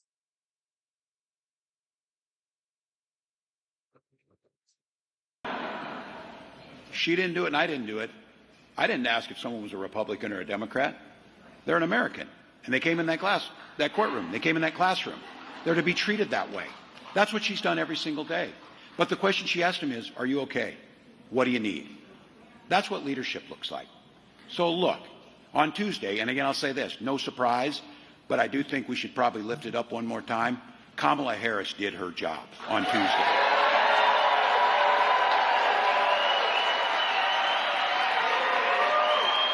Now, Michigan and Grand Rapids, we need to do ours. We need to do our job. Look, the way our country is, I'll go to my grave maybe not understanding it, but you know what? There'll be a time to think about that later. This is going to be a razor-thin election. We're still the underdogs in this thing. But here's the beautiful thing. We get the opportunity to affect that outcome. We get the opportunity to decide in 54 days what type of country we want. So for each and every one of us, this is the time to put it all out there. You heard me say this, all gas, no brakes, we're going to sleep when we're dead. That's what that means is, you've seen it. And look, I'm here, and don't ever close that yearbook. I was looking when I came here, the first thing I do is read the local paper and catch up on things. And I saw this Hudsonville game, because I'm a defensive guy, wins 14-12 last week. Big game here. And then I look up, because this is, gives me an opportunity to say it, as being part of a state championship team, Forest Hill Central is playing in one year. So look, I got to tell you, the people who kind of dismiss us, whatever, look, life isn't about hoping you win. Life isn't about, I wish this would happen. It's great to have aspirations. You have to. But how you get things done is you have a plan and you execute it. The plan to win this thing is we've got the best candidate that we could ever have in Kamala Harris. We've got energy amongst the American people. We've got that desire to win. But I said this as football team. There's not a football team in the state that doesn't want to win the state championship, and every year they start out thinking that. The difference is who gets it done. And it takes a lot of things to get it done. It takes a team to get it done. We need to lift up for her right now and get this thing done. So look, I know, my God, you came on a Thursday to listen to a guy from Minnesota while you stood under a whale way in the back of the room. Again, because you love the country. Because you know you're part of this. It's not hyperbole. The presidency of the United States and the future of our democracy could very well go right through this room in Grand Rapids. That's how important Michigan is. So look around. Let's commit to get this thing done. Let's bring one more person in. Let's do one more volunteer shift. Let's make one more phone call. People are picking up the phone now. I'm going into these offices. They want to talk about it because, once again, our politics is fun and hopeful and gives us something to work for. So for each of us,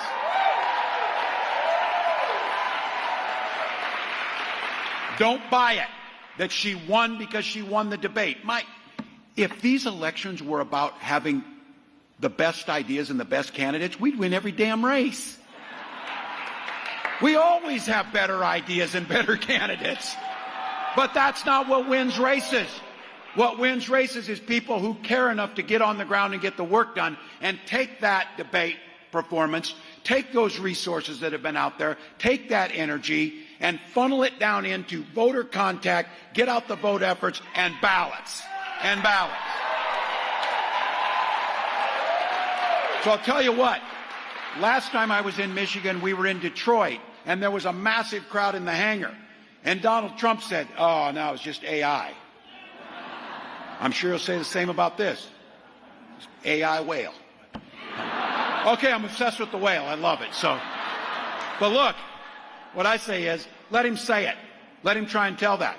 We've got 32 field offices over here and tens of thousands of volunteers out working. We're doing the work.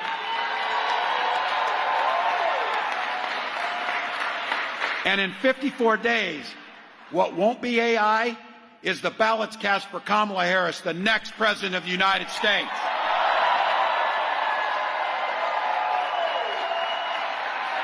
So Grand Rapids, let's work together. Let's chart that new way forward. Let's do it because we believe in the promise of America. And as you know, the Vice President tells us it, and it is so true. When we fight, we win.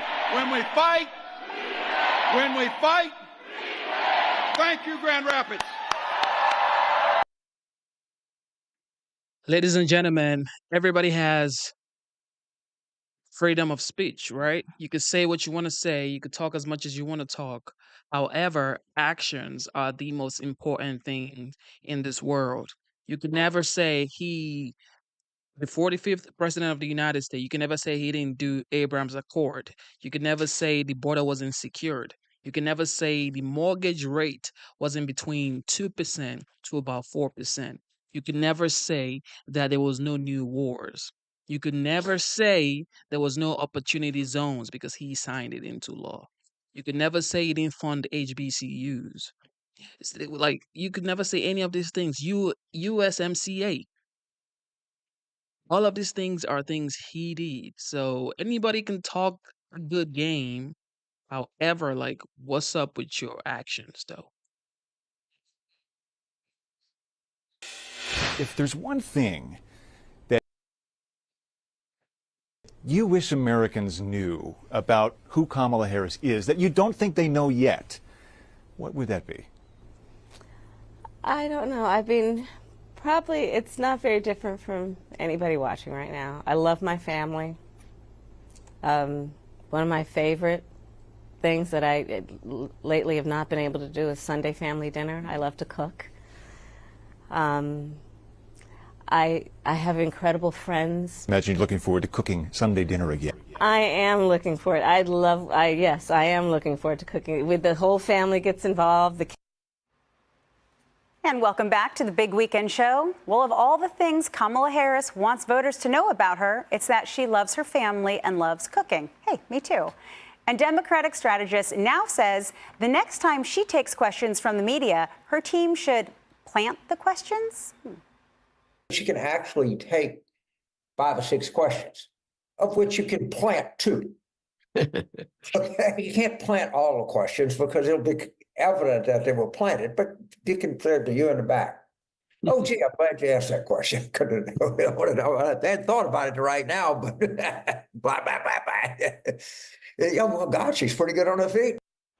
Well, Alicia, okay, so we know James Carville. Earlier this summer, he actually came out. He's been advocating for the media to have more biased coverage. Anything he says so that Trump doesn't get elected.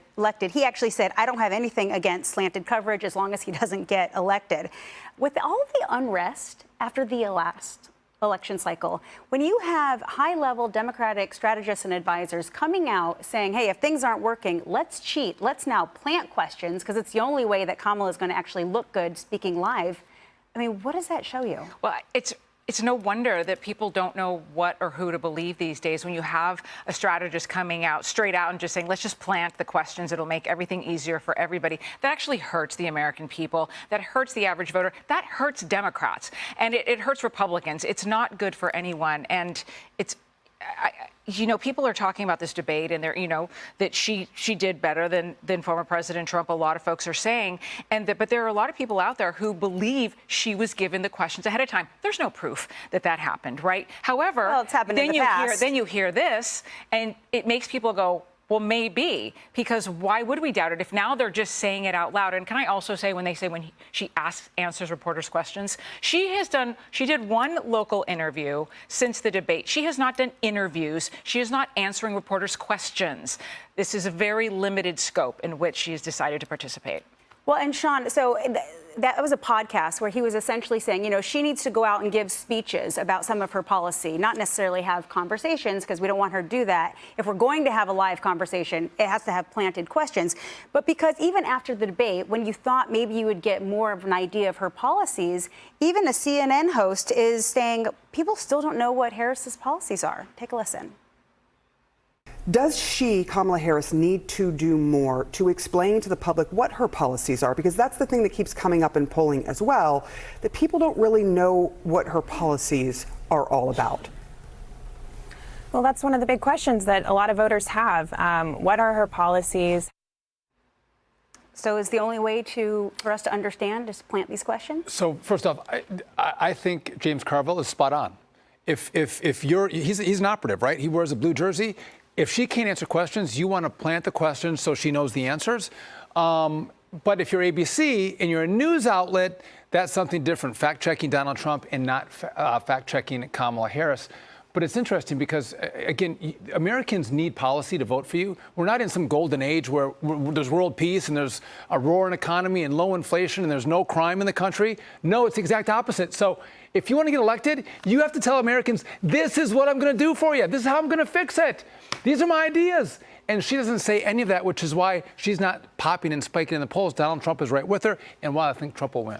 Well, what Carville was alluding to is she can't have pushback. And that was one of the criticisms of the debate, was that there wasn't actually pushback, but there was for Donald Trump. And there was a recent article out of LA Times, the full title being, Lindsay Davis held Trump's feet to the fire, how she became ABC News' rising star. And she said, quote, people were concerned that statements were allowed to just hang and not be disputed by the candidate Biden at the time or the moderators. So they actually said in their prep, Tom, for this debate, they went through hours and hours of coverage of speaking. Well, they only had hours of speaking from President Trump because he was the only one at that time who went in public and even spoke about policies. At that time, Kamala Harris didn't even have her policies on her website.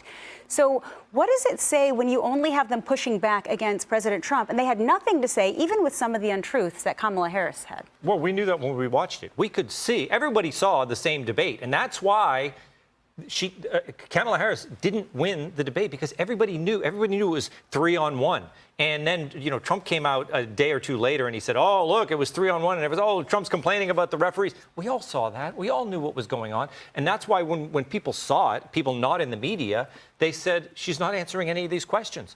Now, both moderators now, she's just admitted that she went in, she watched all the CNN debate with Biden, and she didn't like the way the moderators let Trump get away with his answers. So they took his answers, and whenever he had an answer like that, they came in with their follow-up, their fact check, whatever they want to call it.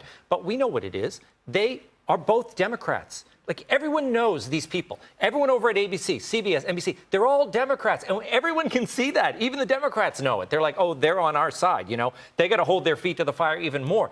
To the point where leftist voters and Democrats, they were so mad at CNN for not having their foot on the gas pedal more. So she wanted to get on the good side of these people who were mad about the last debate, and so they went all in. I think it's all going to backfire. Just like you said, Sean, the American people know what's going on at this point. That's right. They're smarter than they like to give us credit. I'm Steve Ducey. I'm Brian Kilmeade.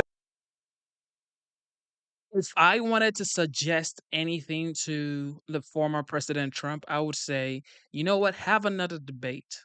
Have another debate. But now have it on Fox. Okay? If she's going to say yes to that, then they should have another debate. People that would ask her, you know what? You didn't answer the question. Can you please answer the question? Just like ABC was doing to Trump. But she's never going to come to Fox because they already had a date for September 4 for a Fox News debate, but she never showed up. So Trump did a town hall. So these are the facts. They're literally just spoon feeding her.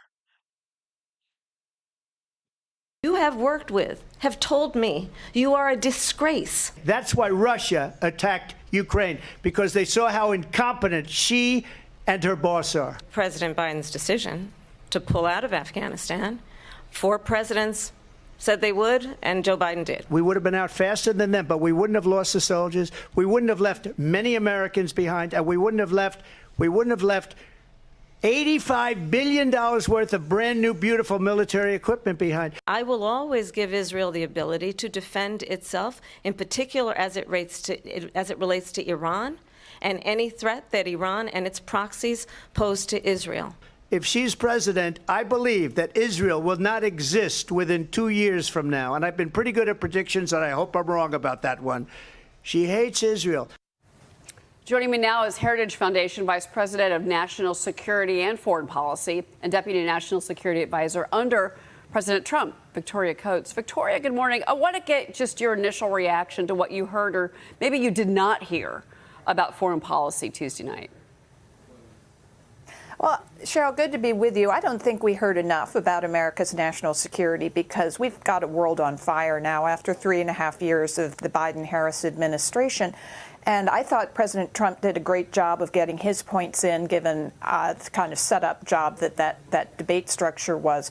But Vice President Harris was just detached from reality. I mean, what we just heard there about, the disrespect that she says the military has for President Trump. I mean, Congressman Mills was just on saying the direct opposite. That's not what we're hearing publicly from the military, not behind closed doors.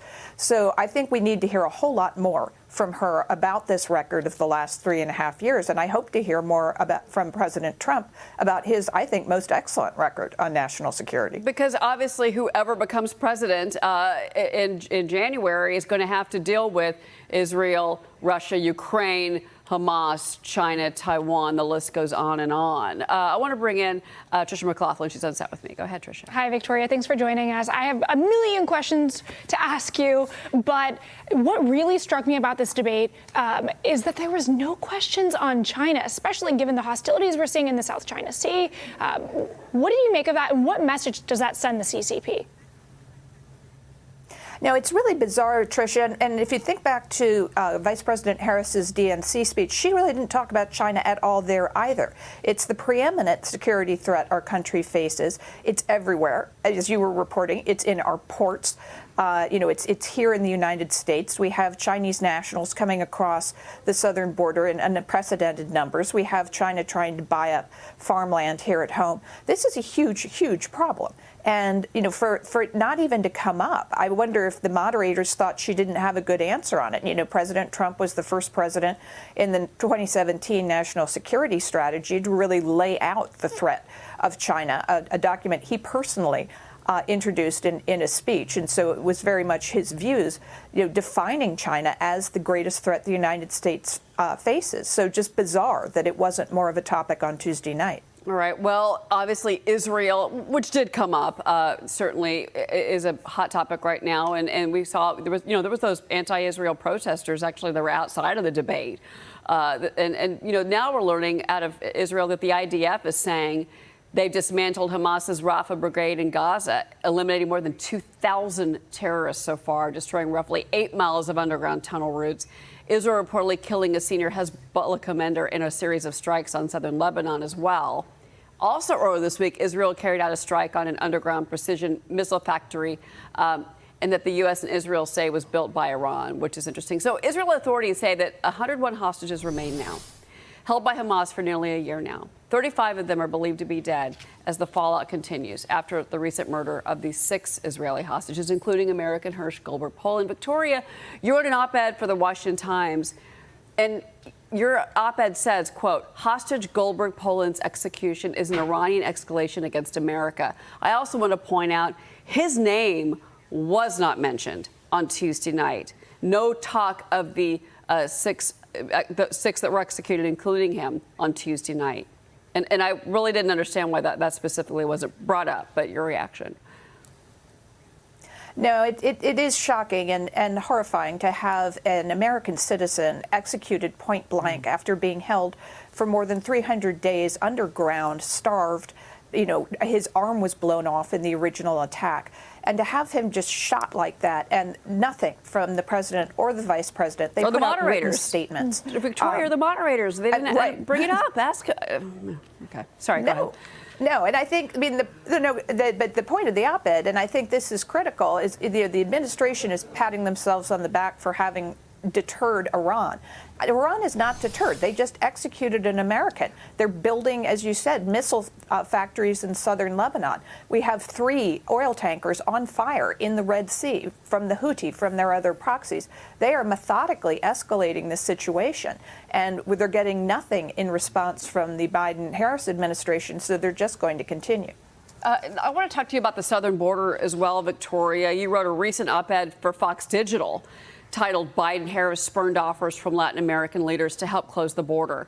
And you write that they chose regional winners and losers not on how much they support America, but on a liberal ideological litmus test that consistently elevated Marxists, even if a more conservative ally was offering material assistance on a major U.S. national security crisis, the wide open border. Now, experts have been warning again of a heightened terror threat in this country, just days after the 23rd anniversary of 9/11, Victoria. Your reaction? No, this is the truth about the southern border, that this isn't some kind of accident. It wasn't something that happened to the Biden-Harris administration. This is a crisis they deliberately created.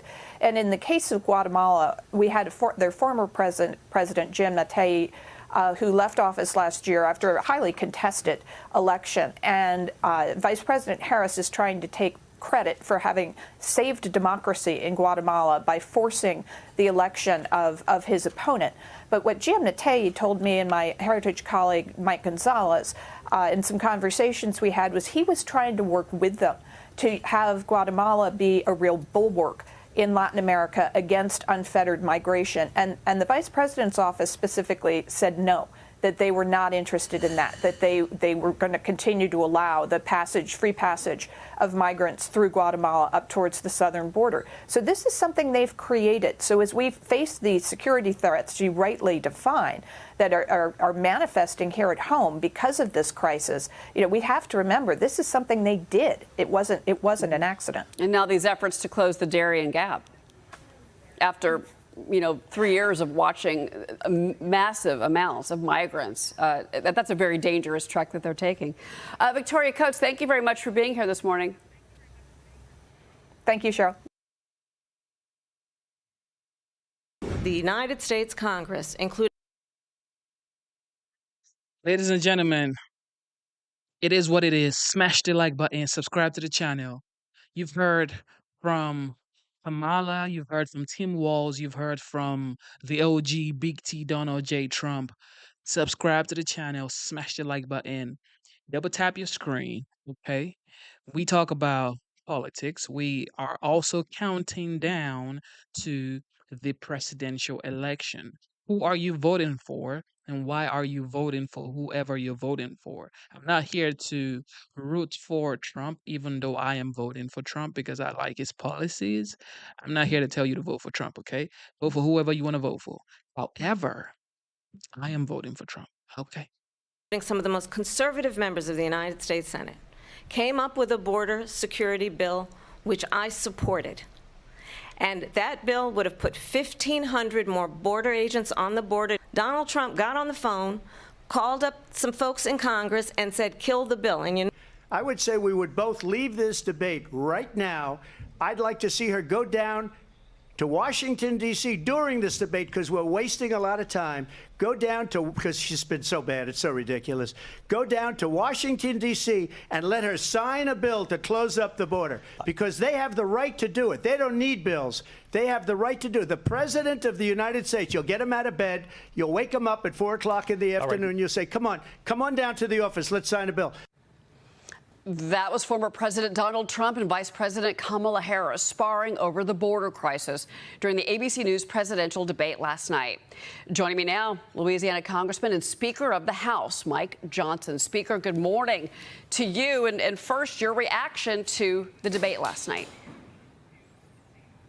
Well, I tell you what, President Donald Trump is the reigning presidential debate champion. And even though the contest was 3-1 last night, he clearly prevailed. I looked at 7 or 8 polls this morning, viewer polls. I mean, Newsmax had him winning 93-6. C-SPAN had him 65-35 as the victor. The Daily Caller says it was 73-9. Something like 73-8. They gave 19 points to the moderators because they were so lopsided for the other side, fact-checking only Trump and allowing her to skate through that. This is what stuck out to me, Cheryl. Kamala Harris has not done any real debates, obviously. She hasn't done any interviews since she was coronated as the queen here. And she had 50 days to memorize her lines. So she went out last night and delivered the lines as if she was an actor in a play. But that's the thing. It's an act. It was phony. She lied about her record. She lied about President Trump's record. And she got away with it.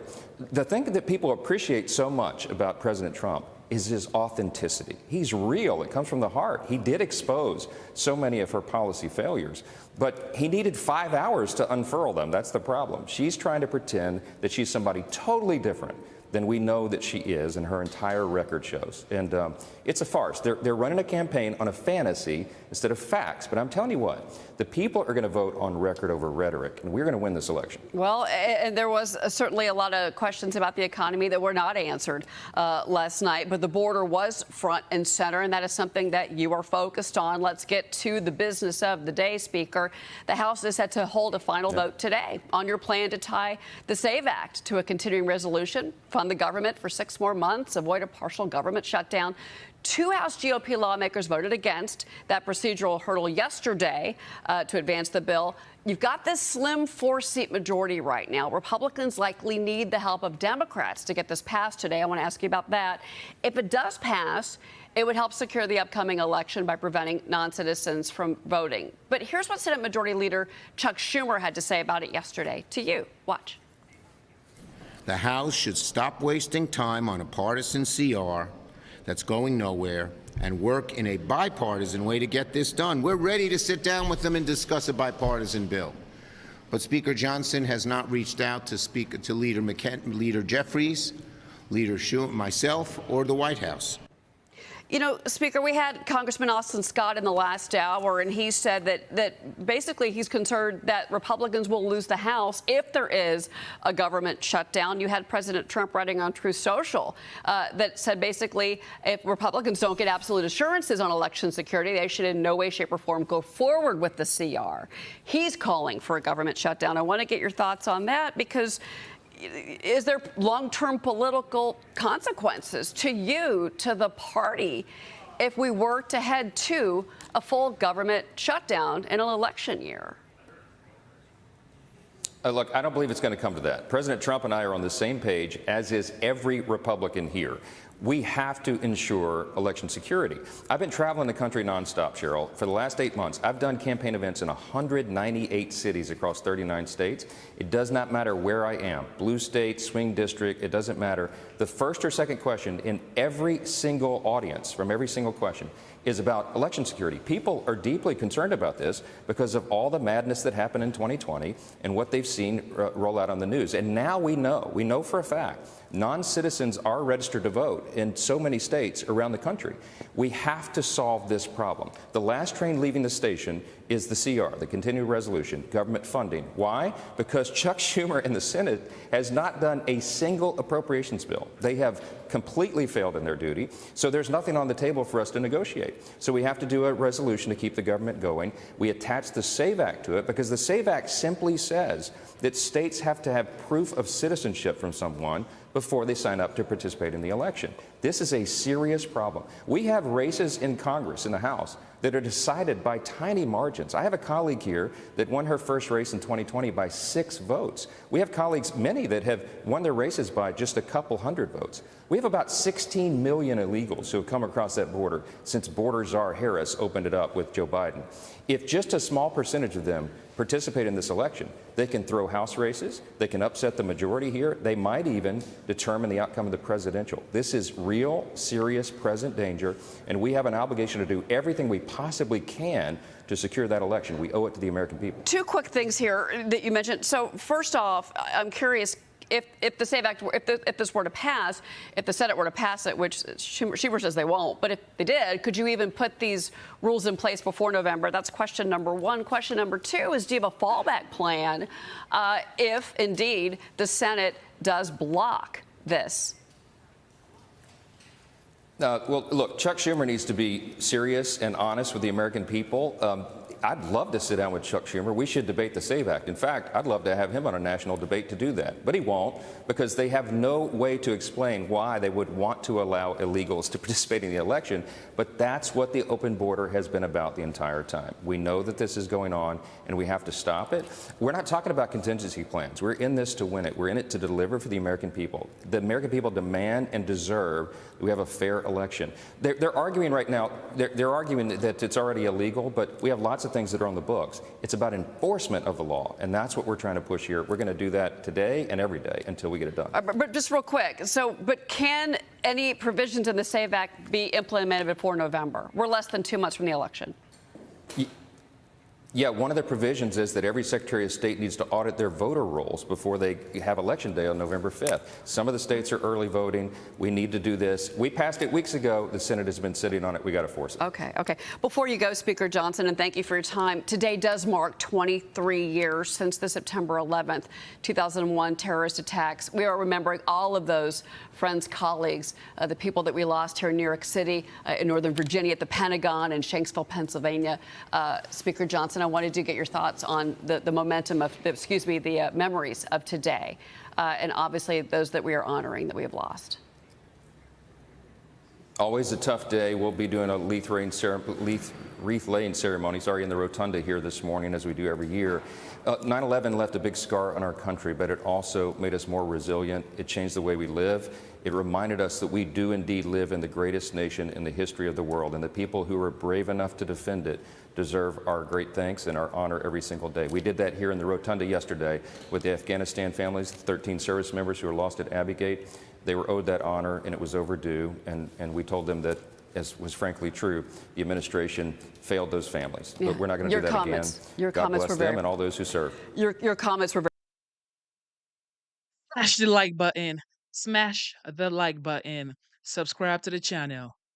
Okay, you know what time it is. Let's see what else. Let me know why you're voting for Kamala, and let me know why you're voting for Trump in the chat. Campaigning in Nevada, former President Donald Trump has been claiming, with no evidence, that undocumented immigrants are, quote, taking over our country from within. He has bemoaned the state of affairs in Springfield, Ohio, due to a mass influx of Haitian immigrants, but hasn't repeated his debate claim that Haitians are stealing dogs and cats in the town to eat them. That completely baseless allegation has created major problems in Springfield, where bomb threats forced the closure of City Hall and the cancellation of school. CNN's Elena Treen joining us now from Las Vegas. And Elena, just a few moments ago, Donald Trump was asked about those threats. He was, Jessica. He briefly made a stop at the Las Vegas Police Protective Association where he thanked local law enforcement and he made false claims about Kamala Harris having no support from law enforcement in this country. But what I found interesting and what you just mentioned is that a reporter had asked him toward the end whether he denounces the bomb threats reported at schools in Springfield, Ohio, that have led to 2 consecutive days of school closures. I want you to take a listen to his response.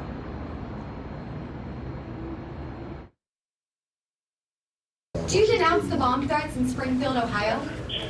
I don't know what happened with the bomb threats. I know that it's been taken over by illegal migrants, and that's a terrible thing that happened. Springfield was this beautiful town, and now they're going through hell. It's a sad thing. Not going to happen with me, I can tell you right now. Now, Jessica, a couple things I want to break down there. One is that he claimed that the city has been taken over by illegal immigrants, but we know that the surge of Haitian migrants in Springfield, that most of them are actually here legally and they have temporary protective status. The other part of that, though, is that he claimed he doesn't know anything about these bomb threats. However, on Friday, during a press conference in Los Angeles, a reporter asked him specifically about these bomb threats. He dismissed the claims and then went on to say that actually the bigger problem is immigration. Now, I want to be very clear here about these claims about these migrants taking pets and eating them. We have now heard from the mayor of Springfield, the police chief of the city, as well as the Republican governor of Ohio, all of them saying that there is no evidence to support these claims that both Donald Trump and his running mate continue to promote. We actually heard Donald Trump first bring it up publicly at the debate earlier this week, but they have continued to talk about this. Now, when I talk to advisors close to Donald Trump and people, some of his allies, they argue that even if these rumors end up being untrue, proven false, they say at least people are talking about them. So keep that in mind. It really is trying to play into that rhetoric we have become so accustomed to about Donald Trump trying to stoke fear about undocumented immigrants in this country. Jessica? All right, Elena Treen reporting on the trail in Las Vegas. Thank you so much for that. Joining us now is CNN senior political analyst and senior editor at The Atlantic, Ron Brownstein. Ron, good to see you. I know you have written extensively about the issue of immigration. What do you make of Springfield, Ohio, becoming this flashpoint in this issue right now? Well, look, I think it is giving Americans a very clear preview of what a second Trump term would be like in multiple respects. The winking at violence that we saw in that answer, without a clear denunciation of these bomb threats, similar to the message he is sending with his promises to pardon some of the January 6th rioters and his declarations that they've been treated very unfairly.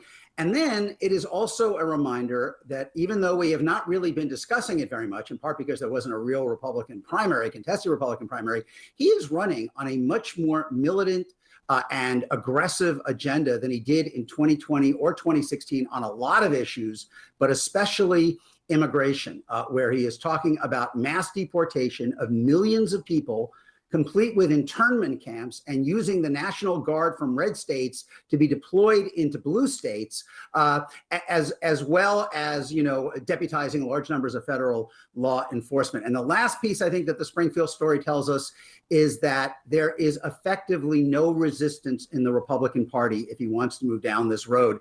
Even though the governor, Mike DeWine, has said these, charges from JD Vance and Donald Trump are baseless, he has empretzeled himself to avoid criticizing them for making these accusations in the first place, even though the real world consequences of those accusations are becoming scarier by the day. Yeah. It is ironic that immigration is an issue we have seen over and over again that Americans are concerned about. They want some direction and answers. It could be a real winning issue for the former president. It is a vulnerability for Vice President Harris, for the Biden administration. And yet he's talking about all of this instead of, he could just stick to the facts and potentially have a real argument on merits that he could make to people and let them decide. It is ironic he chooses to go way over here.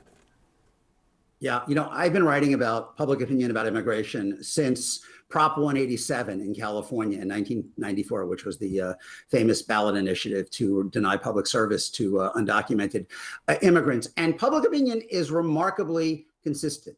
They want order at the border. They want the laws to be respected, but they are also practical and humane. There has consistently been majority support for allowing people who have been here for an extended period of time, who have not committed any crime, to transition to legal status at some point. The discontent over Biden's management of the border has increased support in the public for some of these more draconian solutions that Trump is putting forward. But it's not at all clear that support would be sustained once you had images of, mothers with U.S. citizen children kind of reaching beyond barbed wire in internment camps. In the story that I wrote for CNN.com the other day, Jeffrey Passel of Pew calculated that 1/4 of all Hispanics in the U.S. are in families of mixed status, where some people are here legally and some people are not. The sweep of this kind of deportation that they're talking about could be enormous and disruptive. Look, what is it? A fifth of agricultural workers, roughly a sixth of manufacturing workers, and 1 out of 12 service workers are undocumented. Removing all of those people from the economy at once, as Trump is talking about, most economists say is a great risk of reigniting inflation. I also want to ask you about your latest piece for The Atlantic, in which you write that Harris may have won the debate against Trump, but she didn't do enough to convince voters that she's better for the economy than former President Trump. How does she convince them of that? Does she have enough time to make that case now? She certainly has the time, but I think she has to make a more concentrated case than she has. Whether it was the convention speech or that first question, that kind of core, are you better off than you were 4 years ago question at the debate, she's leaned into her middle class identity, basically saying, I am from the middle class, so I will defend the middle class. And she's kind of chewed up all the time she's had to answer about her economic plans, focusing on those. I think she needs, and I think many Democrats think she needs, a broader, more comprehensive answer about how she's going to make people's lives better. She's emphasizing 2 policy proposals in particular: expanded tax credits for starting a small business and for first-time home buyers, and also for parents in the first year of life, a tax credit. But that universe of people who are directly affected by those ideas is not nearly as large as the universe of people who are concerned about what the economy has produced over the last 4 years. And I think ultimately a more both candid and comprehensive answer about what's gone right over the last 4 years, the large amount of private sector investment triggered by the IRA in clean energy and other cutting edge industries, and what's gone wrong, plus some clearer ideas about how she might make it better, is something she's almost certainly going to have to do between now and November to get those last few points she needs, particularly in the heavily blue-collar former blue wall states of Michigan, Pennsylvania, and Wisconsin, where the race will most likely be. I don't know what this man is saying, but I think if you come in here illegally and you work your way to become a citizen, then you should stay. However, if you come in illegally, then I don't know. I just don't know.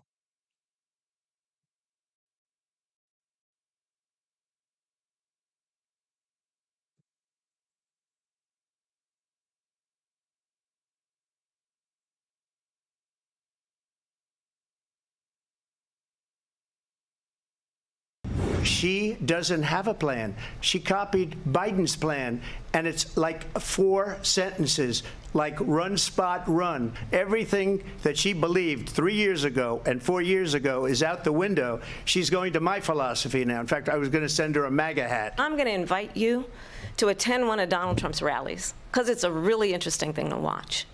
You will see during the course of his rallies, he talks about fictional characters like Hannibal Lecter. He will talk about windmills cause cancer. And what you will also notice is that people start leaving his rallies early out of exhaustion and boredom. Wait a minute. I'm talking now. If you don't mind, please. Does that sound familiar? Former President Donald Trump and Vice President Kamala Harris clashing during the ABC News presidential debate Tuesday night. Reaction to the showdown continues to pour in as young Americans voice their opinions online and with the help of social media influencers about what they witnessed on Tuesday night. It is Young Conservative Week here on Mornings with Maria, and conservative Gen Z influencer and friend of Barron Trump, Bo Loudon, joins us now. Bo, so good morning to you, and I guess a belated happy birthday. You just turned 18, and this is the first election you're gonna. Yeah, sure. This is the first election you're gonna vote in. So, tell us kind of what resonates with you and with your peers about what you're seeing so far in this election cycle. Well, you know, it's been crazy. I think Gen Z's in this massive cycle of seeing these experts on these mainstream networks tell us what we should and shouldn't believe in, and telling us how awful Trump performed in the debate. But that's not what we saw. We saw Kamala Harris lie and gaslight us into what we should believe and attack the former president for being some horrible person, say lie after lie and not get fact-checked, have two moderators pinned against Trump. That's what we saw. We saw an incredible performance from Donald Trump, listing out his policy, telling us what he's going to do, his great actions against the terrible border, and Kamala Harris telling us all about what she'll do for the border. But she's had that opportunity since 2021, and she hasn't done a thing. So, you know, we don't even get our news from these mainstream networks, though. We get our news primarily from social media and stuff. Should that be the way it is? You know, that can be debated.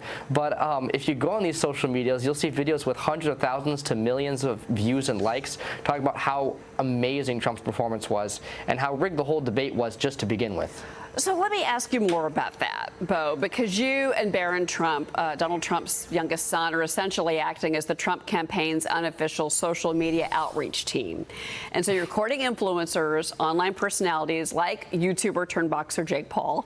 You posted on Instagram that Barron was responsible for Trump going on the Theo Von podcast. So can you talk to us about what else you've got planned ahead of the election, and how would that incorporate the candidate, former President Trump? Yeah, well, I'd love to. So, of course, you know, there's kind of a pattern with Gen Z. The influencers we love the most and really care about, they are all either totally pro-Trump or they're not really speaking on it, but they're definitely not pro-Kamala Harris or anti-Donald Trump. The influencers that have kind of become a meme to dislike, like Taylor Swift, are all pro-Kamala Harris, which is really funny. They kind of picked the wrong time to pull their biggest guns and get her endorsement. But, you know, there's definitely a lot of bigger influencers in the works for sure. I just reconnected with a really massive influencer, probably 10 million followers on TikTok. I won't name who yet, but I reached out to him saying I love his videos. They're hilarious. Didn't even bring up Trump, and he's like, oh man, I love what you're doing. I love Donald Trump. He's the greatest president ever, stuff like that. So it's hilarious. You know, the people are so awake, more alive than ever. And, you know, I don't think Gen Z cares too much about voting for a candidate who thinks we're stupid. And you're talking about Kamala Harris, who said young people are stupid, and that bite has been. Real quick, we go. 18 to 24-year-olds. Yeah. Todd Pyro's with me. He's got a real quick question for you. Oh, great to chat with you again. This is all well and good that everybody likes everything in the social media influence, but you got to get people registered to vote. What is the campaign doing, and are they doing enough to get young people registered to vote? You know, I think inspiration is a great way to get people registered to vote. When we see the terrible border policies that the Biden campaign, you know, roughly, I think it was 300 and excuse me if I'm wrong on this, I think it was like 325,000 migrant children are missing. And 10 million illegal immigrants have entered the country illegally under the presidency.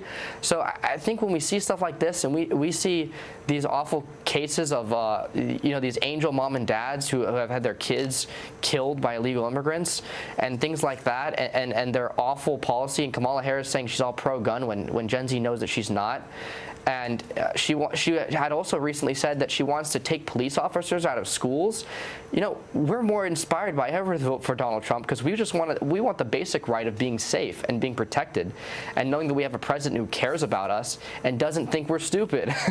Bo Loudon, thank you for coming on this morning. It's really fascinating to talk to you and to you and many of your generation. It's educational for us old folks. Bo, thank you very much for being here. There goes Gen Z.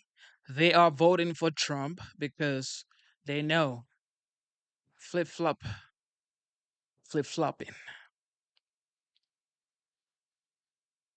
It's coming your way.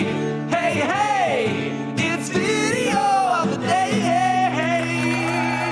Cats, ducks, and Okay, I think this is like a viral moment for Gutfield. Let's listen. geese. Our video of the day comes to us from the pumpkin-painted pet protector known as Donald Trump. His passionate defense of America's furry friends has been memed 6 ways to Sunday, and we wanted to share some of our faves. Watch. They're eating the dogs. They're eating the cats. Eat the cat. Eat the cat. They're eating the dogs. They're eating the cats. Eat the cat. Eat the cat. Eat the cat. Eat the cat. Eat the cat. Eat the cat. Eat the cat. Eat the cat. Eat the cat. Eat the cat. They're eating the dogs. They're eating the cats. Eat the cat. Eat the cat. They're eating the dogs. They're eating the cats. Eat the cat.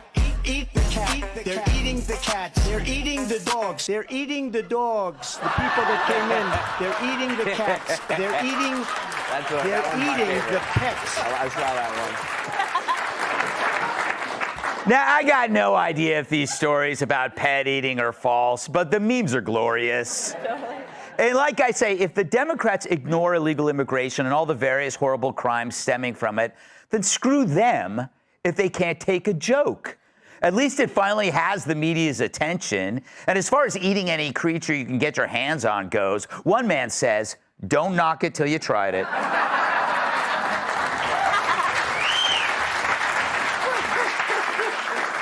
Dagan, I firmly believe that these memes don't have to be factual because they've already ignored the facts. It's like we have women getting murdered, getting raped, and it's like the only time you hear about it is on Fox. You don't hear from them. So it's like, you don't want the facts, we'll play with the fiction.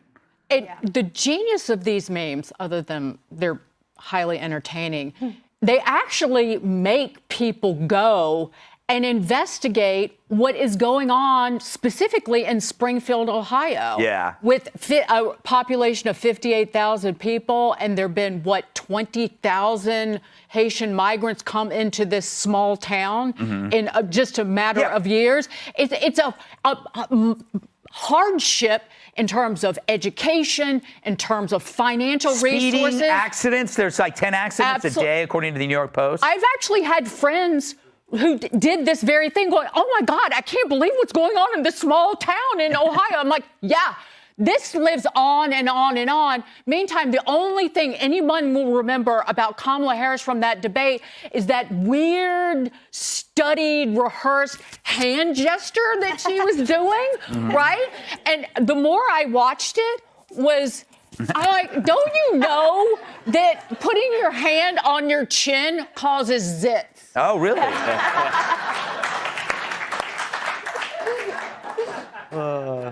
So, Andrew, as a connoisseur of cultural cuisines, is it perhaps possible to argue that the eating of domesticated animals might have been brought over here, or is that just absurd? Well, actually, historically, these are called roof rabbits, and they are delicious according to many of the recipes that I've looked at. You got to use a lot of acid, a lot of berries to cut through the richness of the back hind quarter. But we don't need to get into the delicacies of cooking roof rabbit. Yes. This was an interesting moment of the debate because on the one hand, I think it's glorious, the memes that have come out of this. I mean, unbelievable. The content's going to go on for weeks. On the other hand, we all knew it was coming. And I said to my wife before, when we were watching debate, I go, they bring up the roof rabbits, the cats, the dogs. Yeah. He is going to pounce, right, Yeah. to use their language. And when he does, the next day, that's going to be what everybody talks about. Yeah. And it's kind of this equation that the media uses, right? Somebody goes into a store, or and they rob the restaurant.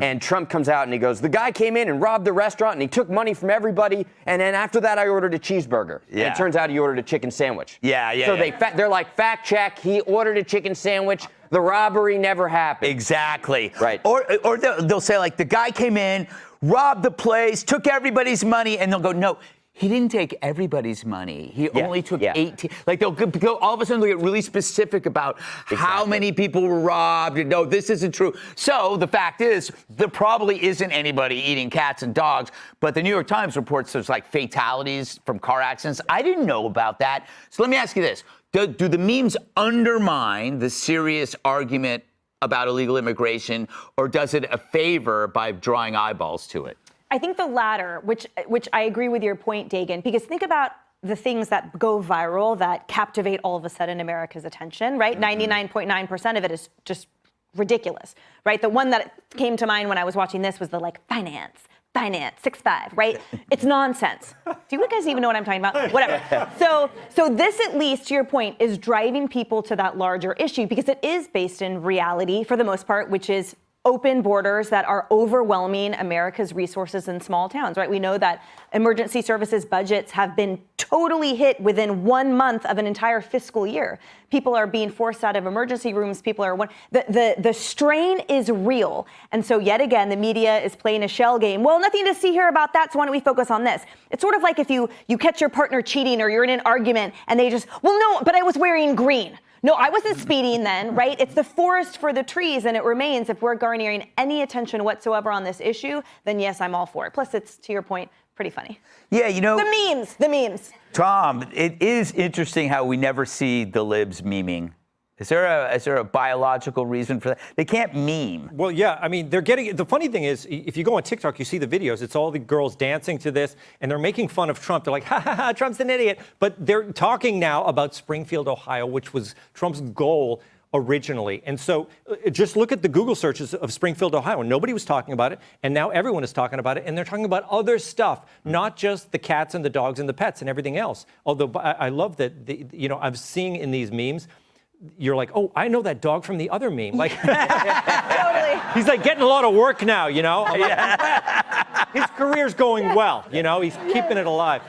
That's so true. The Doge market is way up. Yes. But, John Legend just made a video, and he put it out, and he said, Springfield, Ohio, let them in, let them in, let them in. And people are back and they're like, how about you let them into your mansion? And they're showing pictures of his palatial mansion. Yeah. It's all backfiring, and they're going to keep this up. They call it the Streisand effect. He should, you know what? I bet he would, John Legend would take in 100 Haitian migrants if he could unload Chrissy Teigen.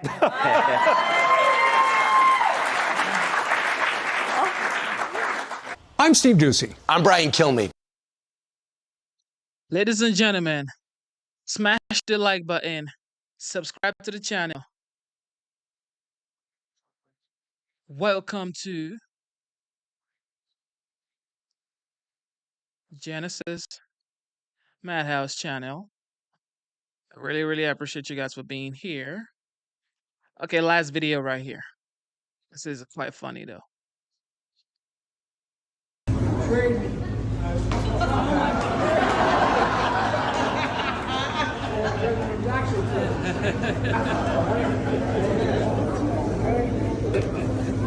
ready, man? I better be a red one.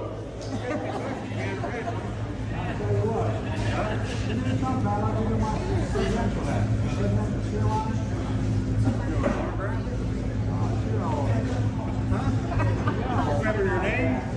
I don't remember my name, honestly. Yeah, I know, man. I'm an old guy. You're old. What? I'm being old. Oh, I know. All right. I'm a young guy. What's his name? You know, he reminded me of the guys that grew up with. There was always one in the neighborhood.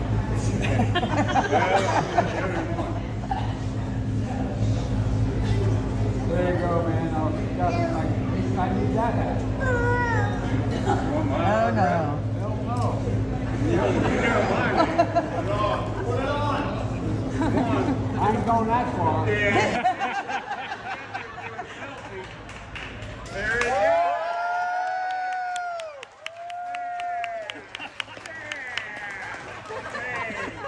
I'm proud of you now. I'm proud of you now. Thank you. Very good. Kentucky Fried Chicken. I hope you like the pizza. You guys picked the place together. I don't know where to check. Where's my car? Getting out of town quick, huh? Thank you all. Thank you. Appreciate it. Stay safe. So a couple of things for those, like you said, the pool was not in the room, so I just want to make sure I lay this out so folks get the context of what happened. So we were, the president was in Shanksville Fire Station, one of the locations, obviously, of where the plane was taken down on September 11th of 2001. So the president gave an impromptu remarks about bipartisan unity. That's what he was talking about. And he talked about it in the moment of September 11th. That's what we experienced after 9/11, and said that we needed to go back to that bipartisan unity as a country. And so he made those remarks, impromptu remarks, to some of the folks who were there on that day. And he offered a presidential hat to a man who was wearing a Trump cap. He was wearing a Trump hat, and he offered it to him as a gesture. And in return, the man said that in the same spirit, the president should put on his Trump cap. And so the president did very briefly, and that's what happened. It was truly a back and forth about unity, and the president remembering a moment in time after a horrific incident on that day, and how the country did come together. It didn't matter what political party you were part of. It didn't matter. You came together as a country because we lost so many souls, thousands of souls, more than 2,000 that day. That's what you saw. Bro, you know that's cap. Anyway, smash the like button, subscribe to the channel. God bless you, God bless you, God bless you, God bless you. Let me see if I could do one more for you guys. We do one more. Should we just end it right here? That's what we saw. We know what we saw. Don't tell us what we saw.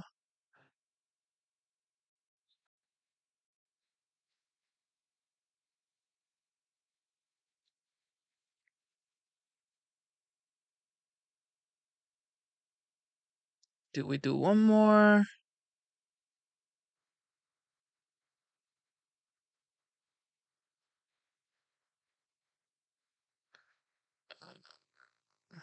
Okay, man.